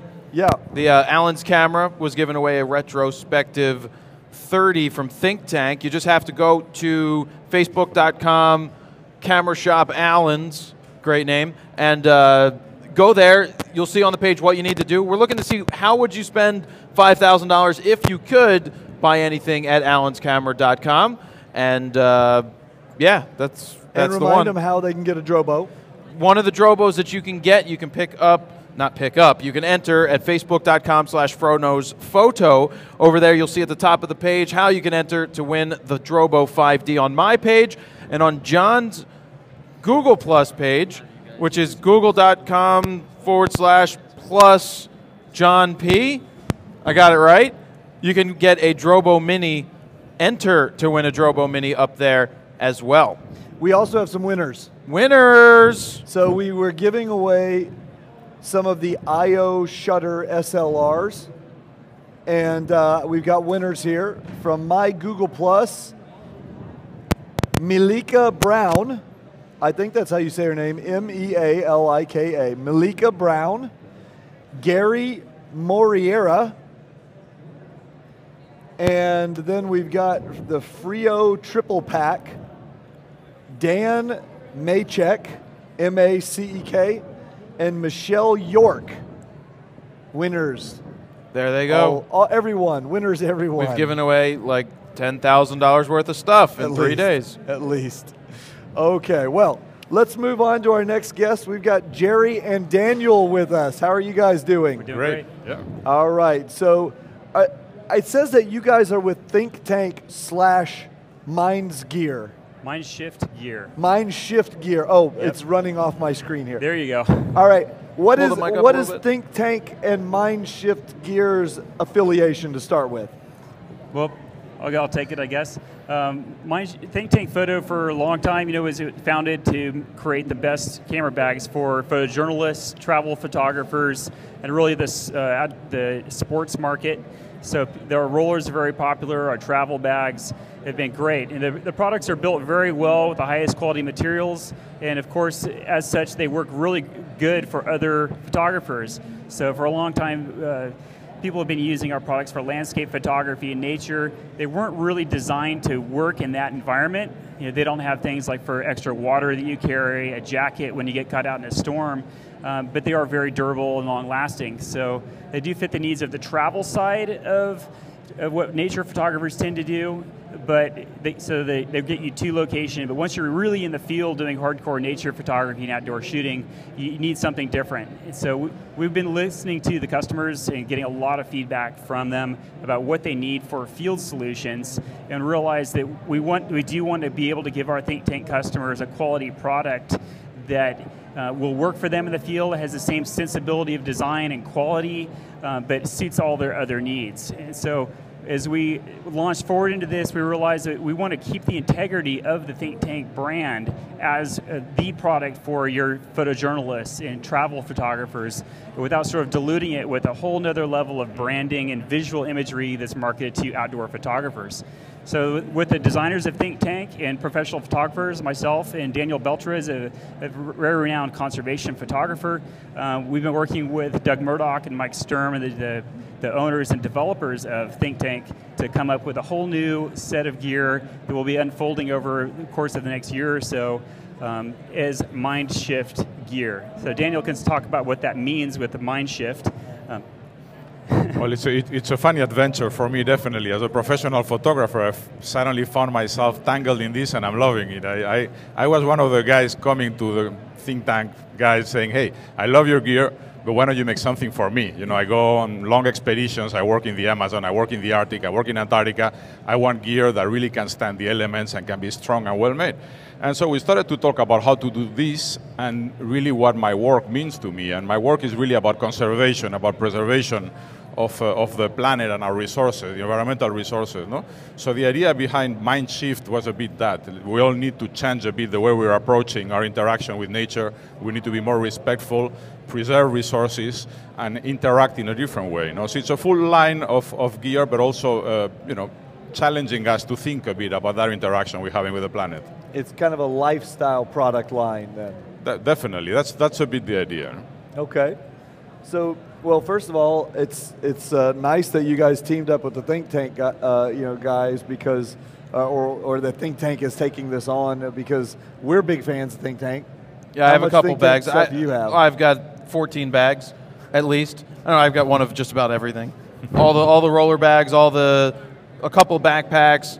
But I'm interested to see what this backpack looks like. Yeah. I mean, I heard, I was getting a quick rundown of it today, because you have the rotational aspect of it, and I just want to see how it's going to separate from Think Tank. All right, so do we have one? We have one right here. Let's take a look at it. We got we got a roving camera ready. I'll start out here up on the table. Well, it doesn't look like a normal Think Tank bag. No. Wait, what's filled in here? I didn't see that part earlier. That's a water. I can drink. That's right. Okay. You can drink. You're allowed. Hydrate or die, as they say. So I'll give you the basic rundown if I can stand up here. There's really kind of two major features to this thing. One is the rotating belt pack. You may remember a concept bag from Think Tank Photo called the Rotation 360.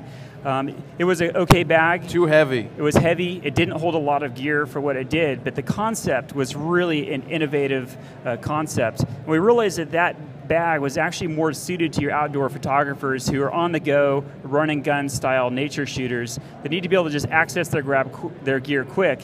And as often as you're hiking and you're climbing and scrambling in the mountains or along the coast, you don't want a big chest pouch, which is often a solution for nature photographers, because you need to ventilate. You're being active, and at that on your chest, it's hard to escape and grab your gear. And if it's in your backpack, you can't really access it quickly. You have to take your pack off, and even the sling bags, you have to drop a shoulder strap and bring the camera bag around you.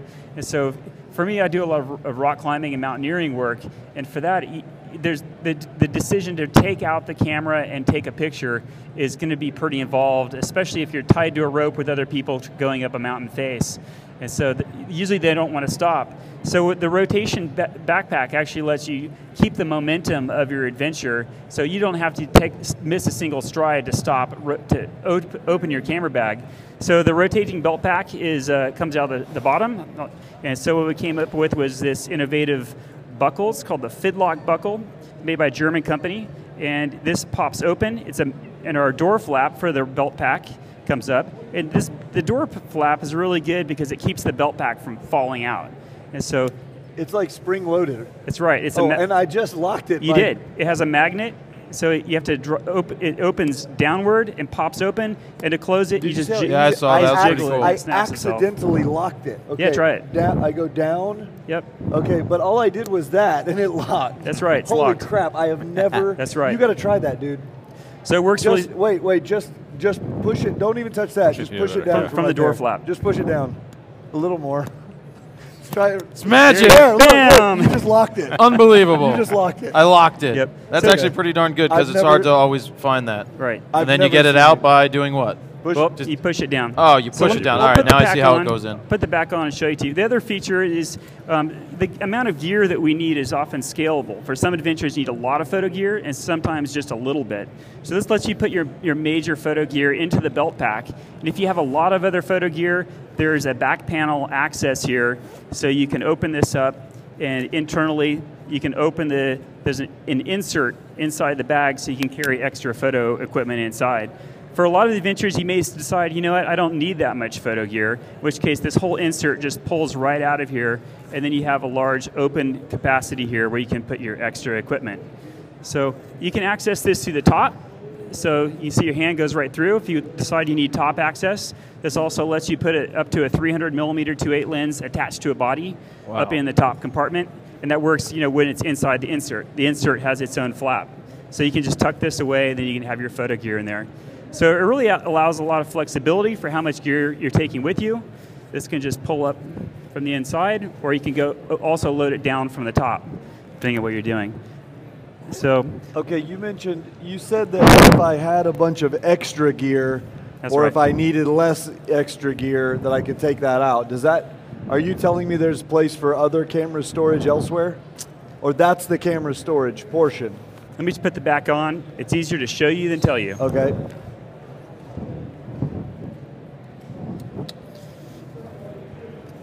So like most adventure packs, you get your sternum strap. The straps are adjustable length. There we go. Tighten it all up. So when you release that belt pack, you get a tight shot of that. You simply pop the door open, grab the handle, and the belt pack rotates out of here. Okay. So I've always loved the convenience, and Daniel as well, the convenience of a belt pack for nature photography. Because when I'm standing up to my knees in mud, there's no place to put it back down and access gear. So this lets me access pro-size gear. You do that with the Nikon with a really right stuff bracket, and it will fit up to a 200mm or 70 to 200 attached. So you can access your gear quickly. When you're done shooting, just simply push this around to your side, and buckle locks itself in there, and you can keep going. And if you do decide you need extra gear, like most of the back panel backpacks, Just rotate this around, then you can open the back panel and grab extra gear. Do you put a laptop anywhere inside there? It's not meant to carry a laptop. There's a big outer jacket pocket. So often when you're outdoors, you have layering of clothing. And so we build a big expandable pocket here that can carry a big jacket. Does it come with a raincoat? It comes with a raincoat. Because, I mean, you have to continue the think tank raincoats. Of course. So what I can do is I can put my laptop in here. My 15-inch laptop will fit in here. It's not padded. Right. I'm not going to recommend it. Go and throw it on the ground and break your laptop. Sure. But it will fit, and you put a jacket. So I'd rather see you put a 13-inch laptop with a padded sleeve on it. It would be much more safe in this outer compartment. And there's a straw. I'm going to call it a straw. That's right. Yeah. You just stuff this away. It'll hold up to 3 liters of water. And of course it has a rain cover.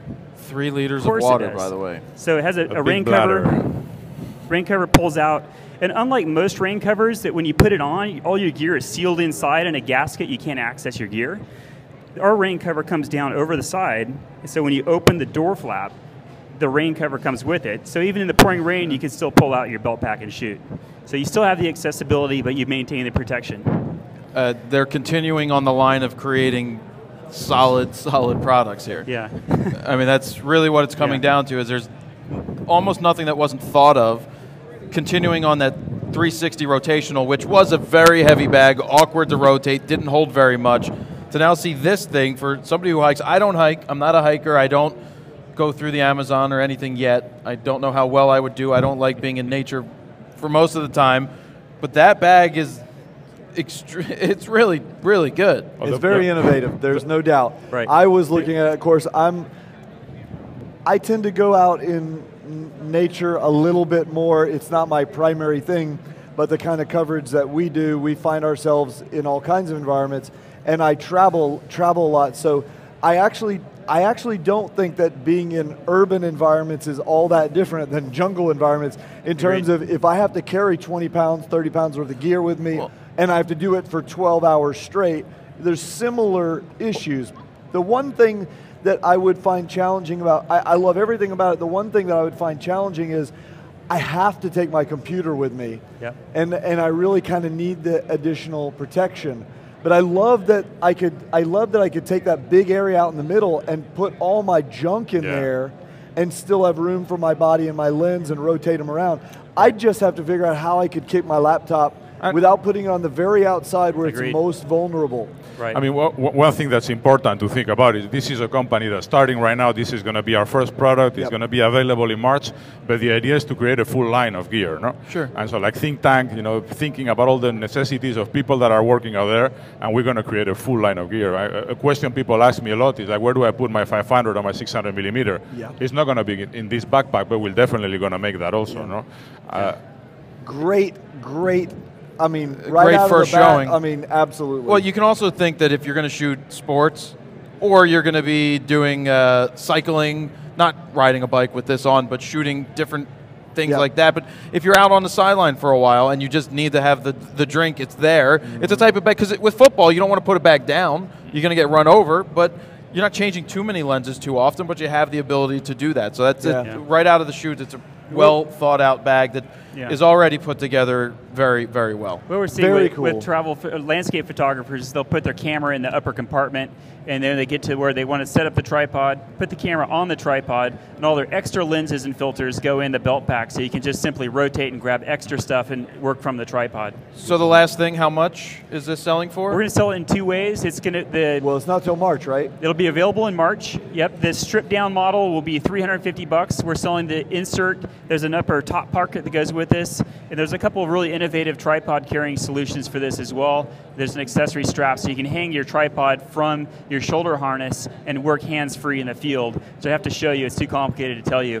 But with all the accessories, it'll be $450, and the stripped-down version will be $350. And all the accessories will be available a la carte, so you can pick and choose. Same manufacturer, basically? It's made in the same factory. Yeah. Yep, same so factory. You know it's going to be put together very well. Yeah. Construction is a complicated bag, And to get the construction and the engineering of this has to be very precise. So we're still working out the final bugs of the prototypes that we have and getting to make sure that the full production run can create the consistent quality that we want. And if it doesn't, it doesn't suit our customers. We have to use these bags too. Yeah, I think it's a great bag right out of the gate. Great. Well, very nice. Very nice. Great. Thanks for coming on, guys. Really nice. Really, thank you, John. Very fun to see that. We want to keep our eyes on it as it continues to develop. I'll plug our website. It's mindshiftgear.com. Mindshiftgear.com. Please like us on Facebook and stay tuned for some upcoming announcements. All right. Very okay, good. guys. Really Find nice. them on Facebook. Thank you. Find them on the website, mindshiftgear.com. Okay. Well, you know what, Jared? We don't have much more. All right. In fact, we only have one more. That's all right. Are you going to miss it?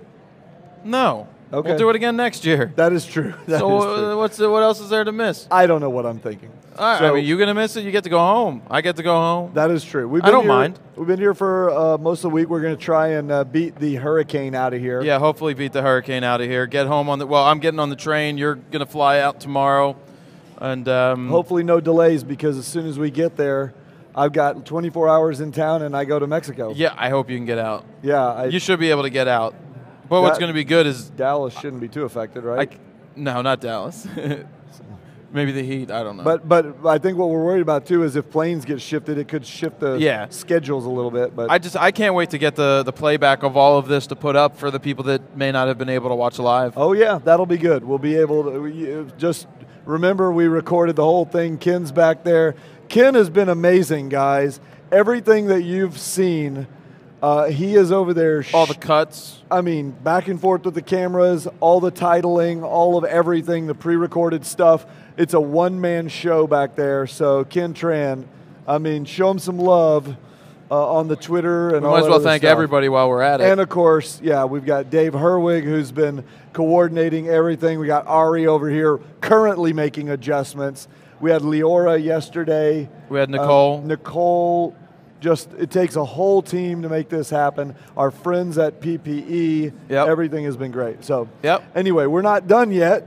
Don't think that we're stopping to thank people because of that. We've actually got Dean here from Panasonic.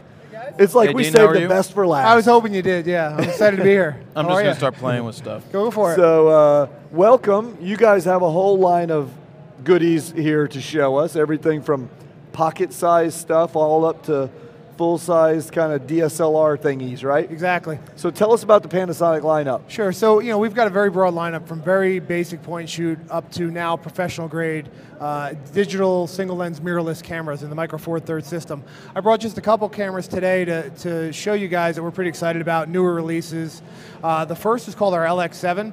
It's a very compact form factor camera. The exciting thing about it is it's a 1.4 fixed aperture lens. So it's amazingly bright and fast. It's got a lot of great features. A lot of our people that are using pros, this is their carry around pocket camera.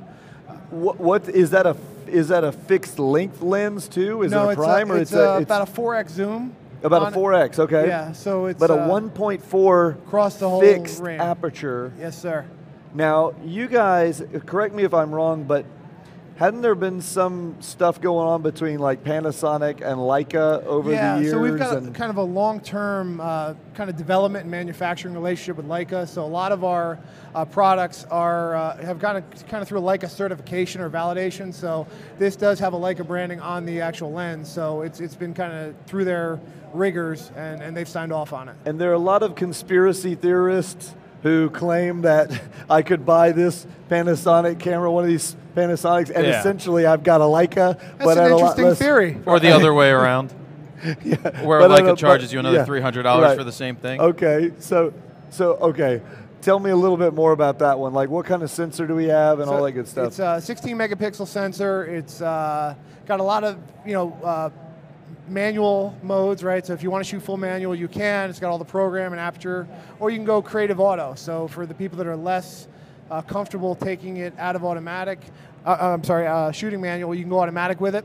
It shoots 1080p video.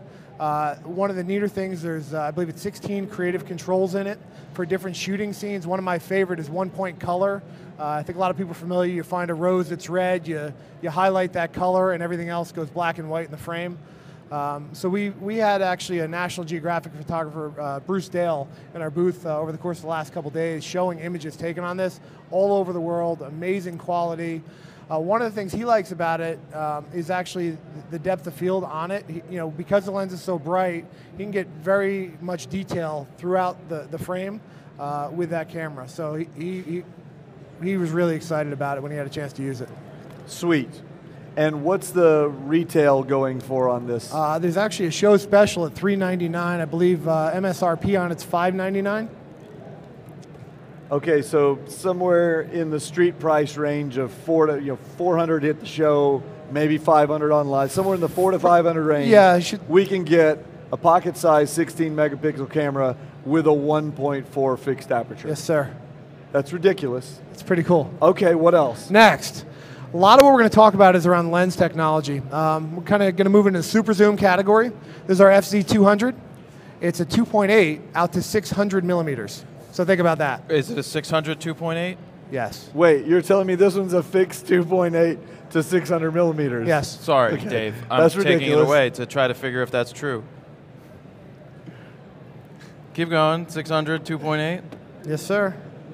Okay, what kind of sensor do we have in this one? Also this actually I think is essentially the same as the other one, but Generally just the we have a same, bigger, we have better, not better, but we have a bigger lens with more range. Right. Yeah, but it's with essentially the same sensor. Yeah, a lot of the same technologies, a lot of the same creative controls. Obviously a bigger form factor, so it's a great all-in-one travel camera. It goes wide enough to be effective there, but it's really about the zoom and the 2.8 lens. Yeah, the guy's staring me down because I am shooting it all the way out at 600 at 2.8. 2.8. And it's stable, which tends to be some of the issues that you run into with super zooms. This has optical stabilization? Yeah. Yes. So, I mean, the other thing, if you think about a full frame, 600 millimeter lens, the best you're going to do is 4.0 aperture. Yeah. And the rig is going to be, I don't know, 2 feet long and weigh about 10 times as much as this. So that's pretty amazing. Okay. That's why it says 2.8 right on the side. They really want you to believe it. It's creative marketing. Show them. Right here. I have to ask on behalf of Jared, can you shoot RAW with it? Yeah, you can shoot RAW and JPEG. What is the RAW format? Now you're getting into engineering questions that are a little That's over not my very head. engineering question. I'm a dumb marketing guy. Yeah, but it's a Panasonic RAW format, I guess. Or is it a DNG? Because Leica uses DNG. Oh. I'll find it. You guys can keep going. Okay, you find it. It's a good thing he knows what he's doing. Exactly. I'll That's figure we this keep out. him around. He's occasionally useful. Yeah. So, all right, you find that. Let's move on to the next one. Okay, now, this that's is the big boy. What so is this? it's a DSLM. Then I'm going to ask the hard-hitting questions. A DSLM. Right, so it's mirrorless. Okay, so, all right, go ahead. Micro Four Thirds based system. So all of Panasonic's interchangeable lens cameras are mirrorless Micro Four Thirds. So so it's part of that standard. This is really what I'd argue is our first professional camera. Okay, so this is our GH3. It was announced at Photokina. It's going to start shipping right around Thanksgiving time. A brand new 16 megapixel sensor. It's quad core. It's a new Venus engine upgrade. This is the successor to the GH2, which I think a lot of people know as one of the best video SLRs ever created, and this is that much better. So we're up to 75 megabits per second. Wow. Yeah. What size sensor did we say? The 16. 16 megapixel. It's a Micro Four Thirds. Oh, it's Micro Four Thirds. Yeah. So this has a couple of 75 megabits per second. Yes. Okay. I'm still looking for this. So this actually has a couple new accessories on it. It's got our battery grip, so for somebody who wants a little more shooting life on it, or just likes the idea of the vertical controls. Right. You've got multiple wheels, ISO settings, all that here. It's also got our new 360L LED flash with a video light on it. Okay. Okay. And that's useful. One of the other really exciting things is the 35 to 100 2.8 lens. Now, fixed 2.8. This complements the 12 to 35 that we introduced a few months back. The cool thing about it, well, actually, the thing you need to be aware, if your viewers don't know, is that with a Micro Four Thirds, you multiply by 2 to get the equivalent full frame. So this is the equivalent. It's called the crop factor. The crop factor, right, of a 70 to 200 fixed 2.8 lens. It just says RAW. It just says RAW. Yeah. We'll look it up. We're going to throw it in the computer and right. figure it out. Okay, I'll see. Did you take a picture? I did. I took one. The last picture I took. Okay, I'll tell you what it is. The hard-hitting stuff. You're jumping into a market that is saturated. Yes. What is going to set you apart from everybody else? We're doing great stuff with low light. I think that's unique. But by far, this is going to be for the kind of hybrid multimedia photographer looking to step into video. Wow, look at that. It's got a horizon built right into the digital viewfinder. Yeah, so these are OLED on both the live and the back screen. Yeah, I see it's that. It's articulating. And the back screen turns off when I put my face up to this. So you can watch, you can see the back screen, your face comes up, shuts that off, and it goes right into the viewfinder, which was clear, bright, and gave you a lot of information in there that wasn't in the way. Right. So that is definitely a cool thing that I'd like to see moved more along the line of in the digital SLRs on the other guy's side, but it's pretty smooth. Yeah, the other cool thing about it is with the mirrorless technology combined with our touchscreen, you can change your focus points, including during video, by touching the screen. Really? This is a touchscreen as well? Yes. It is a touchscreen as well. I still would never recommend shooting a picture like this. Ever. If you're on a tripod or there's some unique situations, maybe I typically very unique situation. I like the ability to touch the screen to focus. Well, that's fine, but I'm saying live view. Like, this is not a way to shoot a picture. No, but what you just can not to shoot a photo, but to shoot video, it is. Well, you have to do that for video. If By you're, the way, I like the articulating screen. I like the articulating. If you can multitask, you can look through the viewfinder and change focus on the touchpad. I don't know even though it goes off. Yeah, it's one of the settings we'd have to enable, but that's one of the options. So if you want to shoot, up to your eye like you really should, and change the focus point, you can do that on the touchpad. Then you're not zooming and holding the camera stable, and I know I'm just being that guy. It's okay. That's what you're paid for, aren't you? That's right. That's why they pay me the big bucks. That's right. To be that guy. All right. So the format on that particular RAW is an RW2. I'm not familiar with it. I don't know what an RW2 is. I'm assuming it's a Panasonic RAW format. But at least it's a RAW format. Yeah, this does feel good in the hands, though. Hey, will the little one shoot RAW? I believe it will. And if I can't tell you for sure, I'm sure they'll find it. Yeah, it took me a while to find it, but I did find it. Yeah. Okay, so what I'm fascinated with is, and I wish that all of the manufacturers could say this, is that you've got a whole line from pocket size up to full size effectively that all have fixed aperture lenses, all have fixed aperture zoom lenses, some of which are ridiculous zoom lenses. Right. I mean 600 millimeter, 25 to 600 on that mid-size one is ridiculous. So that's fantastic. That's we're really excited about it. Really nice. And the price points are excellent. We talked about that one, but we didn't talk about these two, I don't think. What's the MSRP on this is $599. $599, and this one is the DMC FZ200. Right. $599. Okay. And the GH3 that he has, the body only is $1299. The 12 to 35 lens is $1299, and the 35 to 100 is $1499. Okay.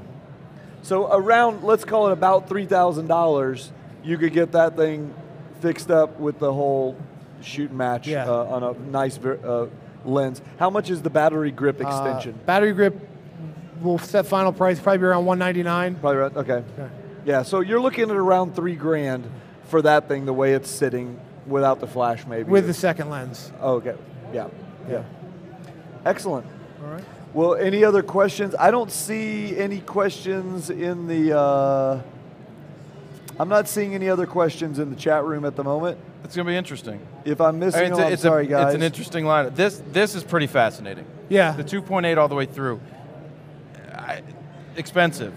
Feels good, has a lot of functions on this. I love the viewfinder. Right. I don't, for me personally out there shooting the Pro End DSLRs, not sure I would pick it up for that price. But it has a lot of options. Yeah, I mean, maybe when you see some of the photos, see some of the reviews, you'll change your mind. But I'll do one of the reviews if it gets sent to me. We could talk about that. The other thing to keep in mind, comparing it to a full size. Oh, I know that. Yeah, that's why I said for me using a Pro End camera, like I said, the viewfinder pretty cool. Yeah. I like that function. I'd like to see that on the other ends. This is a 2.8 lens. It's smooth. Seems to work well. I'm not knocking it. Yeah, I'm just going basic, sheerly on price right there to start. Okay, that's fair. One last question: do we have built-in Wi-Fi on anything? Yes. Yes, we do. Yeah, on the of what we have here, there's only one model. We have another model in point and shoot category that has Wi-Fi, but the GH3 will have Wi-Fi with an Android and iOS app. Okay. So you can do remote shooting, live transfer, things like that. That's cool. And that's built in? That's going to be built in, or is Yep. this an add-on There's a kind little of thing? Wi-Fi. Oh, it says Wi-Fi on it. Right there you go. One of the functions, I think, is programmed to turn Wi-Fi on. That goes blue, and you sync it up with the app, and you're good to go. Oh, that's awesome. Yeah. There it is. It's Cool. blue. All right. Sexy Okay. blue lights. I like sexy blue lights. We like it.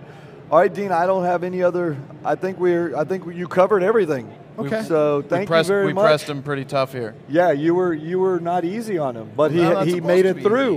All right, and, survived. But they that's just still the way all it is. shine. I would need to use this thing. I know. It has a lot of functions, and that viewfinder definitely interests me. Yep. Well, the whole Definitely thing does. sounds good to me. So, all right. Cool. Thanks very Thanks, much guys. for bringing Appreciate him you on the having me. show. Thank you for Good meeting sticking you. through that. All right. Nice meeting Pleasure. you It too. wasn't so bad. We will Thanks. see you later. All right, guys. Thank you. Okay. Well, you know what? Do we have? We have one more guest. Ah, yes. We Okay. do? We have one more. Yeah, one more guest, and then we'll be wrapping things up, but not quite yet. Oh yeah. Jared's One, two, trying to three. steal it. I don't steal. I ask permission first. Right. Always ask. You Give me never one know what second, you'll get. guys. Nice meeting you as well. Thank you. So we have one left, and then we're wrapping it up. Indeed, we do. All right. It's been a fun couple days. Voices have held out. I'm trying to determine if we have other content. Stuff to do? Hey, Dave, Herwig. Sorry, could I borrow you for 1 second? Trying to figure out if we've got a few more things to announce.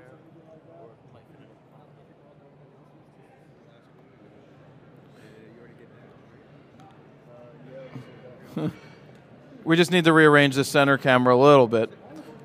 So I'll just talk to everybody out there because the tally light's on. Hi, I'm Jared, and we're back. We are back. You got everything situated? We're getting close to wrapping things up, but we have one more special guest. All right. And we missed her earlier, so I wanted to have her on. Her name's Beth. My name is Beth. And Hello. Beth, Hello. you are with, and I'm going to murder the name, but you're with the Women's... I am with Professional Women Photographers. Professional Women Photographers. That's right. And that's an association, am I correct? It is. We're a non-for-profit photography organization that supports women photographers. I support them as well. Excellent. We're delighted to have any and all support. Well, you know, I think that a lot of times we forget that women are engaged in this sport, in this field, just as men are, even though it's a kind of a more male-dominated thing. So I'm glad to hear that they have an organization. What can you tell us about it? Well, we're about 40 years old. We started in the mid-'70s, and we have about 230 members worldwide. Most of us are in the greater New York vicinity, but we have members from as far away as Italy and North Carolina and California. So we sort of run the gamut from emerging photographers to professional photographers that do nothing but. So we have a whole What kind range. of support do you offer everybody? We have a very vibrant email community, online community, so that we act as a resource for each other. We have workshops and educational facilities that we offer through our educational folks, and we have. We take people on trips. Oh, yeah? Last year, 40 women went to Cuba. Really? And we also do local trips as well. We went to Eastern State Penitentiary a few weeks It's ago. around the corner from me. Is it? It's Yes. really an amazingly fascinating, tremendous It's in place. Philly. In Philly? Literally. Yeah, it's great. It's right there. You should see the walls. They got great restaurants around there. Well, what do you do when you go on a trip like that? You take a bunch of women there and you what? Well, we take Do a you bunch allow of people men, there. though? Yes, People, we do. It doesn't matter if they're women or not. Oh, I'm just making sure that it's equal. It's absolutely What? equal. What did you ask? Well, it was if they allow men to go along with them as okay. well, because it's a women's organization. Men are they're people not too. discriminatory. We are people. You as are well. people. You are sometimes. people too. We absolutely. Tell me what you do when you go on one of those trips. I mean, Well, it depends on the trip. Sometimes we have experts there that take us on tours and tell us what we're looking at, and sometimes we focus on getting us there and then letting people sort of free float and float around. And it's sort of hard. It's sort of nice to sort of have different options. Cuba was a very sort of organized process, and that was a requirement of the trip. But we also sort of just get people to a location like Eastern State Penitentiary and let them wander through the day. And people came back saying, "Oh, we have to go back." It was really a marvelous You go place. there and you're basically acting almost like photojournalists. I mean, people go, they take their cameras and they just blanket the place with photography. Yes. You guys come back and I mean, God only knows how many pictures you have. What do you do with the pictures? I mean, are you guys like accumulating them together and doing any kind of... We're in the process of doing that. I think that's actually part of our mission is to, you know, it's not some, I mean, it's really fun to take photos, but it's nice to have them be seen. And so we have international calls for entry, and sometimes they're in gallery shows. We have a new one that just came out, and that's going to be online. So we sort of do a little of everything. How, if a lady would like to join, and there are some women who are watching, how would they do that? Well, they can go to pwponline.org. pwponline.org. Go directly there. PWP. I'm trying to figure it out. Professional women photographers. Got it. Or Right. photography, Right. one or the other. Photographers. And there you are. You come straight to us. Is there a fee involved? Like there a is membership at fee, times annual there's a membership membership fee. Oh, awesome. That's a Thank great you, picture, Andy. actually. Show that. That's actually really pretty cool. That's actually the opening for our next show is at Powerhouse Gallery in Dumbo on Thursday evening, 6 to 8. Everyone is invited. Please come on down. The title and the concept is Abandonment, and it was juried by Amy Arbus. So we're very excited to show that and to host it. Awesome. And we're ecstatic that Powerhouse is helping us do the same. By the way, do you guys have like a Flickr group or anything that your members join? Have you set that up? You know what? We are in the process of setting that up. Bird, I know. Bird, He's I know. easily It's a distracted. squirrel! I just saw another one go by, you know. Yeah, Are you the local Flickr expert? No. No, not him. I was just, I love Flickr, and I use found Flickr, though. And, you know, in the past, I've run, like, conferences and things, and what we'll do is we'll set up a Flickr group, and the members can join and just upload, and that's one great way that you can have everybody kind of, they get to upload it themselves to their own Flickr streams, but then they share it as a group as well, so that's always useful. It is, and then it becomes a conversation, Yeah. which is really what we're interested in, is helping people talk about photography and supporting however they want to do that. Sounds good to me. Sign me up. Excellent. Can men sign up? Absolutely. We have workshops. We have, once a month, we have meetings over at the Lincoln Center campus, and we have some tremendous photographers that come, talk to us, show us their work, explain how they get there, and we welcome really anybody that's interested. You can be a man or a woman. Fantastic. Or both. Or both. Well, Or- thanks right. Either way. for coming back and before we left and accommodating our schedule here. I It's been thank a you crazy for the day. time. We appreciate PDN's You guys help. And good I luck. will leave this with you. That's Very our nice. brochure. Excellent. Thank you so much. Thank you. And ladies, And if our you'd invitation. like, So excellent. come. We will not forget that. Ladies, Add Thank it you. to this. pwponline.org. So join up, be part of a professional photographers Thank you. organization That was if you're a not lady. as painful as I. Among others.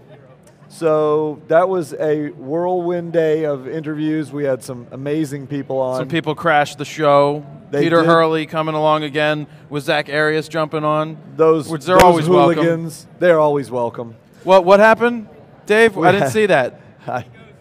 I missed it. Oh. Well. Anyway, what are we doing now? Thanking everybody? It's time to wrap up. You know, thank you to you guys who have stuck with us for 3 days of grueling coverage. Thanks to our friends who are here in the in-person. Studio audience, you almost say? In the studio Come audience. on down. And thanks to our sponsors. Yes. Thank them. Thank you to allenscamera.com. Thank you to Drobo for the 6 Drobos and helping us get here. Thank you to SmugMug. Thank you to Sigma. Thank you guys all very, very much. And thanks to our friends from PhotoPlus 2012. Great year. We'll have all this coverage archived online so you guys can access it later if you missed any of it and all that stuff. And Jared, thank you. Thank you very much. I I had a great time sitting here with you. Oh, we got what? One more announcement? One more announcement. Black Rapid winners. Okay, here we go. Jared's Twitter Black Rapid winner was Sean Daly at SEPD123. Congratulations. Congrats. I had 2 winners on Google+. Chris Poss, P-O-S-S, and Shauna Mack. Boom. And then, yeah, that's it. Awesome. That was it. Okay, guys, congratulations to all the winners. Yeah. We're going to wrap it up. We're going to break all this thing down. And come back next year, hopefully. And be back next year. So I can sign off? Sign us off. Thank you, John P. Thank you. Thank you to all the crew that helped us out. Thank you guys for watching. Photo Plus, all that good stuff. Jared, Polin, FroKnows. The tally light is moving. FroKnowsPhoto.com. See ya. All right.